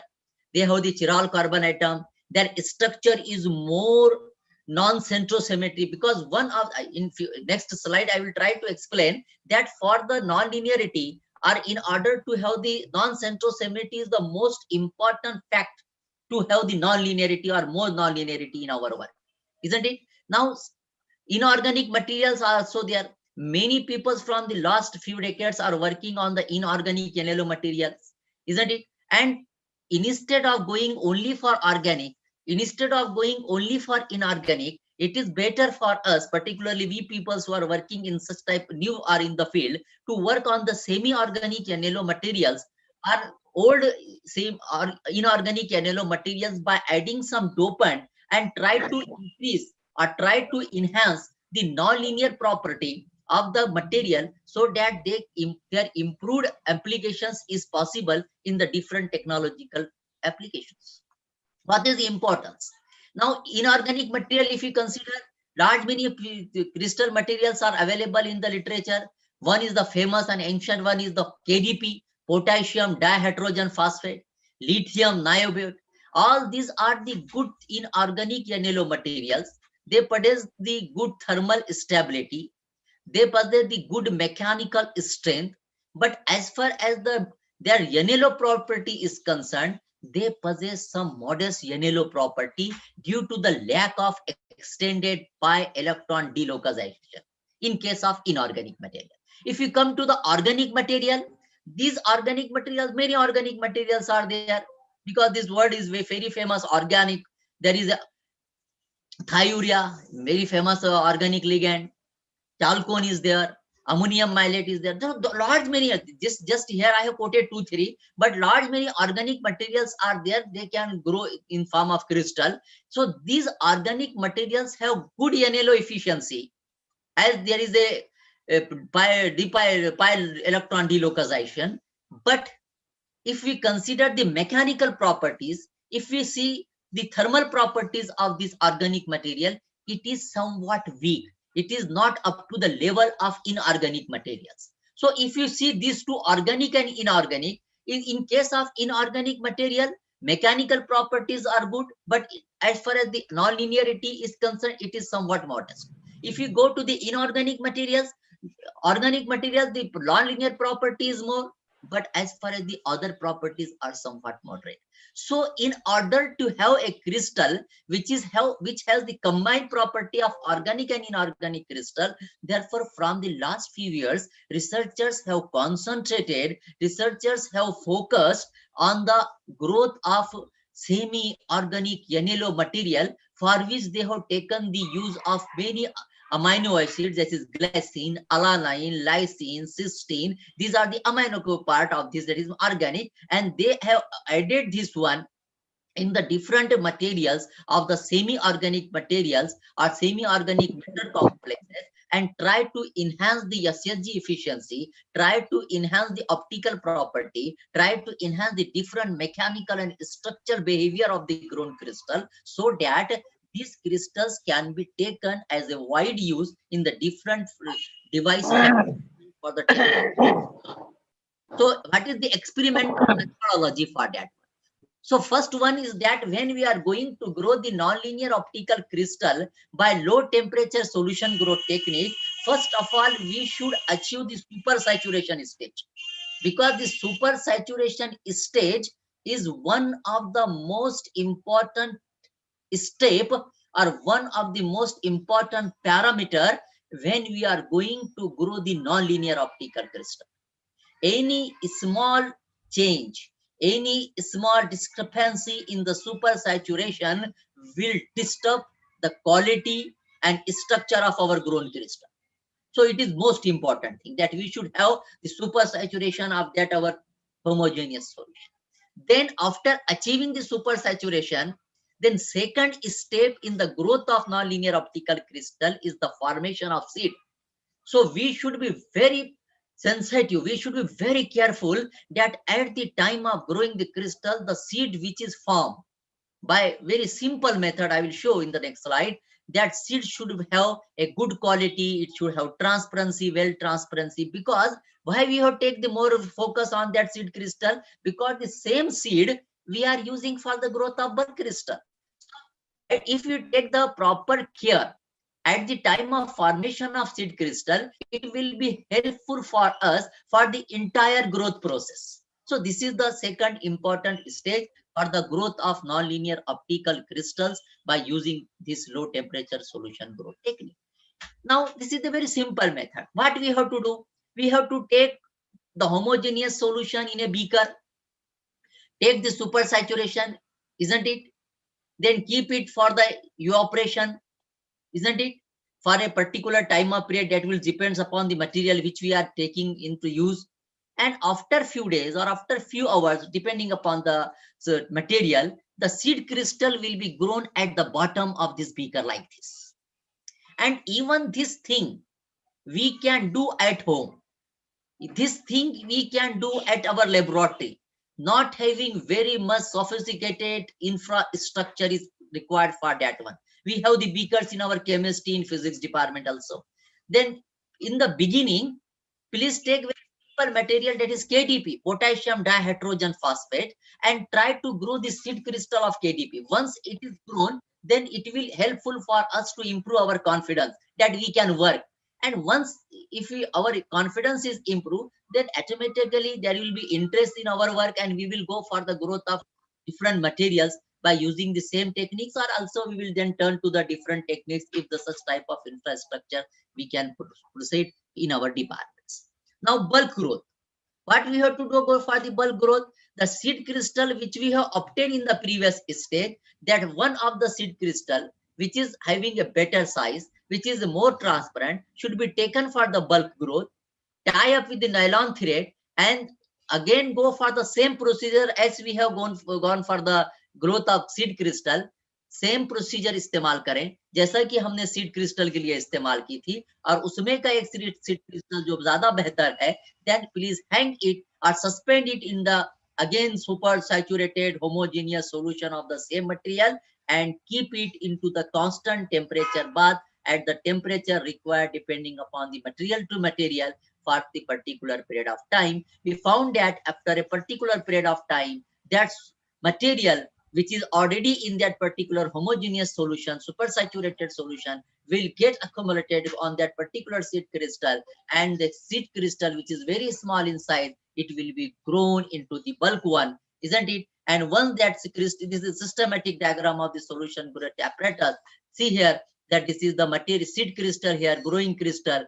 This is the supersaturated solution in this one, and all this remaining structure is there. Now, after growing the crystal, our work is not over here, because once we grow the crystal by low temperature solution growth technique or any other technique which I have discussed earlier, then we have subject this crystal for the different characterization techniques. So large many characterization techniques are available. We have to go for the structural characterization. We have gone for the vibrational analysis. Then as it is the non-linear optical material, then consequently we have to take the optical analysis, dielectric studies, then micro hardness studies, then thermal study, TGA, DTA. So large many optical or structural, dielectric and thermal analysis are available. Now, as I have told you that in the previous link, that few of these analysis are available in our laboratory. Then we have to go for the analysis such as Z scan, then senior harmonic, secondary harmonic generation, SHG. We have to go for the other laboratory, laser damage threshold.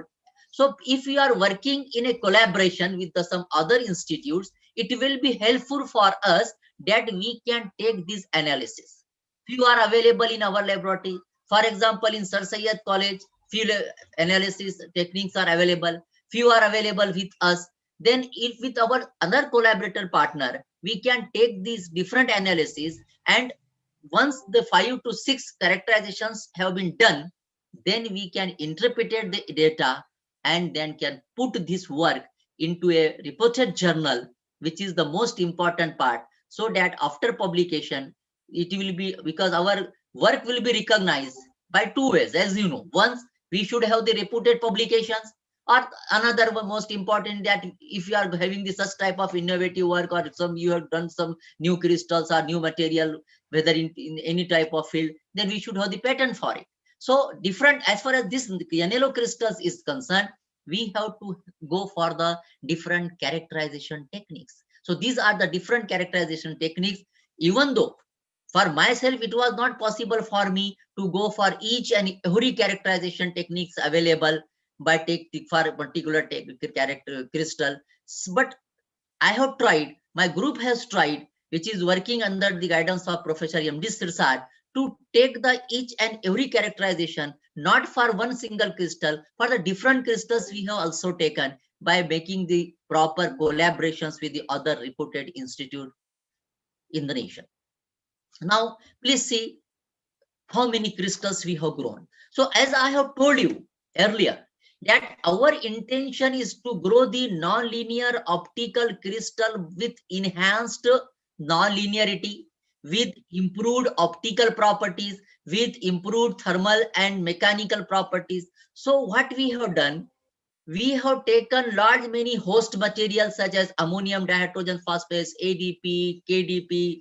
We have also taken, as I have told you, the semi-organic material, zinc thiourea chloride, bis thiourea cadmium chloride. All these are the semi-organic yellow materials, isn't it? Then KAP, potassium acetylate, isn't it? Then we have added the metal ions in them, isn't it? So we have to check the proper use of this dopant also, and for that one we have doped, we have taken many dopant. We have added sodium metasilicate in one or two crystals. We have taken the use of oxalic, malic acid, cysteine, amino, large many amino acids, isn't it? Then from the last few publications we have taken the use of cadmium and zinc. This is the metal oxides, so that they can increase the non-linearity by considering the literature and so on. So, and we have succeeded in enhance the SHG efficiency to major one. If you consider our latest publications in which we have doped the zinc Zn2 plus, then our SHG efficiency is found to be enhanced by 1.55 times than that of KDP. That paper we have published, I will say later on, you can see in my slide. Then KEP, 1.57 times the SHG efficiency get enhanced. Similarly, for ADP, BTCI, we have increased the non-linear, that means this SHG, second harmonic generation efficiency, by 2.26 or 3 or 1.88 and so on. So once, because before going for the bulk growth, it is better for us that when we synthesize the salt of that particular material or that particular compound, we should subject that compound to one test that is called as Coors-Perry powder test, isn't it? That Coors-Perry powder test is for checking of second harmonic generation efficiency. If our doped material or if our new material, if having the SHG efficiency more than KDP, or if our dope material is having the more SHG efficiency than that of our parent compound, then it is better for us to go for the bulk growth. If the efficiency is not so, so please avoid to go for the bulk growth.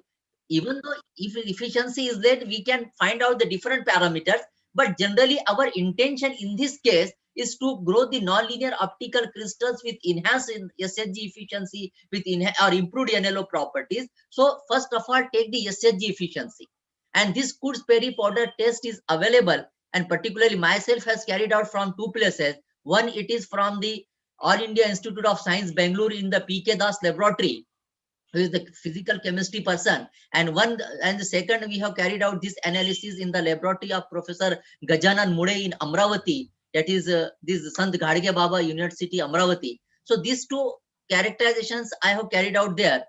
So now when we are growing the nonlinear optical crystals, then prominent nonlinear optical effects are, just I have told you, second harmonic generation and third order nonlinear analysis. So what is the second harmonic generation? So in the second harmonic generation, with the help of this animation, I am trying to say that the one of the light is incident on it, having the particular wavelength and particular frequency. Then how we should confirm that it is material is yellow? If a particular light or if an electromagnetic radiation of this wavelength or that particular frequency is incident on the yellow material, then after passing through this one, the frequency get doubled and wavelength is get shorter, isn't it? So if such type of thing is happening, then we can confirm that our material for which we are going to do the entire work, it is non-linear optical or it is yellow material. So before going for the SHG test, we should take this theoretical upset by discussion with our chemistry peoples, our chemistry friends, our chemistry brothers, that they have the expertise in the compound the molecular structure or in that structural properties, covalent bond, and which type of bond is available, how the bonding is taking place. And once after their suggestion, if you have selected one of the compound and go for the growth of crystal, then after this test, it will become clear that our material grown, it is the non-linear optical material. And this property was first time demonstrated. This is part of the literature. That's Franklin and his co-workers in 1961. Another property that we would like to see in this growth of NLO crystal is the Z-scan analysis, or you may call it the third order nonlinear analysis. And for the third order nonlinear analysis, we have to take out this Z-scan technique. And this Z-scan technique is that in this one, the laser beam is focused onto the sample like this. Here is the helium neon laser is generally used, particularly where I have carried out this analysis. My research group has taken this one. The sample is moved along the Z-axis during the practical work. The light is incident. This light is incident on our material or our sample along the Z direction. Therefore, this analysis is called as Z-scan technique. And there are the two types of apertures are there. See, you can see here the systematic diagram. This is the aperture. So if the aperture is small, we will call this as a closed aperture. Here will the amplitude of the phase shift will be there. And if the aperture is without aperture is there, then for which we will call as the open aperture. And that is the intensity dependent absorption. Now, when we take this Z-scan analysis and from the data, when we plot the graph, then graph will be between the normalized transmittance and Z-scan distance along the Z direction, that is 0, 1, 2, 3 to the right side and -1, 2 and so on. And such type of graph will be obtained. If such type of graph is obtained, then from the graph we have to say that if peak is followed by valley, see here, this one. If the peak is followed by valley, then in the Z-scan signature is the negative non-linearity, isn't it? And a valley is followed by the peak, then characterizes the positive non-linearity. So this is the basic, this is the literature part. We have to go to the literature very deep. And because before collecting the data and interpreting our data which we have received from the laboratory, we should have the better theoretical knowledge, or we should have the better literature survey. So it will be helpful for us for the interpretation of our compound characterization. These are the different formulae that we will require for that one. Then growth and characterization. Now just go to the few of our work which I have gone from the last few years. Is there is a time? Are you getting, please? Are you enjoying this one? Please tell yes or no. If you are getting bored, then we will stop.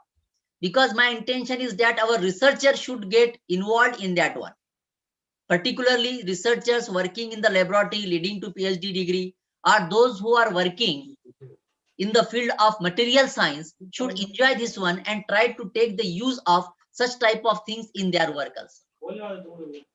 So see here, our first work is that we have doped the cadmium 2+ in the pristine KAP, that is the potassium acid phthalate crystal. When we are making the use of dopant, it is better for us that we should go for the EDS, that is energy differential spectroscopy, that whether our dopant is properly incorporated in that one or not. If it is not incorporated, then it is not, our doping is not correct, isn't it? And that's why the elemental analysis of this our crystal, it may be suppose KAP and CD2+ crystal, has been carried out by EDS, that is energy dispersed spectroscopy, in the particular RNG range from 0 to 10 keV. And these are shown with the help of this energy distribution of the different material. And from this one, you can see that this is the CD, that means cadmium, which we have doped by using the cadmium chloride, is properly get incorporated our material. Because blindly we will not make the doping, because whatever the dopant we have tried to dope in the particular host material, whether it has gone or whether it is incorporated properly or not, in order to confirm the doping or in order to confirm the incorporation of our dopant in our host material, it is better for us that we should go for the EDS analysis. And when we go for the EDS analysis, then with the help of this energy distribution for the different material, then dopant can be seen. So here in this my work, you can see here that cadmium is showing at this particular energy level, means we confirm that our dopant is get incorporated successfully. And then it is possible that this incorporated dopant will work simultaneously, or it will be work in order to achieve our hypothesis which we have taken for this dopant, that it will increase so and so properties of our ground crystal. Then this is the dielectric properties. These dielectric properties we have taken with respect to temperature, because dielectric loss and dielectric constant, these are the most important factor, because these are the yellow crystals, and for the yellow crystal there is a use of in the electro-optic modulation, and for have the good electro-optic modulation, the dielectric loss should be very less, isn't it? Dielectric constant should be less. And whether we have to check that due to the dopant and by the addition of dopant, whether the dielectric loss and dielectric constant get reduced or not. Here we can see that after the addition of cadmium in our work, the dielectric loss and dielectric constant they decrease. That means this our grown crystal is useful for electro-optic modulation. Similar to other characterization, UV we have to carry it out, that is the transparency we have to check. And you can see here in my case in this first figure, I will not go in detail of every characterization, just 2-3 I am doing, and then I will just go on for showing you. See here, due to the addition of cadmium, the transparency increases from 65 to 87%. 87, that means nearly 22 times the transparency has been increased. Why it may happen? For that one we can see that this our cadmium, it has the prominent or promising covalent bond. This covalent bond of the cadmium get incorporated into our parent material, and this incorporation of the cadmium in the parent material of KAP have, I think, increased the bonding very well, so that the loss of the optical signals in this case get internal loss of optical signals gets reduced and transparency increases. And due to the large and we want the large transparency of the material, because our basic verse is non-linear, because the transparency should be more, because if the transparency will be more, it may be taking the use of different device fabrication in the transmitter and all the filter papers, all this one, it is useful, because we want the more transparency in yellow material. And here you can find that transparency is increased by 22 times than after doping. Similarly, after getting this one, the SHG efficiencies also get increased, and KDP and KAP. Now Z-scan analysis is also carried out, and it is showing that this is the good yellow third order non-linearity is very better. And after having such type of new properties in which there is an enhanced SHG efficiency, then we have to consolidate the entire data and we have to publish the paper in the different journals or reported journals. This is our one of the publication in the Journal of Optics. Then second, we have grown the single crystal of KDP by addition of zinc. That means, as I have told you, we have taken the different materials, ionic, particularly we have to choose or we have to select those dopant or those metallic additives in which the ionic radius is more, so that if the ionic radius of the dopant is more, then they will be get incorporated in the voids of our parent material, so that as far as the packing fraction is concerned. And if this material is having the good ionic radius, that will be incorporated in void of the dopant, and it will increase the different thermal as well as mechanical properties of the ground crystal. Now the question is that why we have to select Zn, why we have to select CD, cadmium. So at the time of selection of dopant, we should also take the use of proper chemistry of the dopant, so that it will be useful or it will lead us to the achievement of our hypothesis that we can enhance the non-linearity, we can enhance the optical property, we can enhance the thermal property, and so on.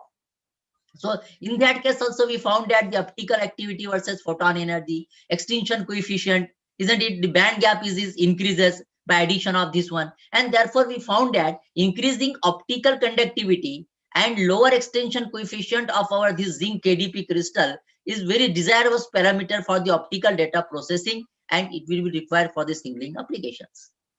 Then in addition to that, one etching is also to be carried out. As we are working in the field of crystals, so one of the basic characterization or basic analysis is that once we grow the crystal, first of all, we should submit this crystal for the powder XRD or single crystal XRD. जब crystal grow कर रहे हैं, तो पहली जो condition रहेंगी कि grow करा हुआ crystal है क्या नहीं, कौन से क्रिस्टल जो है तो उससे स्ट्रक्चर से या फैमिली से बिलोंग करता, ये देखने के लिए पहली कंडीशन तो यही रहेगी कि we should go for the powder X-ray diffraction analysis. Single crystal XRD is most better, or you may also go for the powder XRD using the proper software. We can obtain the ABC values, and from that one we can say that it is of this type or whatever it may, isn't it? Then SHG efficiency is showing that it is 1.55 times more than that of KDV. From this graph you can understand. This analysis I have taken from the Amravati. Now this is the again third order non-linear optical properties of the zinc and this our KDP crystal. Defocusing is there as valley as followed by peak. This our peak and peak is followed by the valley and so on. This is the another characterization, that is the laser Damos threshold. And this instrumental devising is diversing in the laser assisted technology. And from that one, the micrograph of this laser Damos threshold, we can say that our grown crystal is bearable up to which type of energy it is possible for them. And then we have to go for the publication of this one. My intention of showing this publication is not just to make the campaigning of my group, but just I am telling you that the group, if we work and if we analyze the data, then publication is possible. So you don't get bother about yet the publication is not possible, हो नहीं रहे हैं publication होते हैं.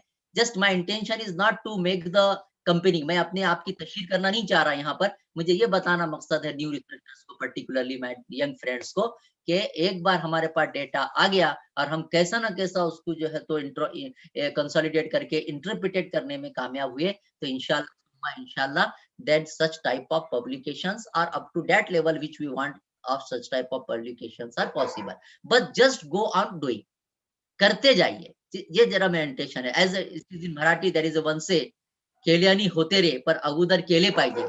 So first of all we should go for doing, करायला पाहिजे, आपण करू, and then it is possible that such type of work will be also possible in our college laboratory and in our limited infrastructure facilities. See here, this is the transmittance. Here this time the transmittance is increased by 16% and so on. This is the dielectric constant and dielectric loss of the ADP get reduced by the addition of zinc, and this is the good material for the electro-optic modulation, isn't it? Now just here I will look for the different crystals which I have grown, so that you can also get motivated to grow this such type of crystal in your concerned laboratory. I have grown the carboxylic doped KDP crystal. This time also the SH, first of all we have to take the SHG efficiency using the Kurtz-Perry powder test, isn't it? So here the SHG efficiency is found to be 1.41 times more than KDP and 1.45 than KDP in case of malic acid and in case of oxalic acid. This is the closed aperture and open aperture third order nonlinear predictive, which shows that this is the localized absorption of repetitive optical field to valley phase transition profile infer the origin of positive nonlinear reflectance or self-focusing tendency of the grown crystal. This is the same you can say in case of the closed or open aperture set. Dielectric studies you see here in case of malic acid, oxalic acid and KDP. KDP में कैसी जो है तो dielectric loss ज्यादा था, जैसे जैसे in case of oxalic acid and malic acid is goes on decreasing. So comparative study we can also do in order to get the proper publication in the reputed journals, isn't it? The lower dielectrics because we want the lower dielectrics, so we are most desirable for the lower dielectrics parameter for designing the electro-optic and microelectronic devices. So for that one, we have to grow the such type of crystals, non-linear optical crystals having the such type of properties. We can then go for the publications. Then sodium metasilicate was doped in the ammonium dihydrogen phosphate. Again, we have to grow. These are the different crystals we have grown at a different time. And one of these crystal was subjected to the different analysis. IDEX was carried out to confirm the incorporation of our dopant, that is sodium metasilicate in the ADP is there or not. Then we have go for the different SHG efficiency. It is found that SHG efficiency of this our grown crystal after addition of sodium metasilicate is 2.26 times more than KDP and 1.25 times than that of KDP. Because KDP is taken as a reference in the SHG test particularly. The nonlinear parameters are also very improved here in this case, nonlinear beta absorption, cubic susceptibility, all this we have to calculate by using the formula which I have shown in the previous slides, isn't it? Then micro hardness study, because one of the important thing that we have to see whether our crystal is how much hard. So for that one, the micro hardness study is also available. And in that particular case of ADP and this crystal, we have taken this micro hardness study using the particular plane 001 and a plane of the ADP crystal after doping. We found that after doping of sodium metasilicate is found to be well. Then we have published this work. Then L-cysteine, that is the amino acid. Now after doing this oxalic acid, malic acid, and this metal oxide, then we have also worked on the amino acid. As I have told you in the earlier, that amino acid they possess the better optical activity.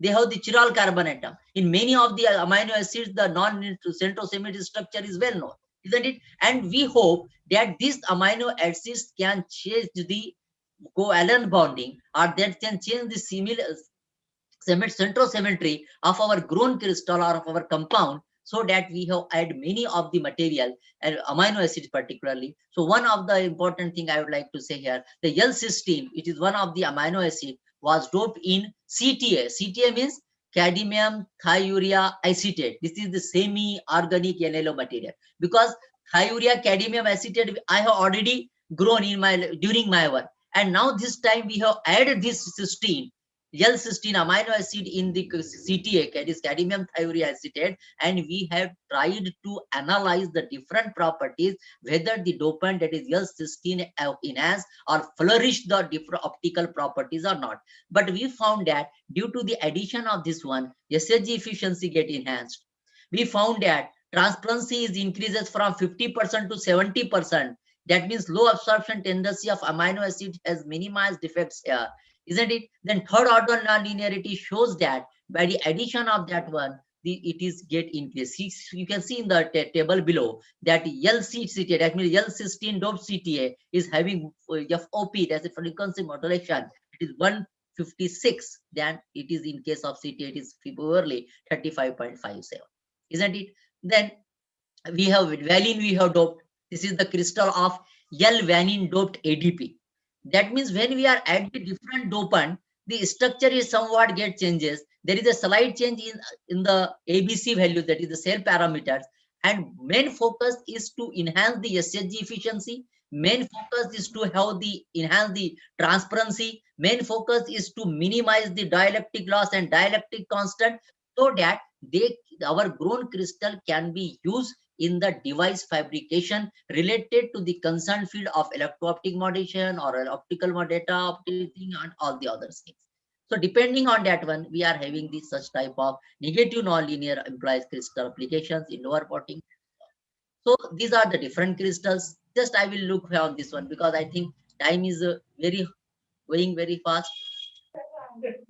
So these are the different characterization. Now zinc thiourea chloride potassium, this is our latest work we have done. Zinc thiourea, zinc chloride potassium dihydrogen phosphate crystal. In this one we have carried out the UV visible study, and we found that the green crystal can be used for the better conversion efficiency of the material and used for the different optoelectronics applications. Third order nonlinearity is also found out. Free focus, fix to focus the value here. In this case, as I have told you here, that is the negative nonlinearity, self defocusing, reverse saturation is there. Are the different values we can calculate. This is the laser damage threshold characterization. High value of laser damage threshold value suggests the grown crystals have application in laser and in optoelectronics. These are some publications that just I will look and go ahead. I don't want to go in the deep of this one, because all this same thing. Every time we have tried to take the new and new crystals, we have tried to take the different new and new material. Then we have compared, many times we have compared the dopant. Many times we have compared the parent compound. Then we have taken the different amino acids. We have taken sometimes micro hardness. Sometimes we have concentrated on the optical properties and optical coefficients. And every time we have tried to show that how our grown crystal is useful by the for the device fabrication, how it can be take the use for the different materials or the different electro modulations, isn't it? So you can see these are our work which I have done. So instead of going much time, just I will summarize my lecture that the potential results are achieved in the crystal grown using the conventional low temperature solution growth evaporation technique. Doping of selective quantity of dopant has influence impact on the characteristic property of the host crystal, since which I am telling since from the beginning. Wide range of organic additives. Which organic additives? Amino acids, metallic ions, and carbonic carboxylic acids were doped in technological metal nanocrystals, and we found that the enhanced oral performance of the crystal is vital for the distinct technological device applications. So with this one, I would like to thanks all of you participants who listen me very keenly, respect me. I would like to acknowledge my sincere thanks to my patron or my constant source of inspiration, Professor M.D. Sirsat, and my entire research group for carried out this work in my laboratory. Thank you. Have a nice time. Thank you, sir. Thank you very much, sir. Now the session is open for discussion. If the participants have got any queries, they can raise, they can ask. If there are some questions from the participants, they can ask questions. The session is open for discussion. Okay, the way sir explained, I don't think there should be some queries. Anyway, Particularly he young came, he researchers. spoke. Azhar sir, if some young, Yes, sir. if some young researchers are in the participants, they are most welcome to interact. Yeah. Growth process. Youngster. But the way you explain, I don't think there are queries. Thank you. Thank you. Okay. Thank you, sir. Thank you. Okay. Let me sum up the things then. He came, he spoke, and he won the minds and the hearts of the people. Thanks a lot, Dr. Shaukat Hussaini, for your fruitful talk on crystal growth. We highly appreciate your research work, sir. Within the shortest possible time, using simple language, you tried to cover many aspects of crystal growth, starting from the basics of growth of nonlinear optical NLO crystals, their characterization and their applications as well. So your talk must have opened the minds of young researchers who suppose crystal growth to be tedious. Many congratulations for delivering the beautiful as well as the memorable talk, which will be remembered in the years to come. We thank you for sparing time out of your busy schedule to give such a wonderful talk. Thanks a lot, sir. Thank you. Now, I request Dr. Sheikh Basir to proceed for the next session. Thank you.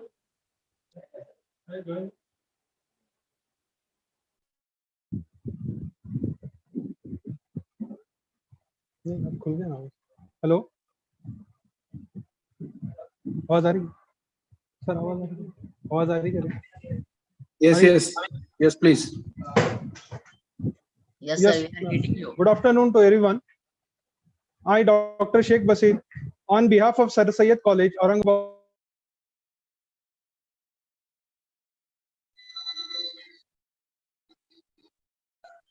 Sir, please unmute your mic. Yes, good afternoon to everyone. I, Dr. Sheikh Basir, on behalf of Sir Syed College, Aurangabad, would like to express warm welcome all of you again in this one-day international seminar. Now we move to next session. Our today's speaker is Dr. Dhanraj Shinde, Research Associate from New Mexico State University, USA. Dr. Shinde is currently working as postdoctoral research associate on large area crystalline graphene production, atmospheric pressure, chemical vapor deposition at Department of Chemistry and Biochemistry, New State University, United States of America. He has completed PhD from NCL under guidance of Dr. K. Vijay Mohan with title Electrochemical Synthesis and Functionalization of Carbon-Based Nanomaterials. He has postdoctoral experience of 3 years at Monash University, Australia as well. He has published 19 international publications with 4 US patents in his repute. He has awarded SRF, GRF, GATE, SET examination and also awarded Krishnan Award for best research published in material science. Also, he awarded Best Thesis Award, Kriti Sangoram Memorial Endowment Award. Also, he awarded Young Associate Award given by Maharashtra Academy of Sciences. With this, I request Dr. Shinde to present the work on topic 2D material with unique properties from graphene to RGO PVP. Dr. Shinde.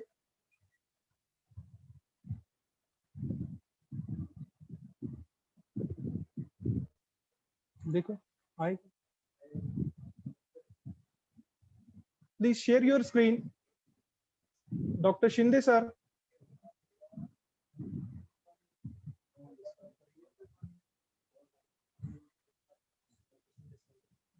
Left bazaar.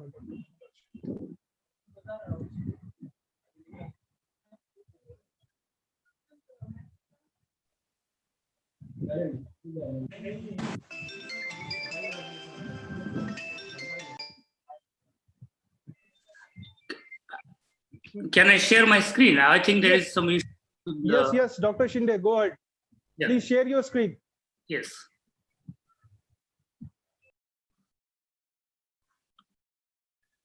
Can you see now? Yeah. So stay with me. I think there is some interruption in the network.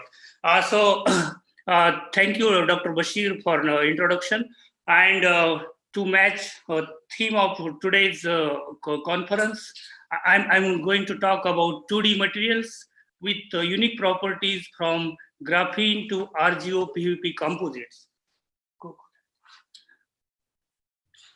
So if we consider literature about two-dimensional materials in last 15 to 20 years, the hot topic, this is very hot topic, and the most promising and interesting material which discussed in the literature is the graphene. If you see the number of research articles in Nature or RSC, ACS journals, I would say more than 30% of paper covers graphene. Why this material is so interesting and exciting?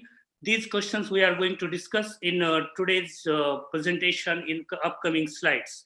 So outline of my talk would be in terms of development, particularly synthesis of this material, what approach we have utilized, particularly electrochemical synthesis of graphene nanoribbons, and in situ Raman study of single-wall carbon nanotubes.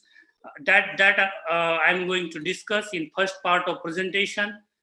Then I'm going to discuss about another form of graphene. It's called graphene oxide, which is relatively easier to synthesize, and how we can use smart engineering to develop large area membrane for particularly water desalination application.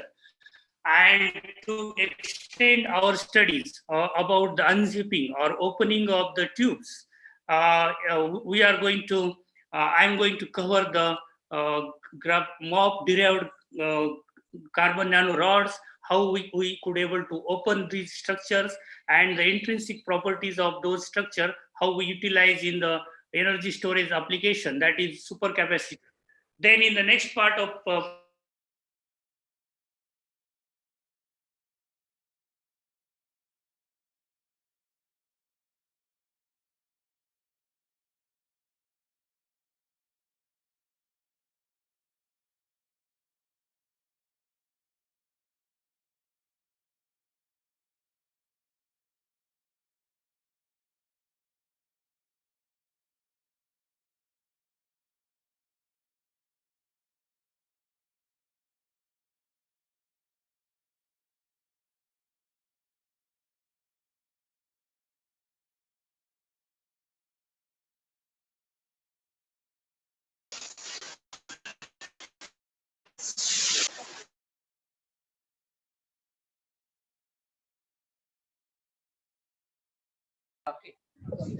Due to some technical issues, kindly stay with us. We'll get back as soon as our speaker getting joined.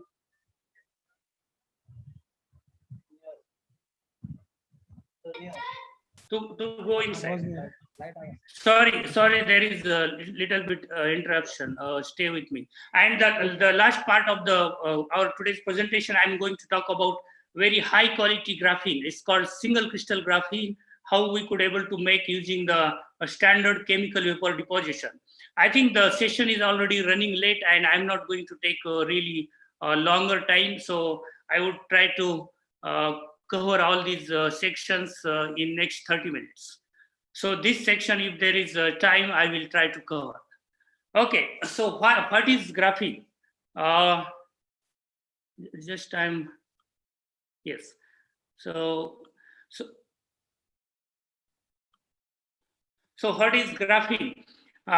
You know that probably knowingly or unknowingly, everyone aware about graphene. Maybe even small kids do drawing and unknowingly they make few sheets, few layered graphene. That probably may not be very good quality. But graphene is a one atom thick planar sheet of sp2 bonded carbon atom, which attracted tremendous attention in last 15 years. Why it is so? Because the mechanical strength and the properties, particularly the electrical properties, thermal properties, and also the transparency, that make this material very promising. That's why people are looking for so many applications, ranging from energy storage, membrane, sensors, biomedical. So you can see the map. This study in 2004 started from the Manchester group. Andrew Game and Noah Silo, these two inventors, come up with the very novel Scotch tape idea how to make graphene on very tiny scale. And in just 15 years or 14 years, this material covered entire world. And right now there are so many startups, so many companies independently working on the production, on application stage.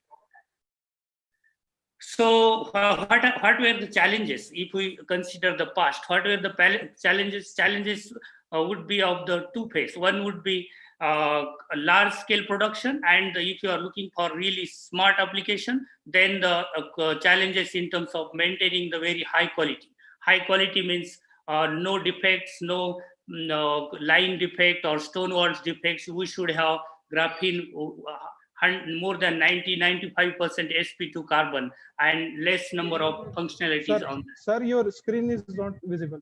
PPT is not visible here. Oh, sorry. Kindly share your PPT. No, what about now? Is it visible? No. Just a second.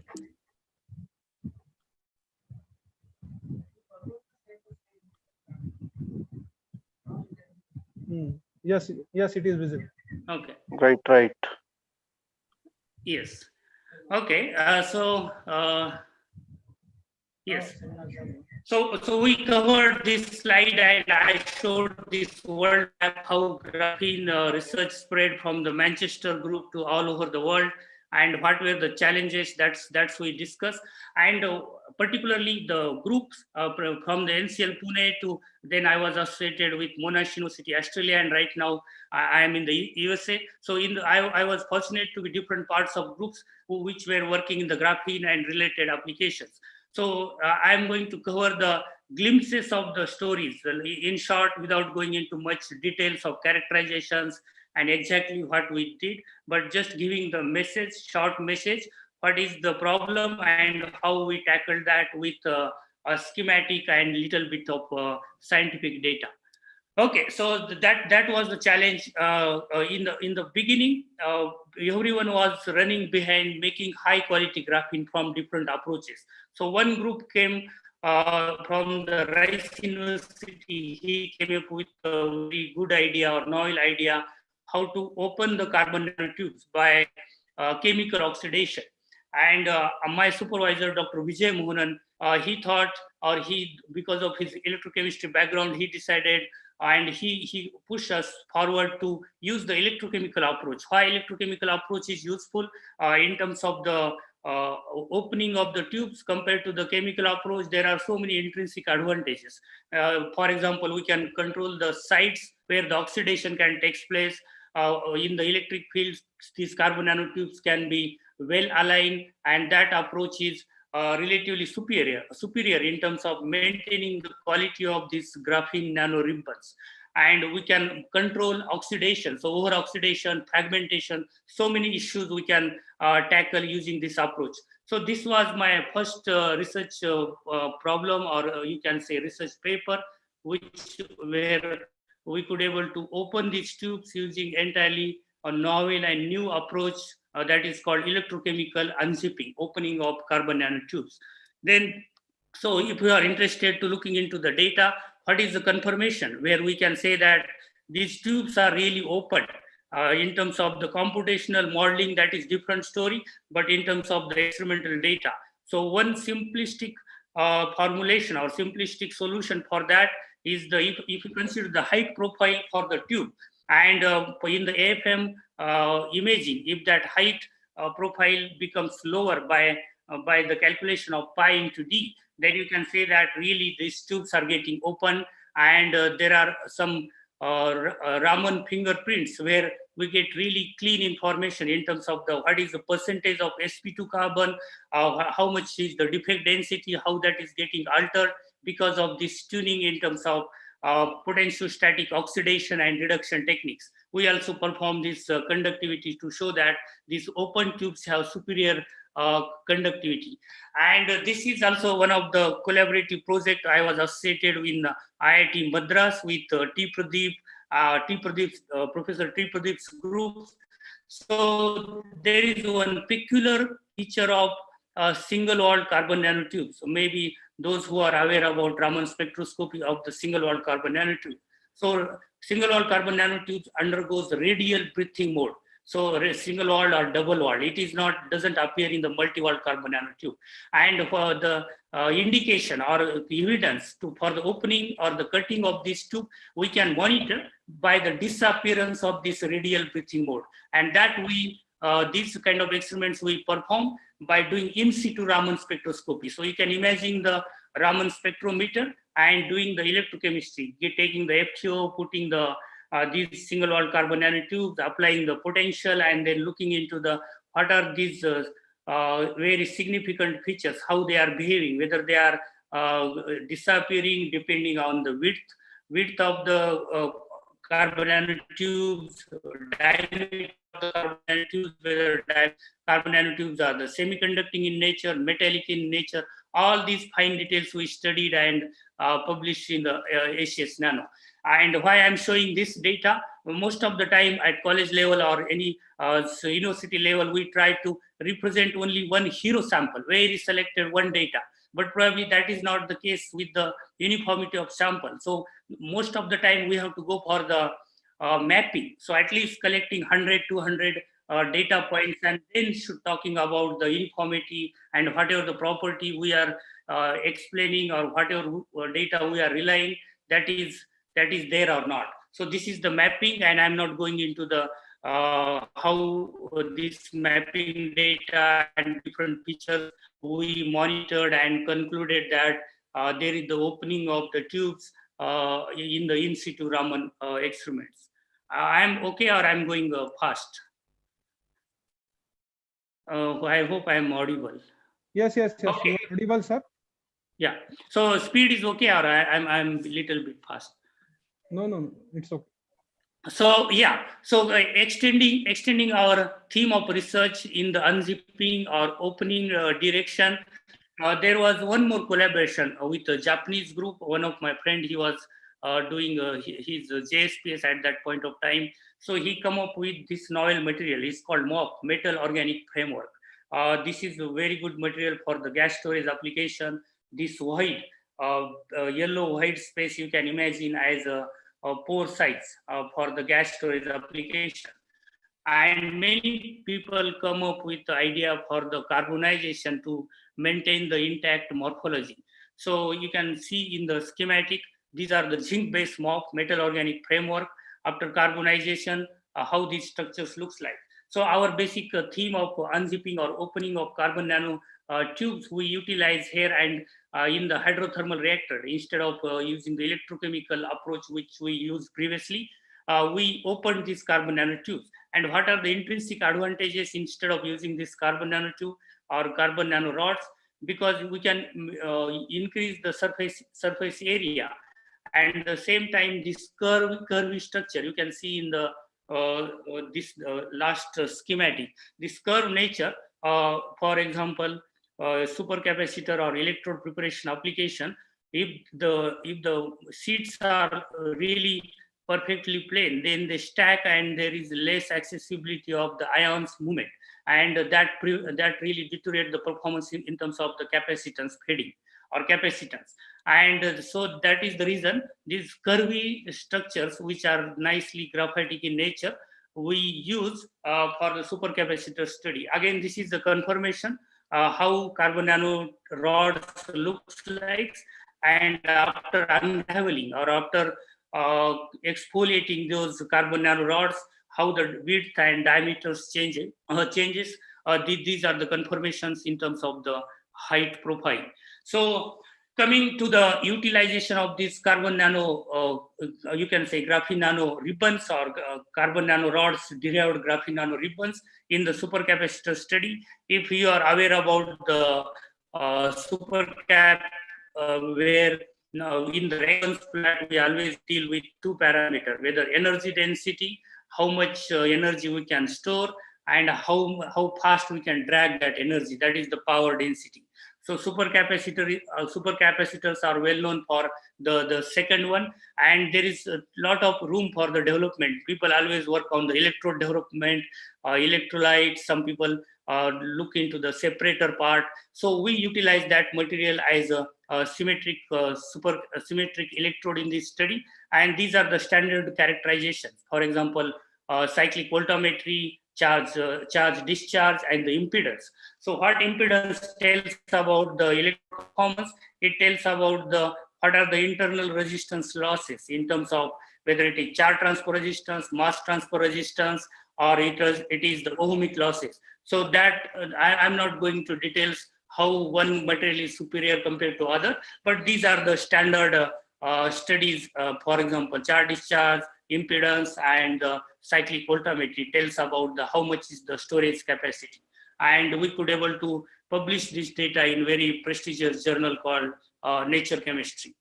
So there is one more material on the theme of graphene. Maybe many people are already using in the Aurangabad and so many different areas. It's called graphene oxide. It is even commercially available. So many companies are selling, particularly graphenia.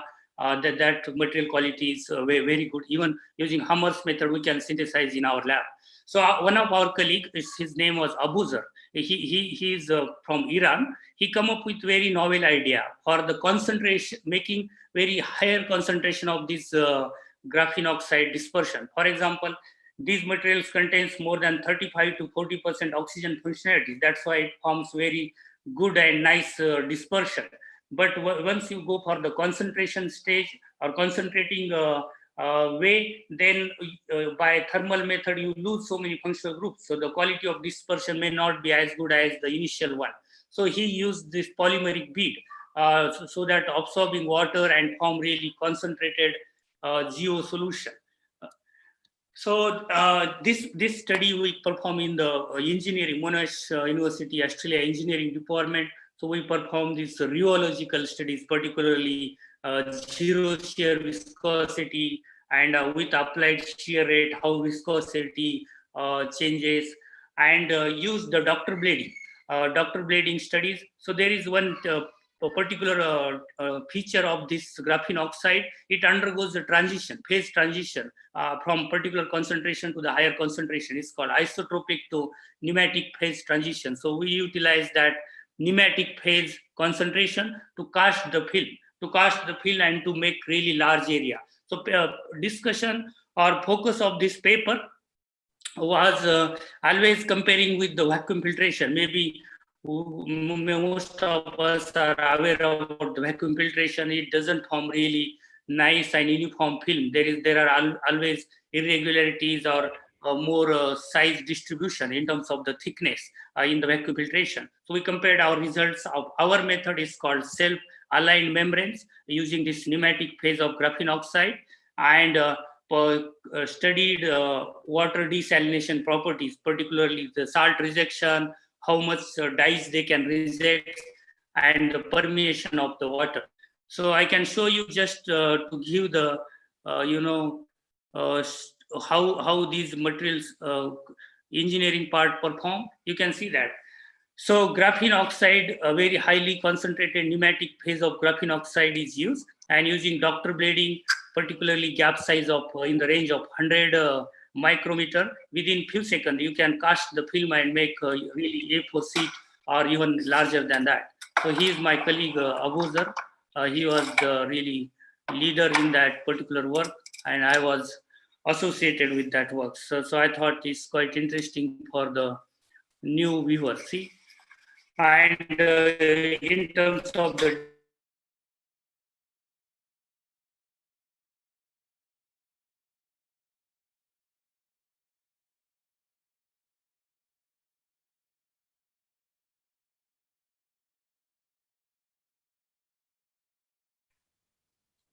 Sir, PPT is not working here.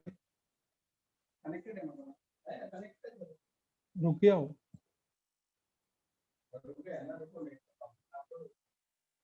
Hello, sir.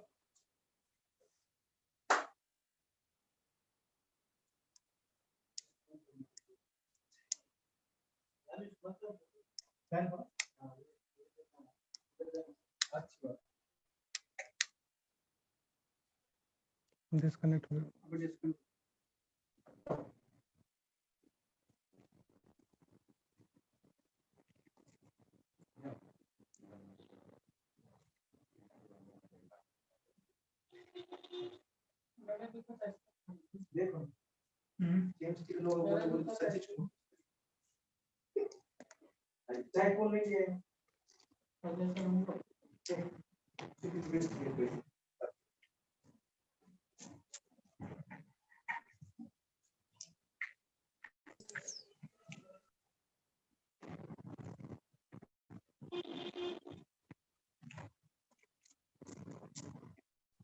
Yes, sir, you are not audible. Hello. Mic off in the board. Mic off. Sir, please on your mic.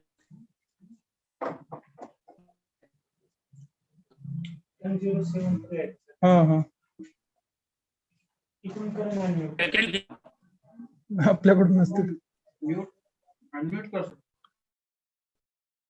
Can you do from your side? I can't see option here.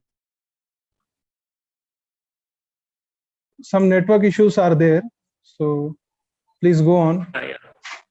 So I'm already on mute. Yes, yes. You can hear me, right? So share your screen, sir. PPT is not visible here. Sorry.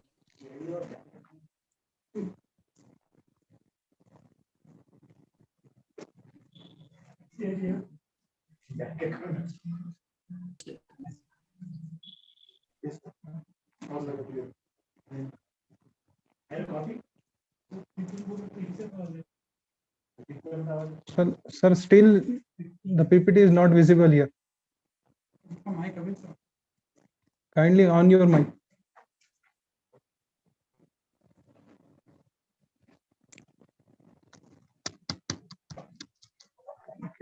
Sorry for interruption.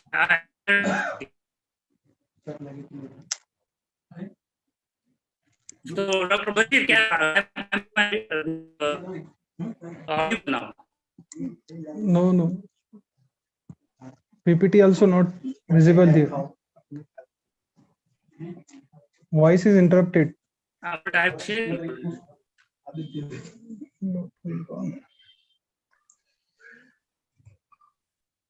Kindly reconnect, sir. It is saying.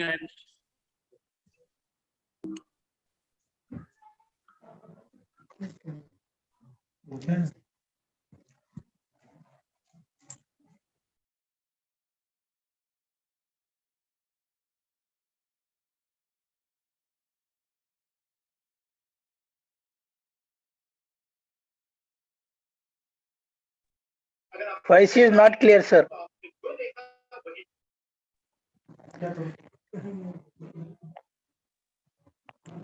All participants are requested to stay connected.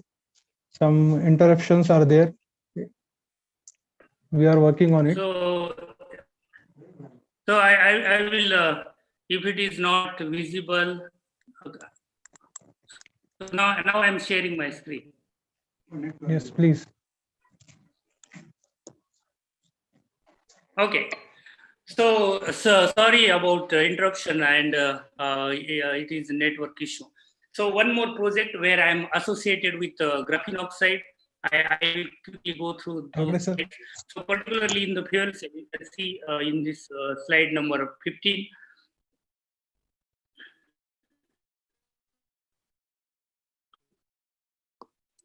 Shinde sir, please share your screen. Screen is not visible here. Okay.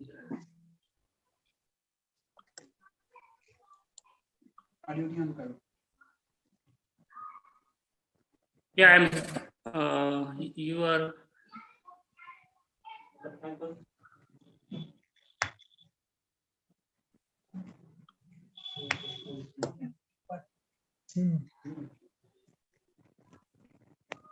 Now I'm sharing, right?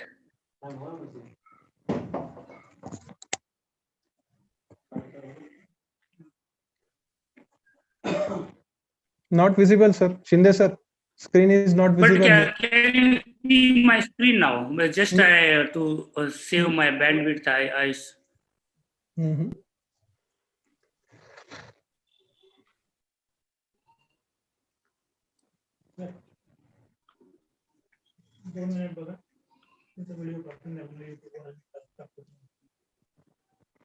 Okay, sir.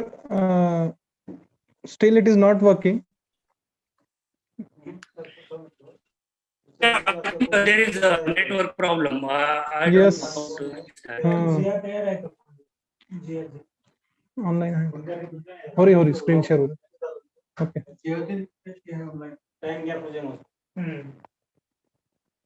Screen sharing हो रहा है. Screen share तो हो रहा है.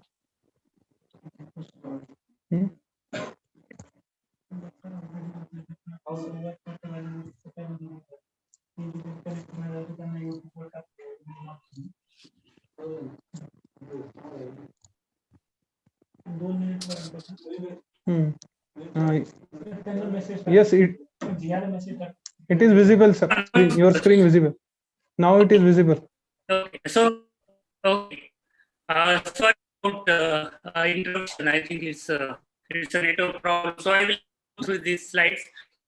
So a recent project where I'm associated with the fuel cell program. It's a department of project.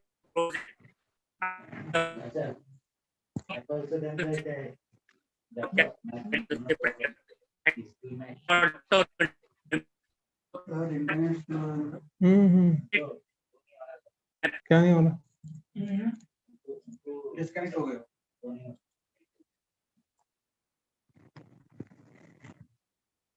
Not disconnected.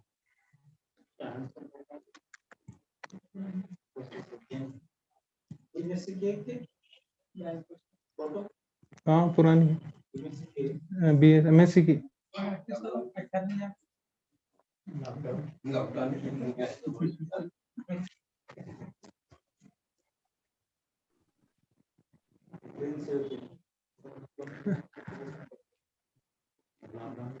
Sir, you are not audible.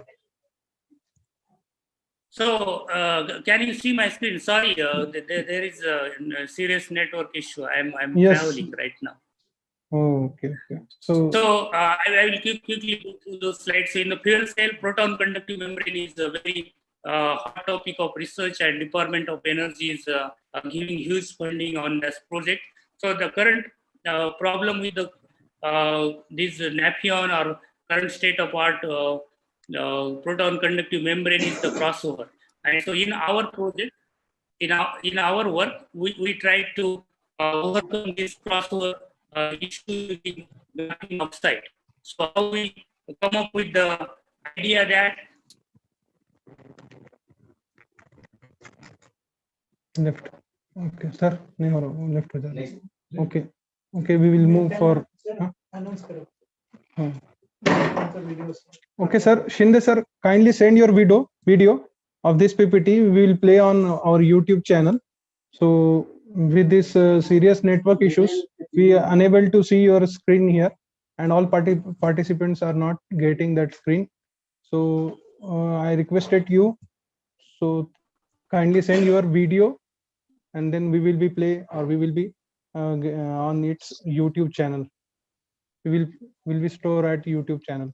Yeah, I think that is a good idea. So then I will send my video. Yes, yes, sir. Upload that on the. Okay, sir. Thank you for your session. On behalf of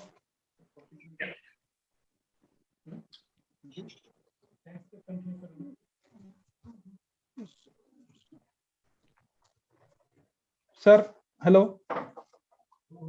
Yes. So we will be not able to hear your voice even. So we are. Yeah, I think that there is serious network issue, Okay, and okay. So for that, video, and I will like to. for that, I request you to Yes. send that your video. We will be play on later on our YouTube channel of our college.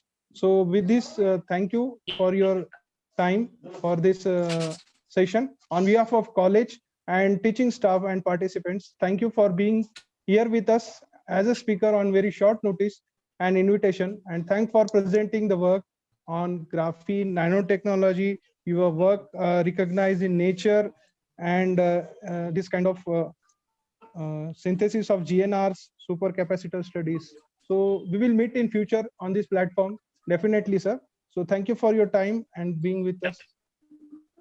Thank you, sir. Yeah. I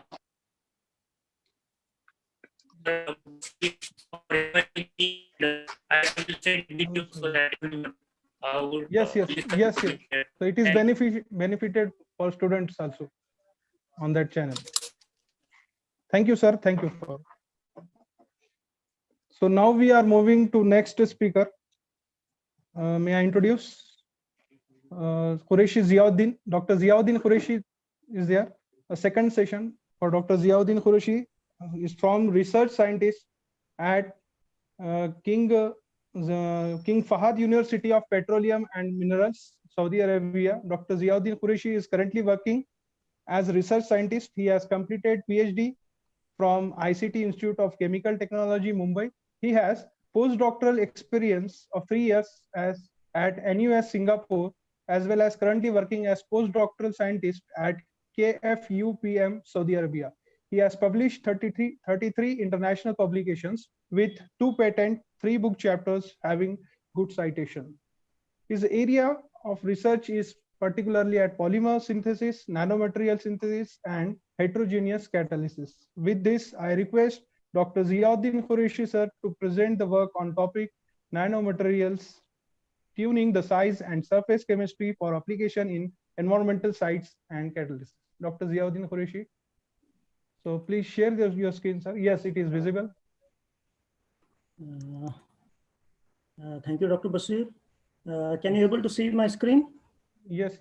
We I hope the slides are moving. Your voices. Yes, moving. Go on, sir. Okay, thank you. Thank you very much. First of all, I would like to thank Dr. Sheikh Kabir for inviting me to this wonderful seminar. And he's also mentor to me for my master's studies. And I would like to thank the all organization committee for this particular international seminar. I really appreciate, like there are people from the different part of the country that are presenting their research work with a very good quality research. So let's move to the business. So today I'm going to discuss about the nanomaterials, about the tuning, size, and surface chemistry for their application in environmental science and the catalysis. Here is the outline of my talk, where I'm going to discuss about the functionalized block copolymers for the nanopollutant removal from the water. And second, I will discuss about the novel electrolysis method for the synthesis of palladium nanoparticles by using ionic liquids. And if time permits, I will discuss about the size control synthesis of gold and palladium nanoparticles over a silica nanosphere and their application mostly in their catalysis. So moving to the first part, the synthesis like a functionalized block copolymer for nanopollutant removal from water. As in the first session, Dr. Rasapalli and has clearly mentioned how we have prepared like nanoparticles and how they have been used in the last decades in the various household and industrial applications. Due to increasing in the demands, in commercial products, different industries are producing different type of new nanomaterials, new nanoparticles. So there is a maximum chances of like a pollution of these nanoparticles coming into either by like aqueous method from the water or or by air. So it is very important to control these nanopollutant, especially from the water, because it is going to affect not only into the environment, to also to the human health as well. So when we see the literature, like a lot of research have been done for the removal of heavy metals from the water, like mercury, lead, silver. But there are very few reports where the pupils have done the work on separation or removing the contamination of nanopollutant from the water. So with this concept, we decided to prepare like a polymer which can be able to extract the nanopollutant, especially like a silver and gold based nanoparticle if they are in the water. So for that, first we decided to design a polymer which is having like a both type of properties, hydrophilic and hydrophobic. So what a hydrophilic part will do, like in the hydrophilic, let me take the laser. In the hydrophilic part, we have like a polar end, which might be an amine functionality, which have the property to coordinate with the metals nanoparticles, especially the metals. And we should also need like a hydrophobic part as well, which is a non-polar unit, which after extraction, it will take out the metals from the aqueous solution. So this kind of combination, we need to prepare such type of polymers. And here is the schematic route for the preparation. Usually it is of 3 steps. Like in the first step, we use like a ethyl acrylate and we polymerize to get the polyethyl acrylate.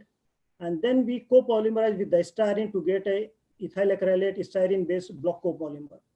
And the third step, which is very important, we did the aminolysis by using 3 different diamines like ethylene diamine, propylene diamine, and xylene diamine.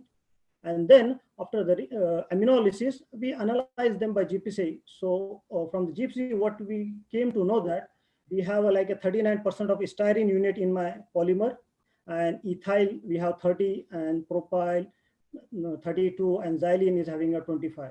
So we have a combination of both hydrophilic and hydrophobic, polar and non-polar end in my polymer. We also did some other characterization like NMR.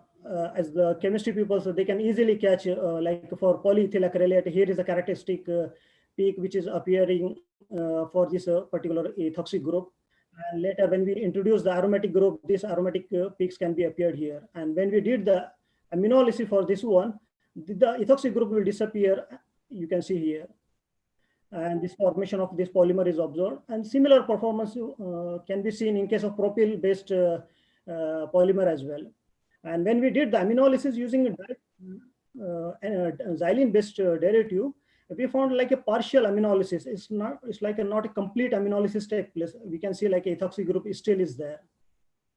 This we have confirmed later with the other characterization as well by IR study. As you can see, we have for ethoxy group, we have a band at 1734, which after aminolysis will disappear, and band for the NH bond is appearing at 3400.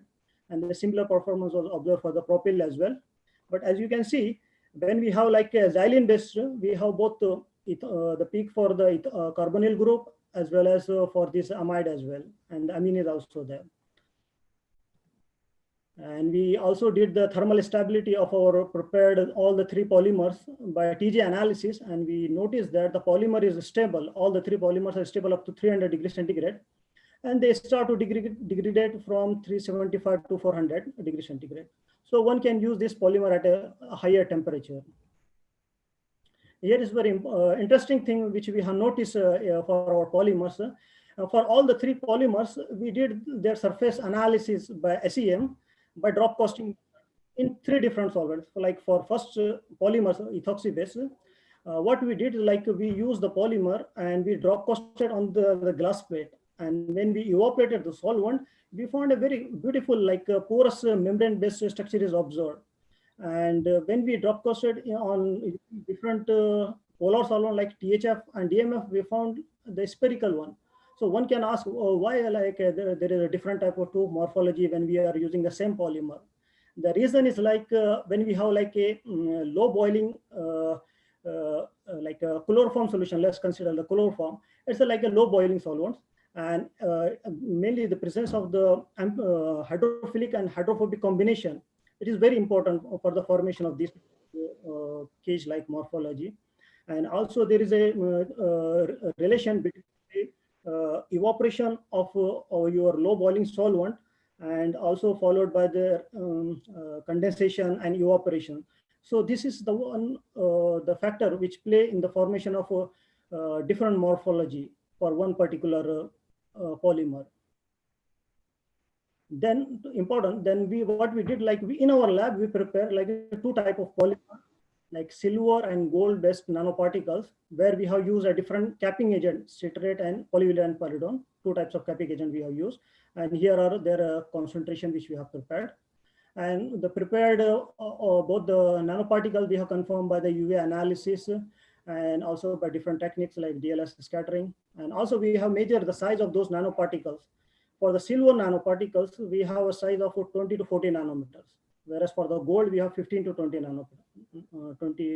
nanometer size. Then we did the extraction study for both these nanoparticles using all the three polymers which we have prepared. Here is the extraction condition. So what we did, we dissolve our polymer in chloroform, and then we treated with the solution of this is gold and silver nanoparticles. And the extraction is very simple. We did on the mechanical shaker at 200 RPM for 6 hours. And all the experiment we did at room temperature at neutral pH. And then we try to analyze what the extraction capacity for each polymer. And what we have noticed is that for all the polymers, equilibrium reached very quickly. Within 20 minutes, equilibrium is reached almost all the two polymers. And what we have noticed is that for the extraction for the silver base, I think the silver based nanoparticle extracted very efficiently. The reason is that there is a combination of both electrostatic interaction as well as the interaction of the amine and the gold nanoparticles. This is very important. And the extraction efficiency for the ethyl base is the maximum, followed by the propyl and the xylene based polymer. And what we have achieved is gold nanoparticles, we are able to extract 50 to 100 milligram per gram, and silver is higher, 100 to 117. We also did some kinetics model study to understand the efficiency of these polymers, how they're extracting. So we use a pseudo first order and second order reaction for all the three polymers. This is for the first order and this is for the second order reaction. And what we have noticed is that there is the coefficient factor. The relation is relation coefficient from the second order extraction kinetics fit very well, as you can see. This clearly indicates that all the three block copolymers follow a second order extraction, not the first order. And here is the SEM image after extraction. So after extraction, what we did, first we make a film of our polymer by drop casting, and then we dip our film into the nanoparticle solution, and we kept it for 3 hours. And after drying, we did the SEM analysis, and we found that you can see here, silver nanoparticles, they are nicely trapped into the porous membrane of the polymer. And also the gold nanoparticles, the white dots correspond to the nanoparticles. So in conclusion, we have prepared 3 different polymers having a very good performance for the extraction of not only for the gold, but also for the silver nanoparticles. Silver are the more selective for this extraction. The second research which I am going to discuss with you is the novel electrolysis method for the synthesis of palladium nanoparticles using ionic liquids. Here we have developed a new novel potential protocol for the preparation of palladium nanoparticles, where we have not used any kind of template, only the electrodeposition technique we have used. And what we have noticed is that when we do the electrolysis in ionic liquid, we form palladium nanoparticles not only onto the electrode surface, but also into the electrolyte, that is ionic liquid. and we have filed this patent, and now it's granted. So before going further, I would like to say what is the room temperature ionic liquid. So for the viewers, is nothing but the room ionic liquids are nothing but the salts which are having melting point below 100 degrees centigrade, and they are usually traditionally coming from the high temperature molten salts.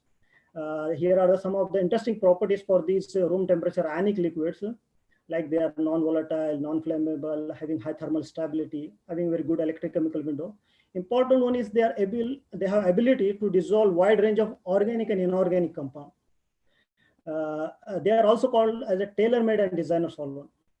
Why? If you see like most commonly anion, we like pyridinium, imidazolium, phosphonium, and here we have most commonly use anion as well. Simply by changing the cation and anion combination, we can prepare an ionic liquid of our desire. We need like a hydrophilic, we can prepare the hydrophilic, water miscible ionic liquid, water immiscible ionic liquid, just by changing the properties, just by changing the cation and anion combination. So when we got this project from the Indira Gandhi Center for Atomic Research, we did some literature, and what we found that if there is a common ion present between the metal salt and ionic liquid, this will result in the increase in the solubility for the metal salts in the ionic liquid. So we decided to use the palladium acetate as a metal precursor, and we want to prepare an ionic liquid where we have the acetate based anion in my ionic liquid. So we prepared this ionic liquid where we in the first step we did like a reaction of methylimidazole with chlorobutane to get the imidazolium chloride ionic liquid first. In the second step, we react with the acetic acid to get the acetate based ionic liquid. Here are some of their property. And then we did the electrochemical study. And here the cyclic voltammetry study is done over this metal lab workstation. And we have used palladium as a reference electrode, and working and counter electrode, we have used aluminum and carbon. And we did the electrolysis in using the 50 millimolar solution of palladium acetate in this ionic liquid, which we have prepared. And we did the electrolysis at 80 degrees centigrade under inert atmosphere. And as you can see here on the left side, here is the cyclic voltammogram for the parent ionic liquid, which is having a very broad electrochemical window of almost 3 volt. And when we did the cyclic voltammogram study for this solution, 50 millimolar solution, you can see we observed a reduction wave at minus 0.91. This is mostly due to conversion of palladium 2 to palladium 0. And we have also observed like a 2 anodic peak at minus 0.38 and 0.2. So with this information, we decided to do the electrodeposition study at different potential, like at one at lower potential, one intermediate, and one at higher potential. So we did electrodeposition first at minus 0.8 volt. When we did, we found that some kind of solid is deposited on the electrode. So we tried to analyze by SEM and EDAX. We noticed that there is some kind of palladium is observed. We don't know. Initially, we were not aware that it's a palladium nanoparticles. We thought there is some palladium is deposited. Some kind of granular shape we have observed. When we confirm with the EDAX, yes, it's a palladium. And when we did the electrodeposition at higher potential, like over potential, no more deposition was observed. But into the electrolyte, we observed some kind of a precipitate. Later, we further investigated what it is. I will show you what it is. And in one thing, another thing we did like electrodeposition at control, like intermediate potential at 1.6, minus 1.6. And we observed the deposition not only onto the electrode, but also into the electrolyte as well. So we try to analyze them by SEM analysis, what it is. So when we saw the structure is very, very nice, like we got a granular deposits having a spherical shape and having a thickness of 56 micrometer. So we try to continue the electrodeposition at different time interval for 1000 to 2000 seconds. And what we notice is that once we increases the electrolysis time, the size of the nanoparticles increases. So by this method, one can able to like prepare a nanoparticle of their desire, whatever size they want, they can control. And later we also confirmed the like nature, means what the oxidation state of this palladium nanoparticle in precipitated electrolyte as well as the electrodeposited palladium. And we found that all the palladium are in the zero state. It's a palladium zero, which we also further confirmed by the XRD analysis. So maybe one can ask why, if instead of only the palladium acetate, why don't you use like other precursors, anion precursor like chloride, whether it will form a palladium nanoparticles? The answer is no. We did one experiment using this chloride-based ionic liquid.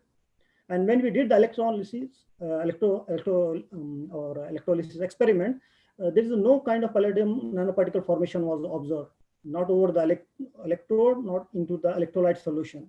This clearly indicates that the formation of palladium nanoparticle is highly depends on the choice of anion which we are using. Here, in our case, the acetate ion is acting as not only as a stabilizer, it is also acting as a capping agent. Further, we have used this our prepared nanoparticle for the Suzuki coupling reaction for aryl bromide, aryl boronic acid with aryl halide. And you see how much concentration we have used for one millimolar experiment, like 0.1 milligram of solution we have used. We have prepared a solution to get this concentration. And then we did the experiment. We got a very good results for Suzuki coupling reaction. It also works for the aryl bromide as well, the heterocyclic aryl bromides, the cyclic one, and also the most difficult one like the chloride one. And it is giving moderate heat like 58%, which is challenging to get like a aryl chloride to go for the coupling reaction, but it's worked very well in our case. And with this small concentration, we did like a cyclic recyclability study. As you can see, the catalyst is stable up to like 5 cycles. And also we have confirmed whether there is in kind of agglomeration or anything. So we did the TM analysis. We see all the nanoparticles are well dispersed without any agglomeration. So here we have developed like a potential electrodeposition technique to prepare a palladium nanoparticle of particular size. Depending on the electrolysis time, we can prepare a particular size of palladium nanoparticles, and they are very effective for the Suzuki coupling reaction. Now the third part, which I'm going to discuss, is about the tuning the size of palladium and gold nanoparticles over silica surface for their application catalysis.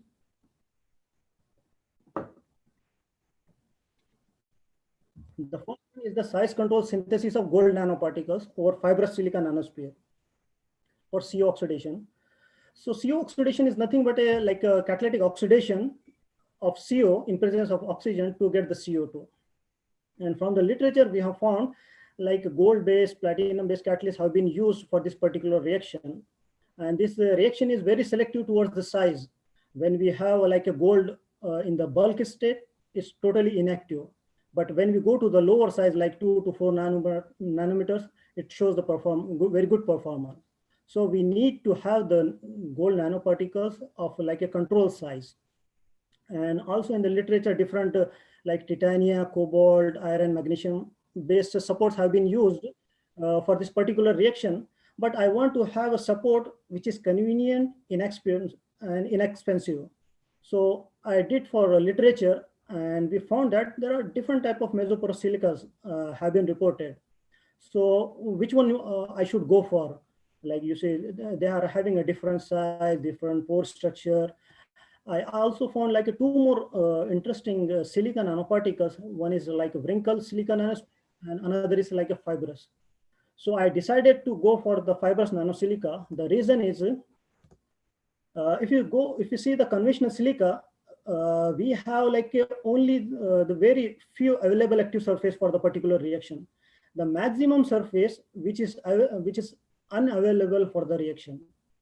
Only the few parts is available, and so in some cases the unavailable surface is mostly because of like pore mouthing, like a plugging effect. It will not allow the molecule to enter into this particular area. And if you see like MCM41, we have only one diffusion direction for the particular reactant to work. But if we use this kind of fibrous silica, we have a 360 degree of diffusion direction. And other properties will be like we should be able to have the high surface area, and we can use each and every fiber to like functionalize and to react to form a palladium or any kind of metal nanoparticles. So with this concept, we first use this method for the preparation of this KCC1, which has been done by Dr. Vivek and Jean-Marie Basset in KAUST, where how they have prepared is like they have used like micelles of acetyl pyridinium bromide. They form a micelle. In that, they have introduced a tetraethyl orthosilicate. It will be like this. After formation of this assembly, what they did, we just extract the silica template from this template from the matrix. We were able to get the like a fibrous structure. And now this catalyst is very well developed, having a different size from 50 to 200 nanometers, having very good surface area, pore volume, and pore size. And also they have shown like a very high thermal and mechanical stability. Very important thing for this particular silica is like we have access to all the active centers from top to the bottom. So there is a challenge. Can we able to prepare a size controlled gold nanoparticle over this particular support? So answer is yes. So we did in our experiment. We first functionalized this KCC1 silica with APTS, 3-aminopropyl ethoxysilane, to get the amine functionalized KCC1. And in the second step, we react with a gold precursor in two different conditions. In the first condition, we reduced with the sodium borohydride at 0 degrees centigrade, and we got a gold nanoparticle of very, very small size, like 1 to 2 nanometers. In another condition, we use sodium carbon monoxide as a reducing agent, and we were able to get the gold nanoparticle of size 3 to 5 nanometers. In the third procedure, what we did, we prepared a gold nanoparticle separately of size like 11 to 13 nanometers, and then we treated with the KCC1. So here we have like A1, A2 corresponds to the small size gold nanoparticles, and B1 is for the large size gold nanoparticles. And next we did their characterization, like a standard characterization, like PET analysis for all the prepared catalysts. And we also did the ICP analysis to confirm the loading. And so far, to best of our knowledge, this is the maximum loading, like 10.4 weight % for a mesoporous kind of silica have been reported by us, having a particular size.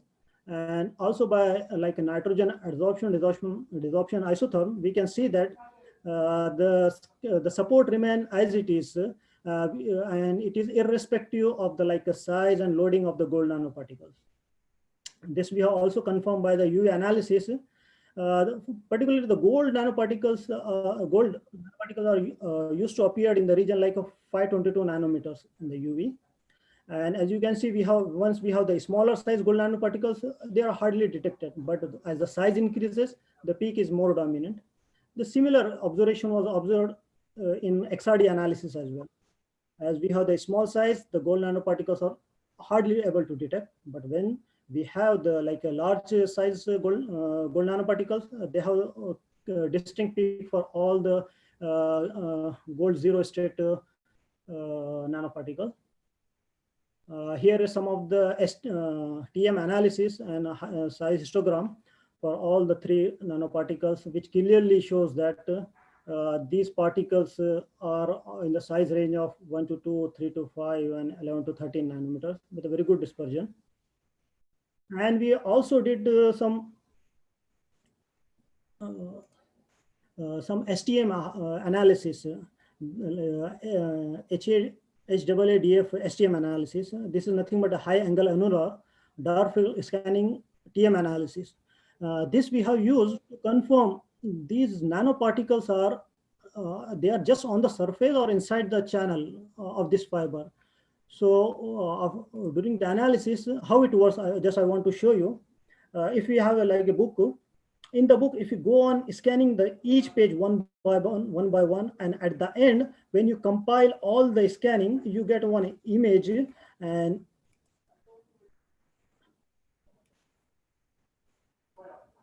as you can see from this image, all the gold nanoparticles are not only dispersed onto the surface, but they are also inside the inside the fiber. In case of this large size crystal, the gold nanoparticles are only onto the surface. They are not inside the fiber. This is a very good characterization technique. To go further, since we have used a chloride-based precursor for the gold to get the gold nanoparticles, we want to know whether this impurity is still there or not, because this chloride impurity is found to be poisonous for the experiment. If you have the chloride impurity, reaction will not take place for this particular reaction. So what we did like a hydrogen treatment to get rid of this chlorine impurity. We did the hydrogen treatment at 300 degrees centigrade for 1 hour. And after hydrogen treatment, we want to see whether there is any effect of hydrogen treatment on the size of gold nanoparticles. And we were able to confirm that the size of all the gold nanoparticles remain as it is, irrespective of hydrogen treatment at higher temperature. And we have also confirmed the oxidation state of all the gold nanoparticles, and it is confirmed that the gold is in the zero state. Here is the XP spectra, and this the XP survey spectra, which clearly shows the other peaks for nitrogen, carbon, and oxygen from the ligand and silica. And here is the experimental activity experiment for the CO oxidation. This is a PID reactor which we have used for our experiment, and where we have used a 15 milligram of catalyst, and we have like 1:1 ratio of CO and oxygen. And we did the experiment at from 100 to 300 degrees centigrade. As you can see the data here for the CO conversion, which is in the black in color, this is the results when we did the experiment without hydrogen treatment. Clearly shows the catalyst is inactive. This is mainly because of the chlorine impurity. Once we did hydrogen treatment, we were able to get rid of this chlorine impurity. And see, means the performance of conversion is increases with temperature. And we also analyze the turnover factor, which clearly give the indication of how is the performance for this particular catalyst. And we were able to confirm that as the increases, the size of the gold nanoparticle increases, the turnover factor decreases. This clearly shows that this catalytic activity of this gold nanoparticle for this particular CO oxidation is proved to be a size dependent experiment. So for this particular experiment, I would like to conclude that yes, we were able to prepare a gold nanoparticle of different size by different reduction method like sodium borohydride or CO reduction. And we used a lot of technique to characterize these gold nanoparticles. And yes, as the size increases, the turnover factor for this particular reaction decreases. And the second scheme is, which I would like to discuss, is the preparation of the palladium nanoparticle over mesoporous silica, like 3 different types of mesoporous silica, like KCC1, MCM41, and SBA15 we have used. And these palladium nanoparticles we have used for the catalytic reduction of unsaturated ketones using formic acid as a source of hydrogen. And we did the reaction in room temperature. And for the preparation is very simple. We used we have support mesoporous silica. We treated with them first like chelating agent like APTS, and then we treated with the palladium chloride, and we did the reduction using molecular hydrogen at 400 degrees centigrade for 15 hours to get the respective palladium nanoparticle supported over like all the 3 supports. And we also did their characterization like physiochemical properties. We did the surface area measurement, pore size, and metal loading. As you can see, we have very high metal loading from 13 to 79 weight%. We have also confirmed the size of this nanoparticle by TEM analysis, also by the chemisorption analysis. From the TEM analysis, what we have confirmed is that the size of the nanoparticles is ranging from 3 to 5 nanometers. And after preparation, we tested or prepare all 3 catalysts for the catalytic reduction of the unsaturated ketone. What exactly happening is like first is reducing the double bond. if the catalyst is hyperactive, it will reduce your carbonyl group as well. So we want to like control our reduction up hydrogenation up to this point only, up to 2A. We have a screen like effect of different polar and non-polar and polar solvent for this particular reaction. And you can see different supports we have used, and we have also screened the effect of different catalyst loading, effect of temperature we have done. And what we have noticed, this mixture of water methanol is found to be very selective, giving 100% selectivity toward this particular desired product. And then after this optimizing this particular condition, we screen different type of olefins for the hydrogenation reaction.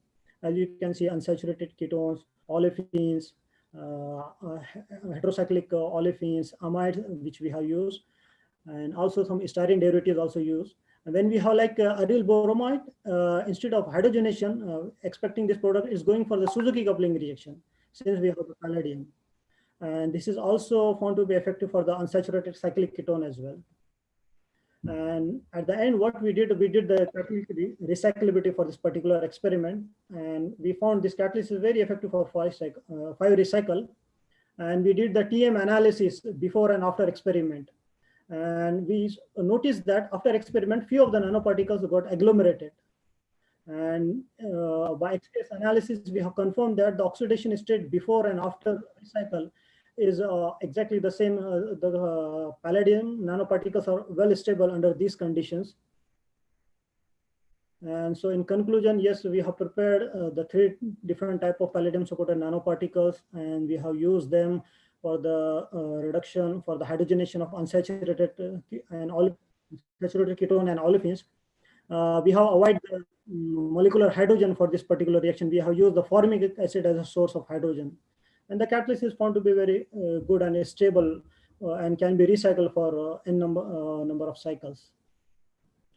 So the last scheme which I would like to share with you is effective and selective direct amino formulation, that is conversion of nitroarenes to N-formylamides using palladium nanoparticles of fibrous silica. As from the literature, we came to know that this N-formal derivatives found like a very good application in different areas, like in polymer, pigments, in agrochemicals. This kind of N-formal derivatives have been used not only as a cancerous agent, herbicide, and like in perfume industry also it has been used. So we decided to prepare this kind of catalyst for this kind of a particular molecule. So particularly the amino formulation is a 2-step reaction. In first step, nitro is converted to an amine, and in the second step, N formulation takes place to get the respective product. But if we see for the first step, we must need like a atomic amount of metallic reagent and source of hydrogen as for the reduction. So we thought, can we able to prepare this kind of product in 1 step? We don't want to go for the like 2-step kind of 2-step reductive formulation. The answer is yes. We can prepare this since we have this palladium over this palladium over KCC1 catalyst, we will use for this reaction. But there is a one more question maybe the viewers can ask. Yes, you have like a KCC1, you have functionalized, and then you have treated with the hydrogen 400 degrees centigrade for 15 hours to get the palladium based catalyst. But in our lab, we don't have such facilities. We don't have reactor. We cannot use hydrogen. But can we able to get these palladium nanoparticles over such kind of supports with particularly the small size? The answer is yes. From our previous experiments with gold nanoparticles on KCC1, what we used like a palladium chloride, and we treated this amine functionalized KCC1 with palladium at room temperature for longer time, and we did the reduction, very controlled reduction at a lower temperature, 0 degrees centigrade, and we did the reduction like we add a pinch by pinch of sodium borohydride, and we did completed the reduction within a span of like half an hour. And what we able to confirm is that the palladium nanoparticles are of the size 1 to 3 nanometers, which is quite interesting. Further, we have also confirmed their physical properties by BET analysis. And we use like a very less wet percent, 0.4 wet % we have used here. And also, as you can see, the nitrogen adsorption, desorption isotherm for all the like parent, functionalized, and palladium supporter, they all remain almost same. And there is not any kind of effect on the pore size distribution. And we have also confirmed this small size nanoparticles by UV and XRD analysis.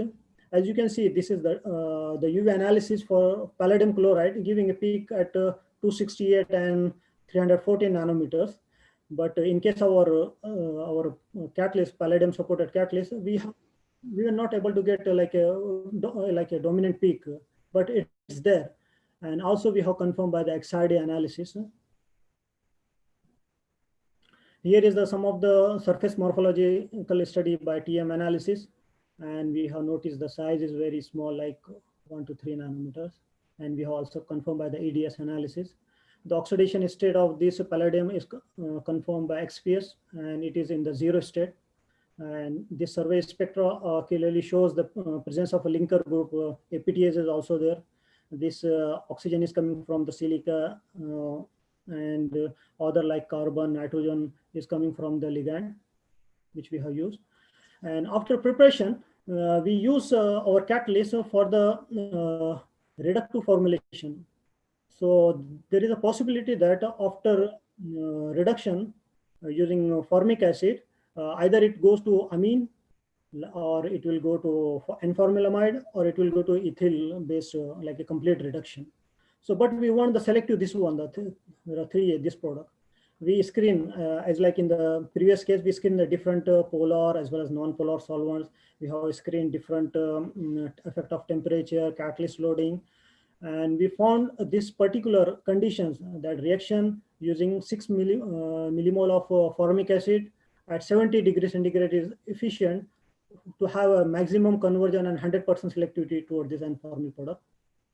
And we have also tested this experiment under sonication technique. And what we come to know that within 1.5 hours, the reaction is giving very selective. So one can further explore this experiment for one can continue this kind of experiment under sonication or microwave radiation technique. And this optimized condition we have used for the N-formulation of a different type of parent as well as the substituted nitro arrays. As you can see, we have changed like methyl group, hydroxyl group, acetyl group. We have like a bank of different nitro arrays we have tested, and they found to be very effective for this particular reaction. And we have also did the recyclability study for this particular experiment, and we found the catalysts remain active for 7 cycles without any loss in any conversion and selectivity. It's very effective. So with this, I would like to thank all of you for your kind attention. And if anybody has any question, I'm very happy to answer. Now, thank you, sir. Now the session is open for discussion. Is there a question from participant? Kindly ask the question. Yes, anyone? So there is no question. Thank you, Zia sir, for delivering the talk. On behalf of college and teaching staff and participant, thank you for being here as speaker on very short time invitation. And thanks for presenting the work on nanotechnology. We will meet in future definitely on this platform. Thank you once again. Now I invite Dr. Asif sir for valedictory function. For valedictory, all participants are requested to stay connected. The valedictory function going to start soon.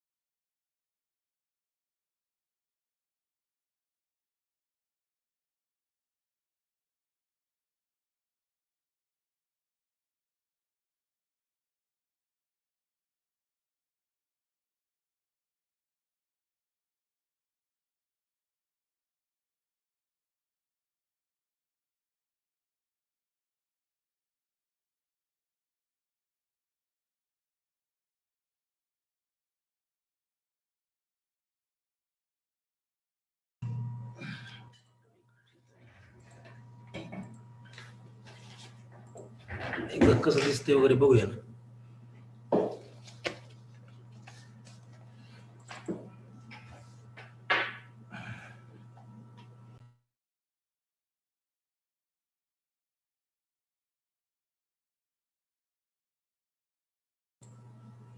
हे संपलं त्याचं ना questioning वगैरे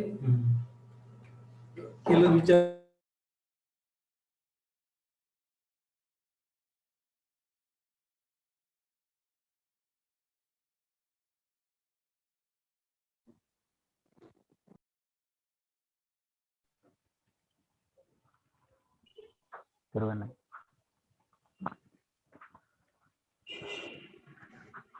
Very good evening to all of you. Myself, Dr. Sheikh Asif Karim, Department of Physics. Welcome you on.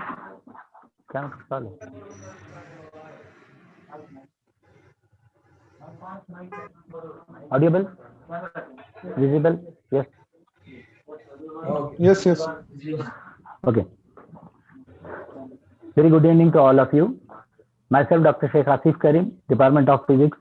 Welcome to you all on behalf of Sir Syed College of Arts, Commerce and Science, Aurangabad, in this valedictory function.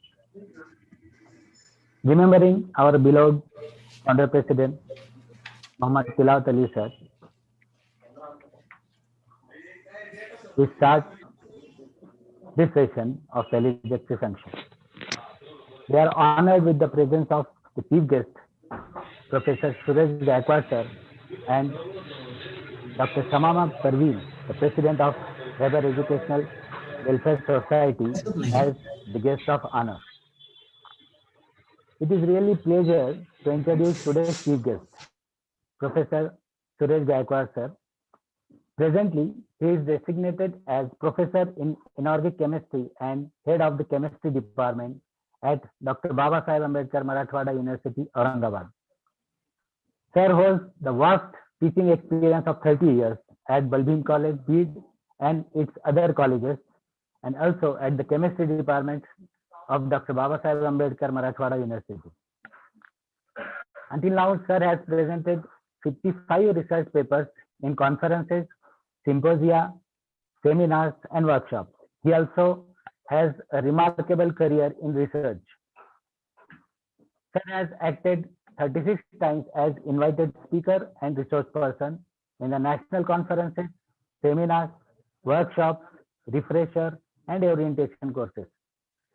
Sir also honored for invited chairperson in the national conferences, national seminars, and workshops.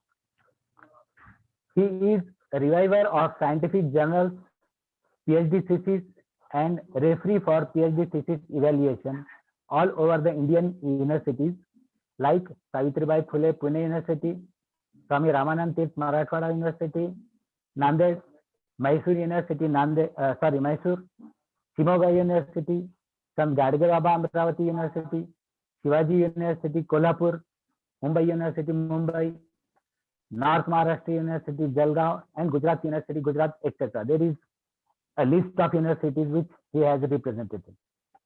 Other than the research activities, sir has involved in extension activities also. He is member of 19 administrative committees at university and college level. He is actively involved in co-curricular activities like state and national level youth festivals, students development and counseling program, NCC, NSS, sports, and social activities. He has been honored as the president of Dr. Baba Saheb Ambedkar Marathwada University Teachers Association, that is known as BAMUKTA, for the year 2014 and 15. He has bagged 17 Special Achievements Awards. Till now, he has successfully guided 12 research students and get their PhD degrees awarded. He has 2 ongoing research projects of UGC and DST of 140 lakhs and 100 lakhs respectively. He has 71 research papers published in national and international journals. And there is an endless list of activities yet to be read out, but due to the time constraint, I make it brief. Now, the people are participating in this conference since 11 a.m. in the morning. and now it's on the verge of conclusion. So we, the team of Sir Syed College, is eager to know about this conference from your side, that is the side of the participant. So this session is open to share the views of participants about this conference. If any participant want to share their views, please unmute your mic. Anybody, please introduce yourself and express yourself. Anybody from the participants?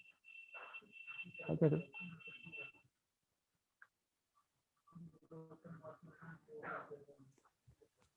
Good evening, sir. May I speak on behalf of Is the there students? yeah. Please speak. Hello, my name Please is first Nishat. introduce yourself. My name is Nishat Patel, and I'm a third year BSc student of Sir Okay. Syed College. Okay.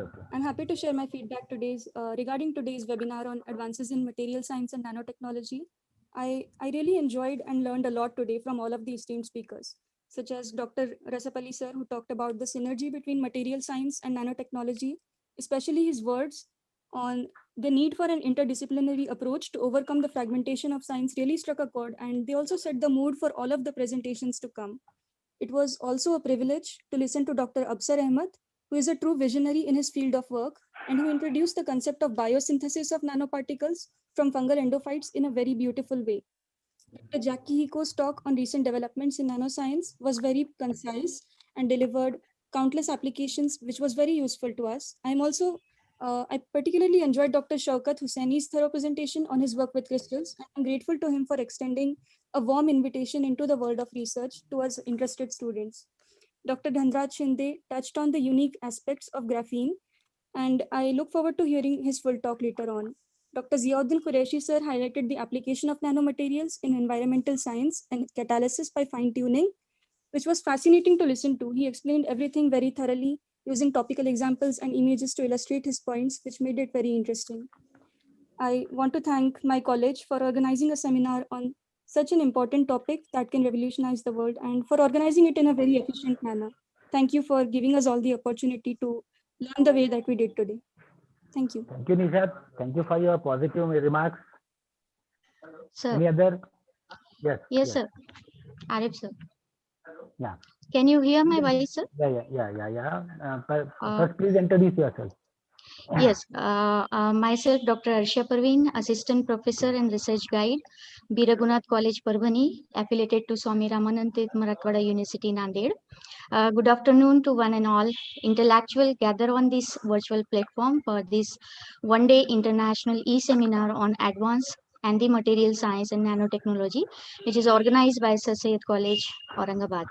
Respected dignitaries, my mentor and guide, Honorable Dr. Sheikh Kabir Ahmed sir, Chief guest of this valedictory function, Honorable Dr. Suresh Gaikwad sir, guest of honor, Dr. Shamama Parveen madam, all the dynamic personalities, invited resource persons, and all the participants. It is my proud privilege to propose feedback at the end of this international conference. I must say that the organization of this e-seminar is executed very systematically, smoothly, and in a very wonderful manner. The level of expertise and the knowledge provided by all the resource persons were very precious and excellent. I appreciate their positive attitude, their willingness to explain the concept with simplicity, clarity of their visual aids, and opportunity to ask the questions from the participant side.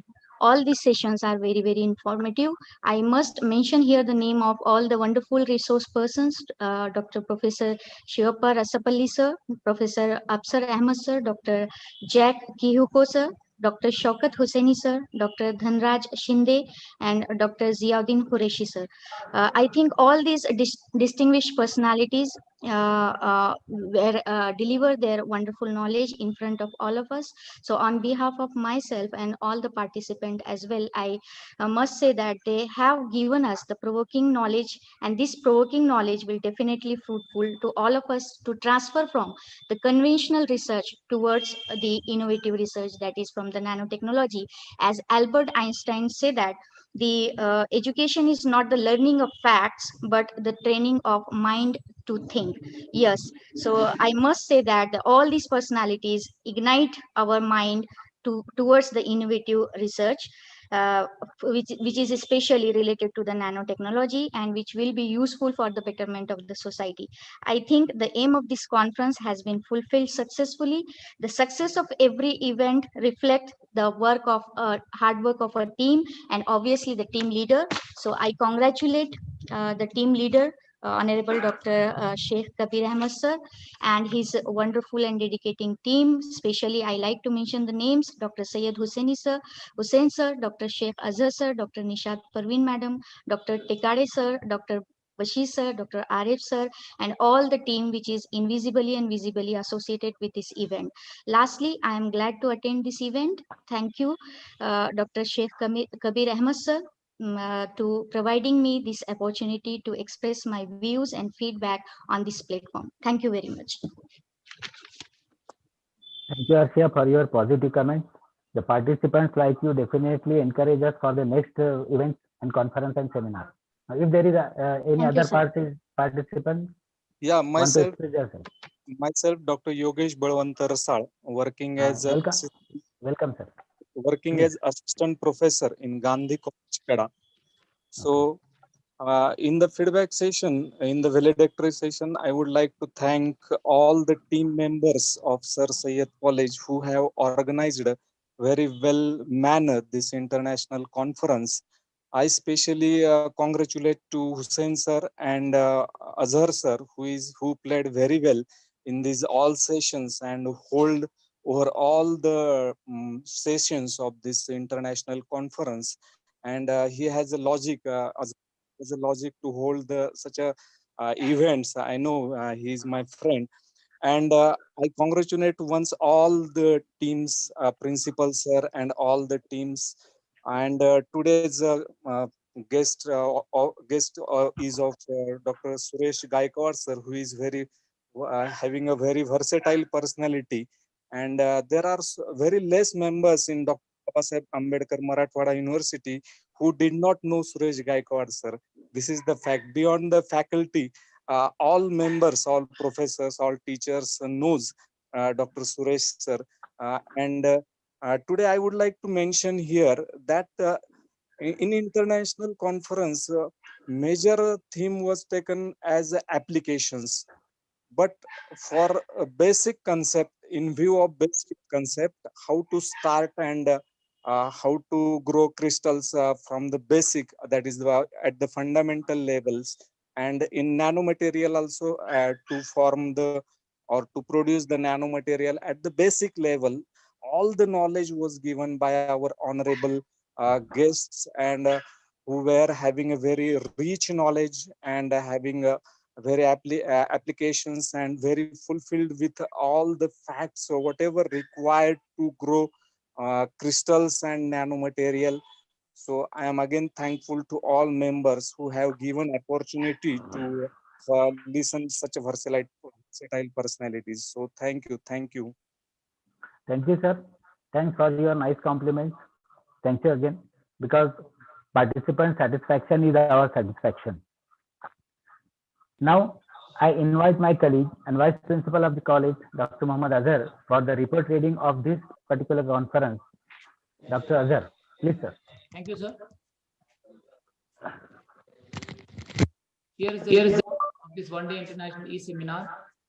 The one-day international e-seminar on advances in material science and nanotechnology began with the recitation of Quranic verses by Dr. Muhammad Mustafa Khan, Head Department of Arabic. The keynote speaker, Professor Sevappa Rasapalli from US, formally inaugurated the seminar. Dr. Shamama Paveen, President, Rahibar Educational, Cultural and Welfare Society, was the chief guest in the inaugural session. This was followed by the detailed introduction of Sir Syed College by Dr. Sheikh Kabir Ahmed, principal of the college. The contribution and sacrifices of the founder of Sir Syed College, Professor Muhammad Tilawat Ali, were especially mentioned and were acknowledged. Dr. Syed Hussain, the convener of the seminar, conducted the proceedings of the inauguration.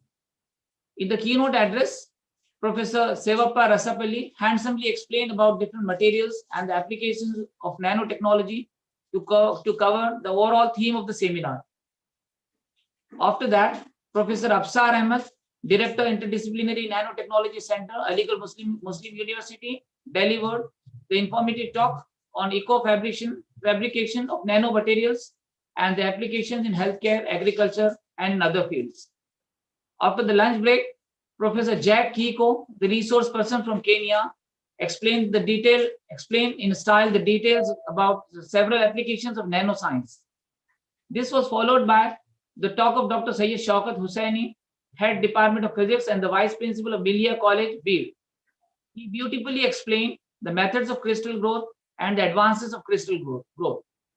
He also described his experiences at the Crystal Growth Laboratory.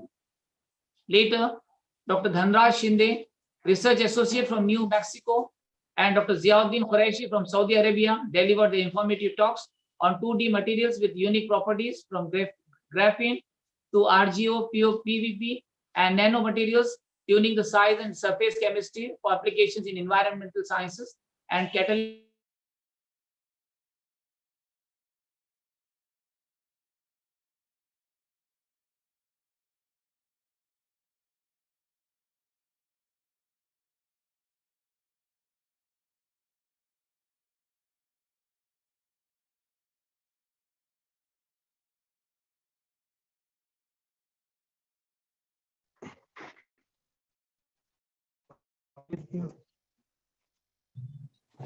आवाज नहीं आ रही sir. Okay, it's okay. Then the participants actually involved to make the sessions quite interactive. Dr. Nishad.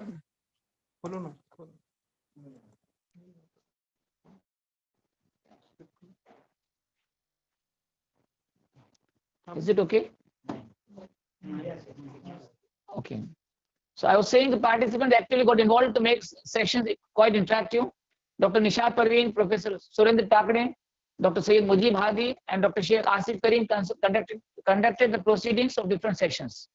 Thanks a lot for your cooperation.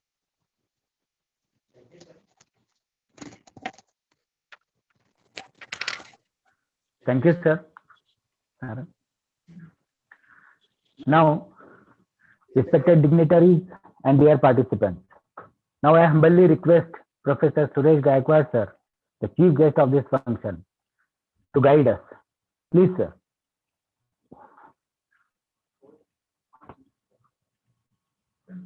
Gaikwad, sir. Hello, thank you very much, sir. Yes, sir, audible. Am I audible?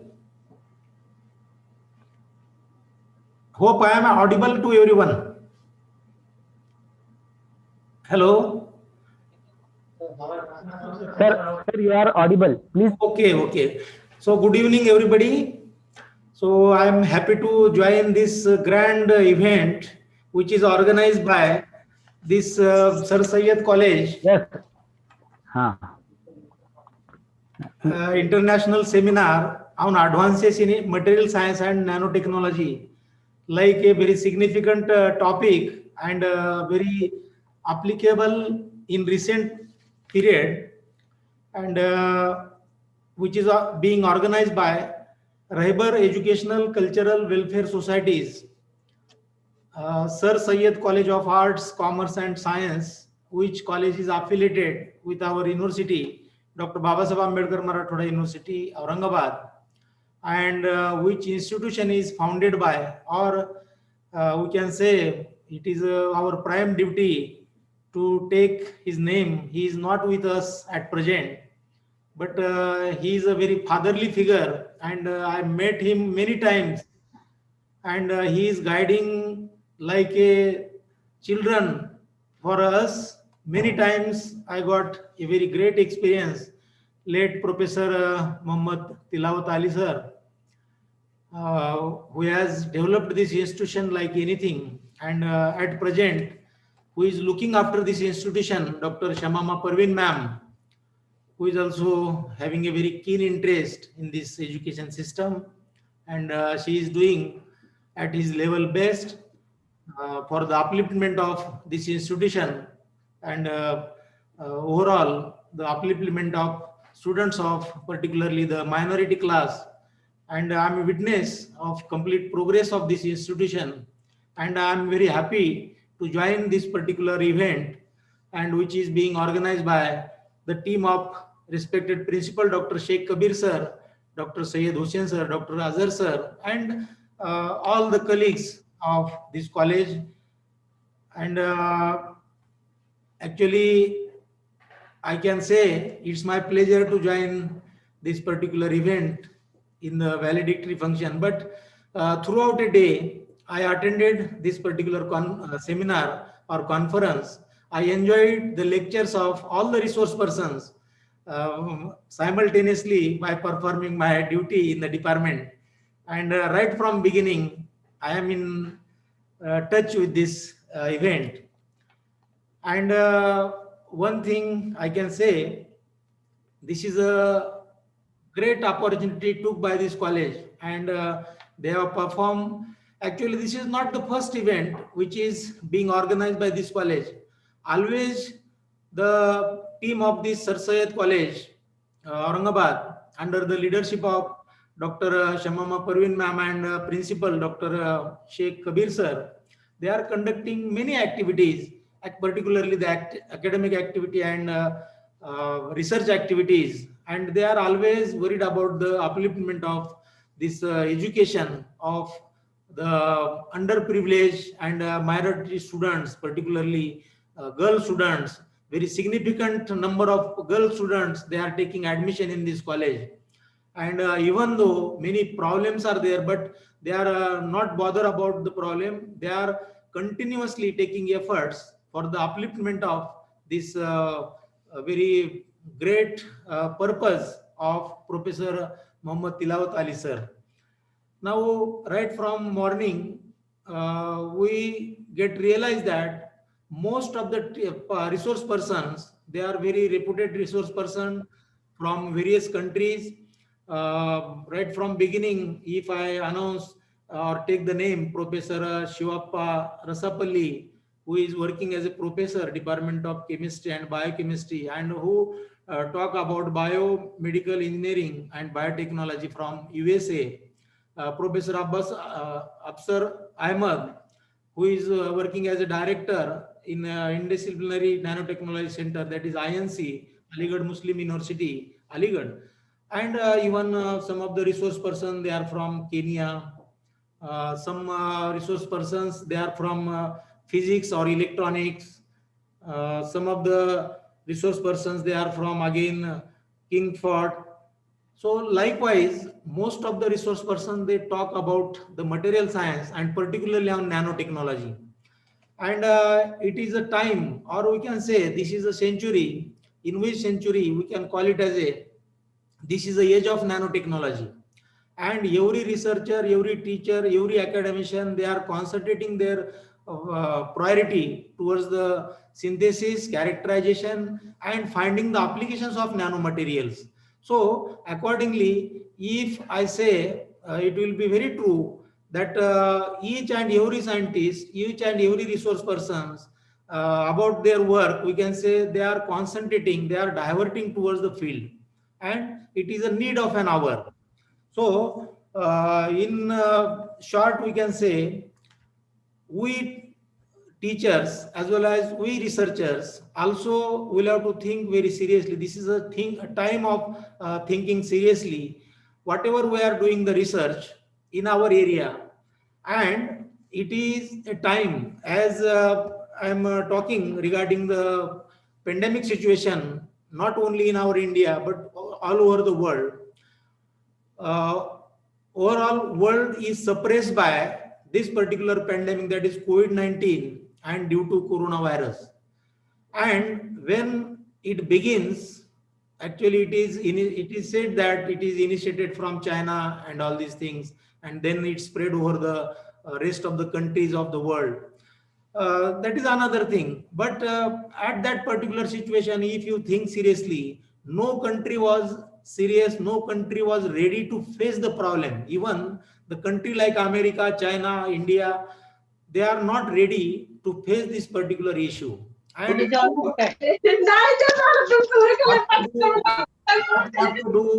what will be the our next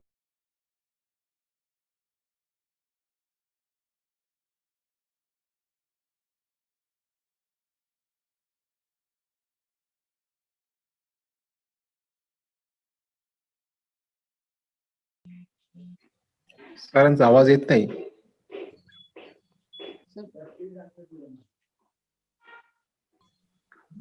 Backward, sir. Please unmute your mic. Now is it okay, sir? Yes, Yeah, yes, okay. it's very much better.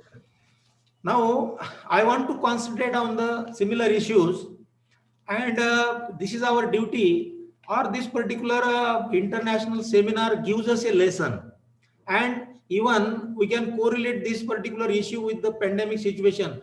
Pandemic situation also gave a lesson to us, and we learned more regarding this particular issue, and accordingly we'll have to decide in which field we'll have to concentrate on research work, or which research work is beneficial for the society in such a period, or which type of work we must proceed, and which work is not useful, which work is worst, or which is not particularly useful for the society. So this is a time to think, isn't it? And not only that, whenever any college, any institution like Sir Syed College, they are organizing such a type of international seminar, and they are inviting a people, resource person, very reputed resource person from various countries. Actually, whatever feedback we got, particularly from Dr. Arshia Parveen, who is from Parvani, then Mr. Rasal, and some other participant, fellow participant, they have given the feedback, very nice feedback they have given. Actually, it is said that generally we can judge the excellence of any particular event by taking the feedback from students, and whatever students they taught regarding this event. So it was wonderful actually. Arshia Parveen said each and every aspect, whatever taught by each and every resource person is definitely motivational and useful for our future upliftment in the research and in the chemistry. So it is actually the receipt, and I think Sir Syed College and their team, they got the receipt from whatever students they have given their feedback.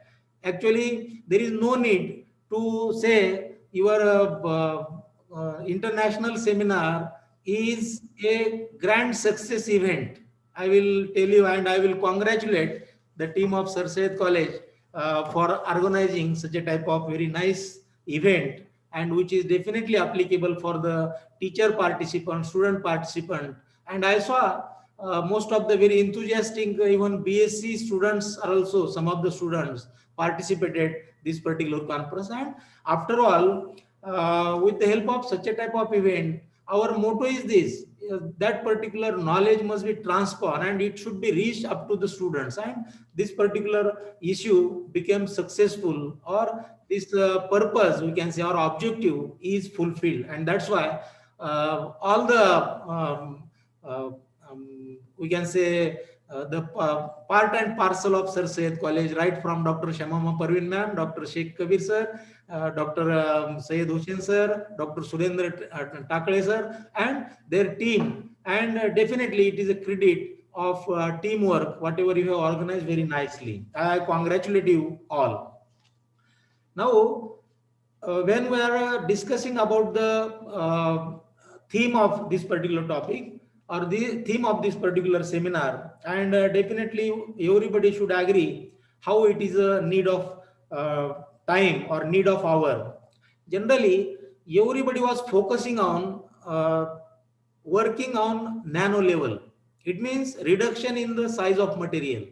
Everybody is concentrated on reduction of size of material, and there is a particularly 3R.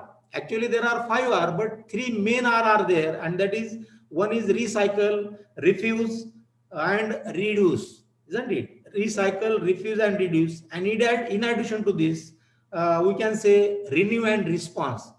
So when we are thinking very seriously, whatever lecture is delivered by resource persons, their theme is this, because whatever they have shown the work and they have shown the publications, so almost all the resource persons, they have shown their publications, they have shown their recognition, and that is with respect to Particularly, first thing is synthesis of nanoparticles, different type of nanoparticles, which includes sometimes plants, sometimes plant extract, sometimes some biological material in presence of metals.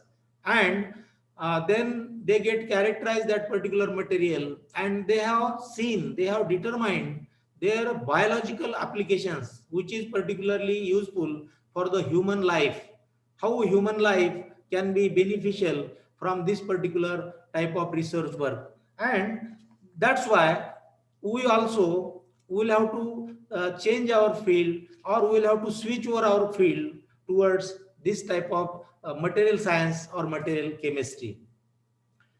If we are thinking about the material science and or we can say advances in material science, I will give you later on some examples. In recent period, what are the advanced material which is very useful for the society. On this occasion, we should not forget the 12 principles of green chemistry also. I will not go in detail about that 12 principles. Everybody knows, all the teachers of chemistry and physics, they are also knowing, and students are also aware. And which are these principles? Which principles are based on 5R? One is recycling of material, refuse of material, which material is harmful for the environmental condition, which material is not beneficial for the climate, maintaining the climate condition, we'll have to refuse that material. Then renew, we should concentrate on renewal process. Instead of throwing it away as a waste, we'll have to try to renew the material, and accordingly we'll have to respond, reduce and recycle. So these 5 are very important principles, I can say, regarding the 12 principles of green chemistry. So the meaning of green chemistry is whatever we are doing in a laboratory or in a particular institution, so we must not reach any type of harm to the environment. At present, you might be aware about that particular thing, and that's why every scientist is concentrating on material science and nanotechnology. If you see the climate condition or environmental position or condition of metropolitan city of even or India, like Delhi, Madras, Calcutta or Mumbai. So many researchers, many great scientists, they have shown that, or they have proposed that these cities are not, you can say, favorable to live the human being, because the constitution of air is tremendously deteriorated. The level of oxygen is decreased, level of nitrogen is decreased, and instead of that, it is substituted by different type of pollutants which are coming from automobile industries or various type of industries, and due to overall pollution. And that's why it is a time to think that particular thing also. One sentence I want to quote in front of you, which is mentioned by Professor C.N.R. Rao. Actually, C.N.R. Rao, a great work in material science, and who is a recipient of Bharat Ratna. And he said in between that human intelligence and determination can defeat any type of enemies. They may be an enemy of COVID-19 or coronavirus. And he said, recently, you might be aware about that, who was worked on lithium battery, and recently those people, actually there is a huge gap. After that gap of many years, they have been awarded by a Nobel laureate recently. It means this is a late recognition of that work, and this is the work in material. This is just example I want to put before you, that is invention of lithium battery. And at present we are using that lithium battery for a different type of purposes, even at home or automobiles or everywhere. And another one thing he said, challenges can be transformed into opportunity. Actually, this sentence is applicable for every purpose, but this sentence will have to consider with respect to the present situation and present research scenario, as you have conducted this particular international seminar on material science subject. Pandemic is one of the issue And this issue also, human society learned a lot from this particular thing. If we are thinking about the research, R&D sector of our India, also it is said that Indian R&D sector was as well as is very vibrant and has the capability to be a self-reliant. So with the help of working on different type of materials, which material can be applicable for each and every field. So accordingly, if we are coming together, working together, science and technology and innovation can be developed. Alone person cannot develop this science, technology and innovation. Unless and until we are coming together, the person from 2, 3, 4 faculties together and working, so they can give justice to the field or to the society. As we all are aware about the population of our India, that is 1.3 billion or 130 crores at present, and in front of this particular population we will have to change accordingly. So instead of using we can say the big material, so we'll have to minimize the size of material and activate or improvise the activity of that particular material. So instead of material in large scale, so it is a time to use the material in nano size. And you might be aware about that particular thing.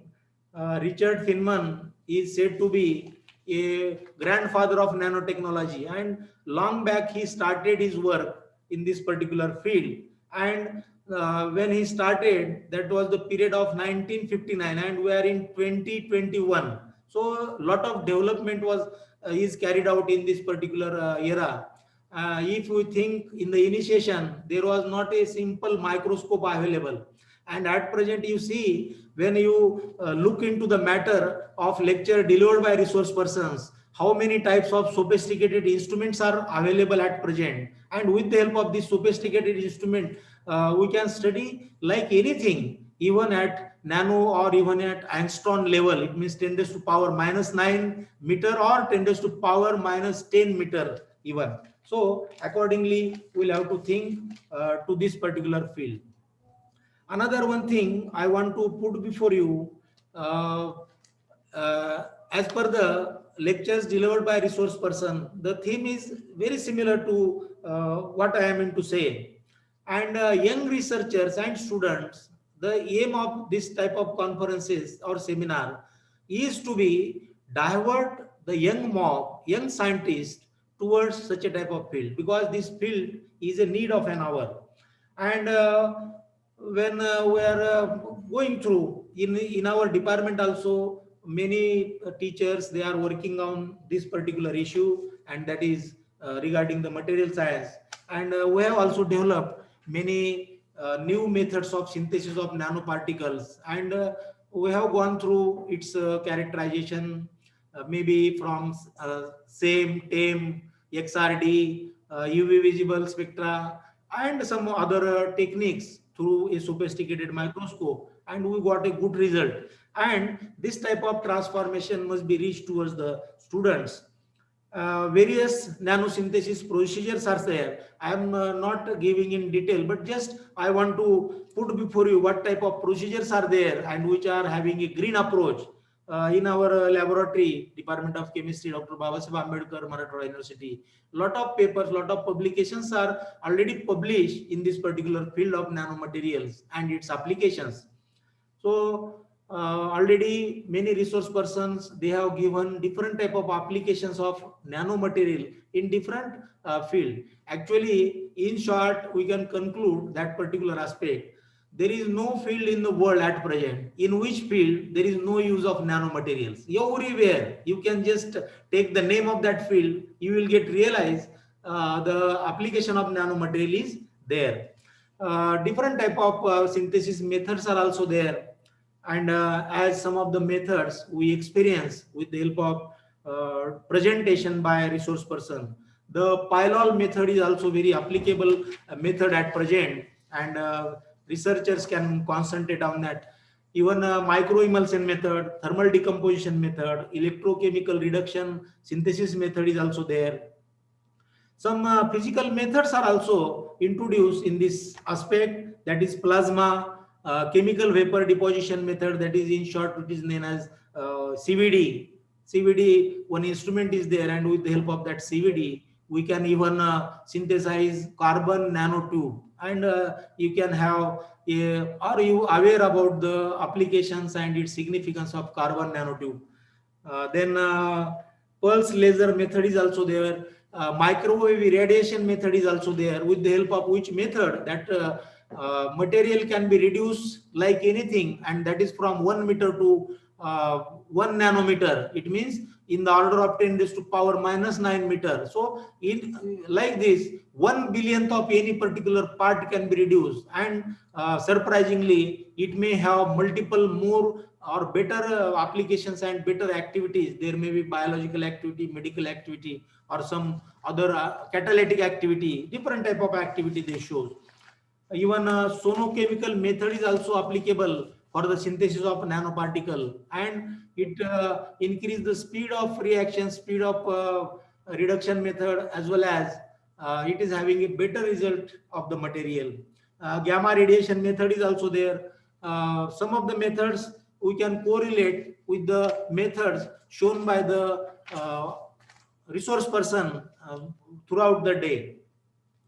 Now, if we concentrate on this particular theme of seminar, and obviously we'll have to think regarding the applications. So in short, I will put before you, there are various advantages of metallic nanoparticles. So in short, I will put before you, enhanced Rayleigh scattering is also there. Surface enhanced Raman scattering is there. Strong plasma absorption, biological system imaging, determine chemical information on metallic nanoscale substrate, large surface energies, quantum confinement, plasmatic excitation. So they have large surface area to volume ratio. This is the main theme. They have large surface area to volume ratio. Now, this is the pandemic era, as rightly now said at the beginning, whole world is suppressed and suffering from this type of severe situation.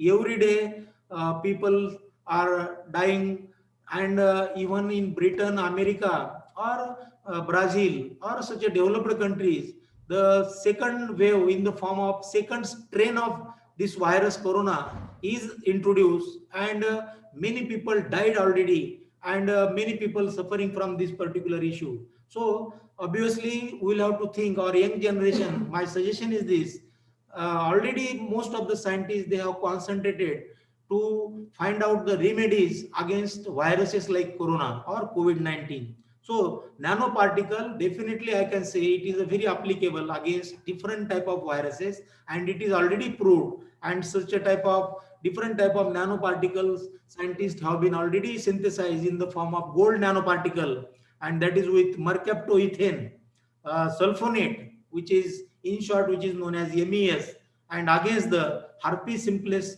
virus type 1. So this is a time to think some remedies on viruses like corona also. Even most of the scientists, they have diverted their work to do the work or to find out some good characteristic, good activities against antiviral nano coating material, isn't it?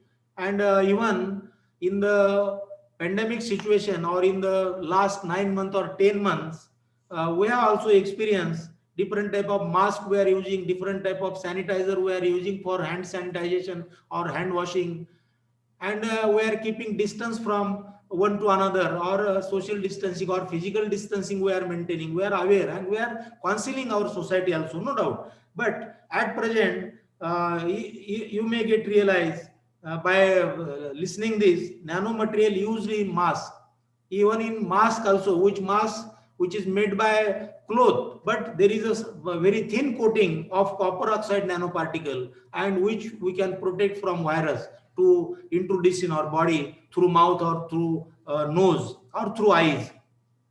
Even graphene oxide nanoparticle is also having a very good applicability. In cellulose acetate, there is also significance of this nanoparticle. And not only this, in future or in at present, many scientists, they are thinking, and already lot of work is done regarding the nanoparticle used in drug delivery system. So this is the time to think about the nanomedicine, isn't it? So instead of taking a drug in large quantum, maybe for some milligram, maybe in some grams, or relative size. So it is a time to give the priority towards the nano size medicine and to cure the patient from any particular disease, and it is already done by our great scientists. The example is chitosan and cellulose type of material. It is already done. Even some polymeric micelles.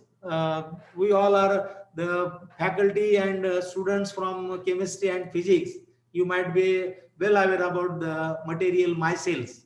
This is also one type of nanomaterial. And in the actually this is my speech in valedictory, but I know I am aware about my duty or my job. But even though this particular thing I want to reach towards the or reach up to the students and faculty, whatever I am into, I want to share. So nano robots in medicine. At present, you might be aware when these corona laboratories were established, or when these corona hospitals were established. So in many corona hospitals, there was a already introduction of robots. So for supply of drugs, for supply of or giving a particular service to the patient. So instead of reaching the person, maybe in the form of nurse or doctor, so this particular work has been already done by our robots, and there is also a significant contribution in the material science. We can say robot is nothing but the material science. Even DNA nanotechnology, there is also a significant contribution of this material science.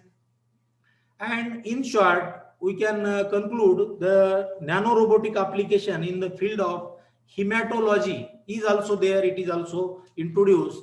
And one thing we'll have to remember, this is a time to concentrate on this material science, aspect of material science, and it is already proved by whatever the deliberation delivered throughout the day. And really, I listen very carefully their work, whatever they have used the sophisticated instruments, how they find out the applications, maybe in the form of biological activity, antibacterial activity, antiviral activity, which is related to the plant, which is related to the animals. So definitely we can say this type of science is expected. And finally, when you have put the name of this conference, Advances in Material Science.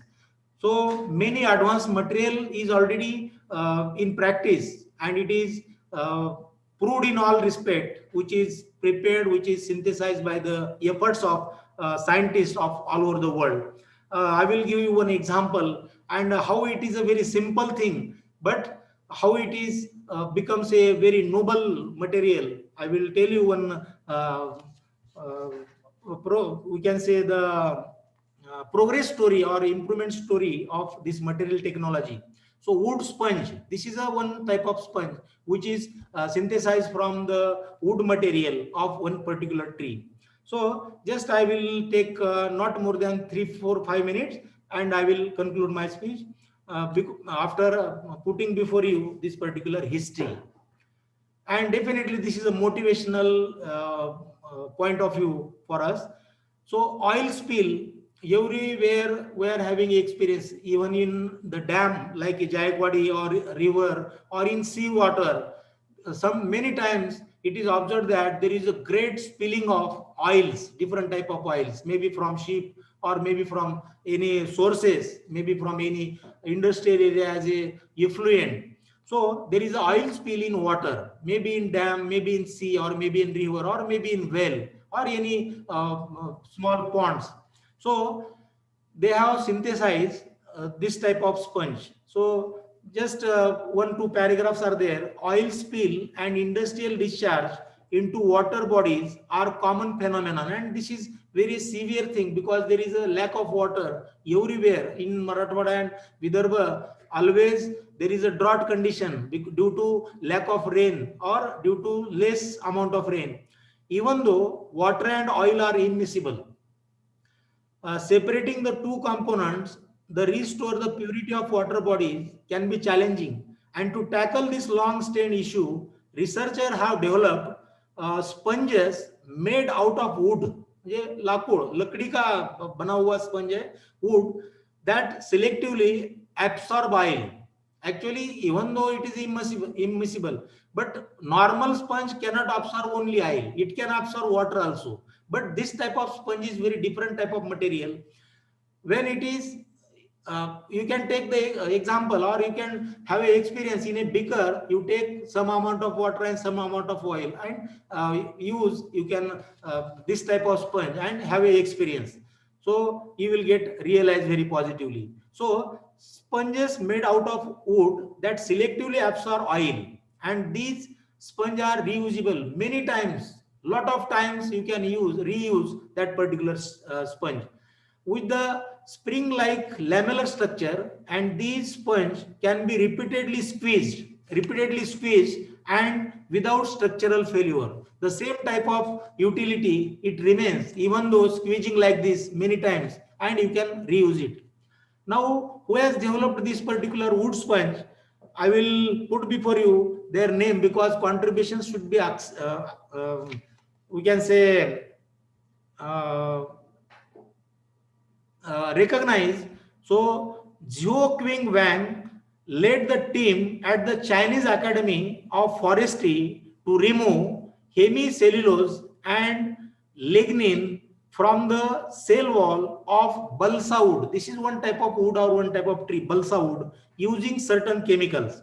And this led to the creation of cellulose skeleton, a highly porous structure, which was then freeze-dried. Once freeze-dried, the team grew a water-repelling polymer within the porous via silylation process. There is one process, students and faculty may be aware about this. So this particular type of material of sponge absorb oil up to the equivalent of 41 times of its own weight. उसका अगर 10 gram weight है तो उसके 41 type multiple oil can be absorb. So this type of tremendous efficiency of this sponge is there, and this figure varies based on the type of oil it is being used against. Just I will show you the experiment which you can get realized in your laboratory. So this type of beaker, you take some amount of water, you mix it with some oils and use that particular sponge material. So that sponge absorb only the portion of oil, not the portion of water. So this is just one which method is developed. Wooden sponge absorb oil, read in these photos, but not water. Image source is collected from American Chemical Society, and it is recently published.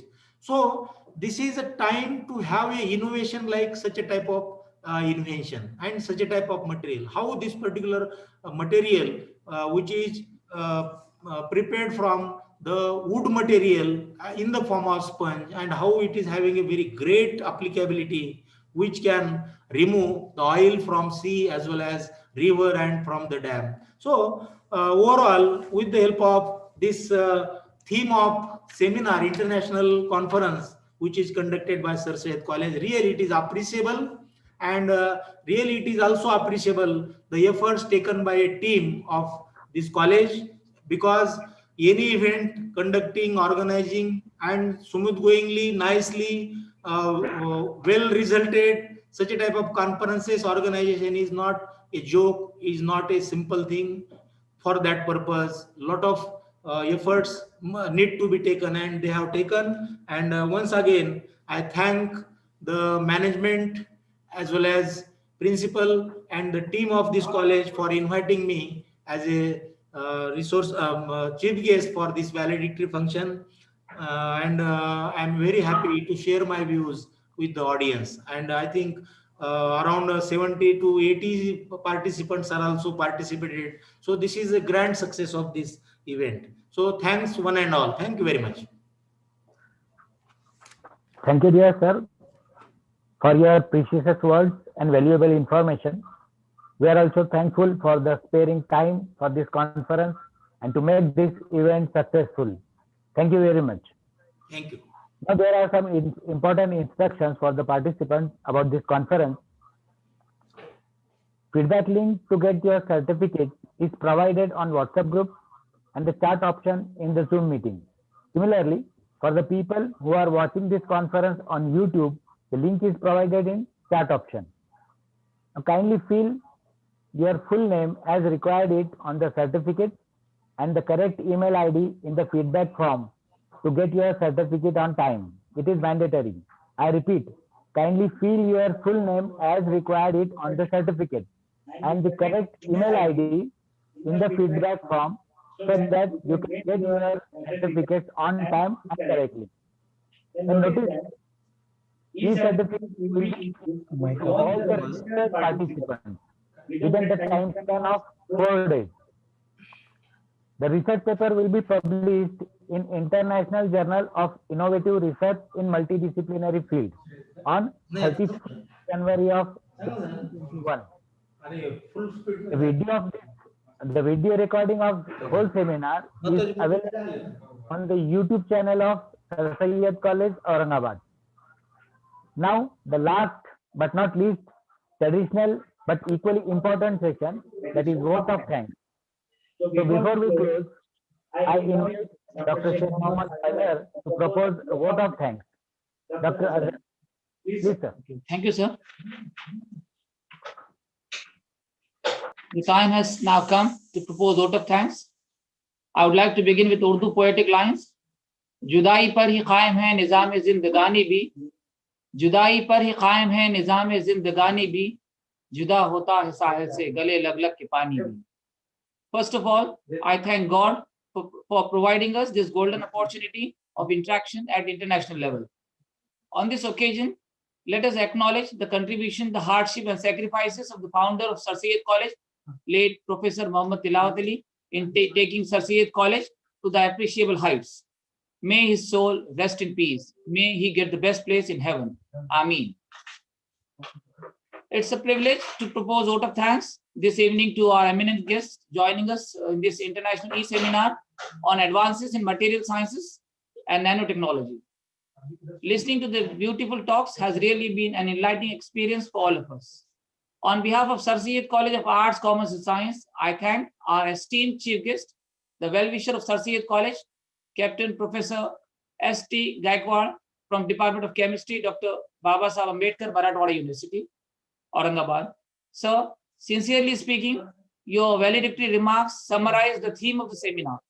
We are grateful to you for your encouragement. We appreciate the way you showered us with the pearls of wisdom and knowledge. We are grateful to the guest of honor, the President, Rahbar Educational, Cultural and Welfare Society, Dr. Shamama Parveen, as she spared her valuable time despite her illness to be with us today. Her support and inspiring guidance to our institution are of immense value. I pay my sincere thanks to the keynote speaker, Professor Sivappa Rasapalli, Professor, Department of Chemistry, Biochemistry, Biomedical Engineering and Biotechnology, USA, for delivering the informative keynote address to cover the overall theme of the seminar. Sir, thanks for sparing time out of your busy schedule and for managing your talks even at night time there at US.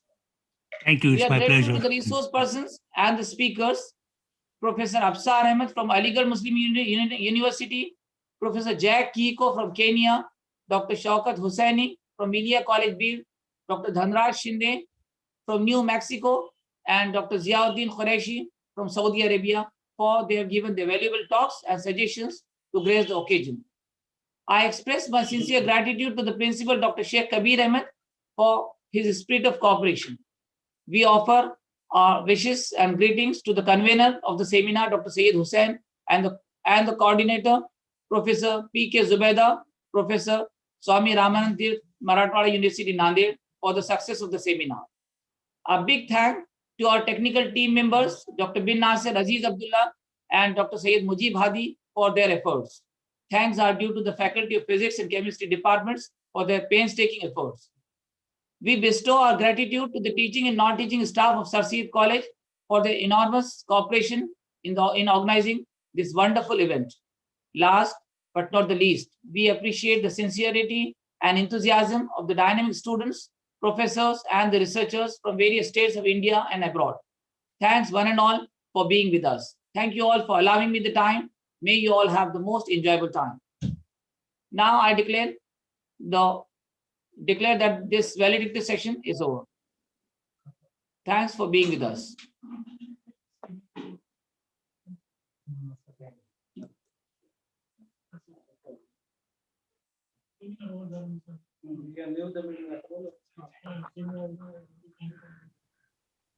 Now this conference is over. We hope in future we'll meet for the better experience and the similar conferences and seminars. Thank you very much. Thank you, guys.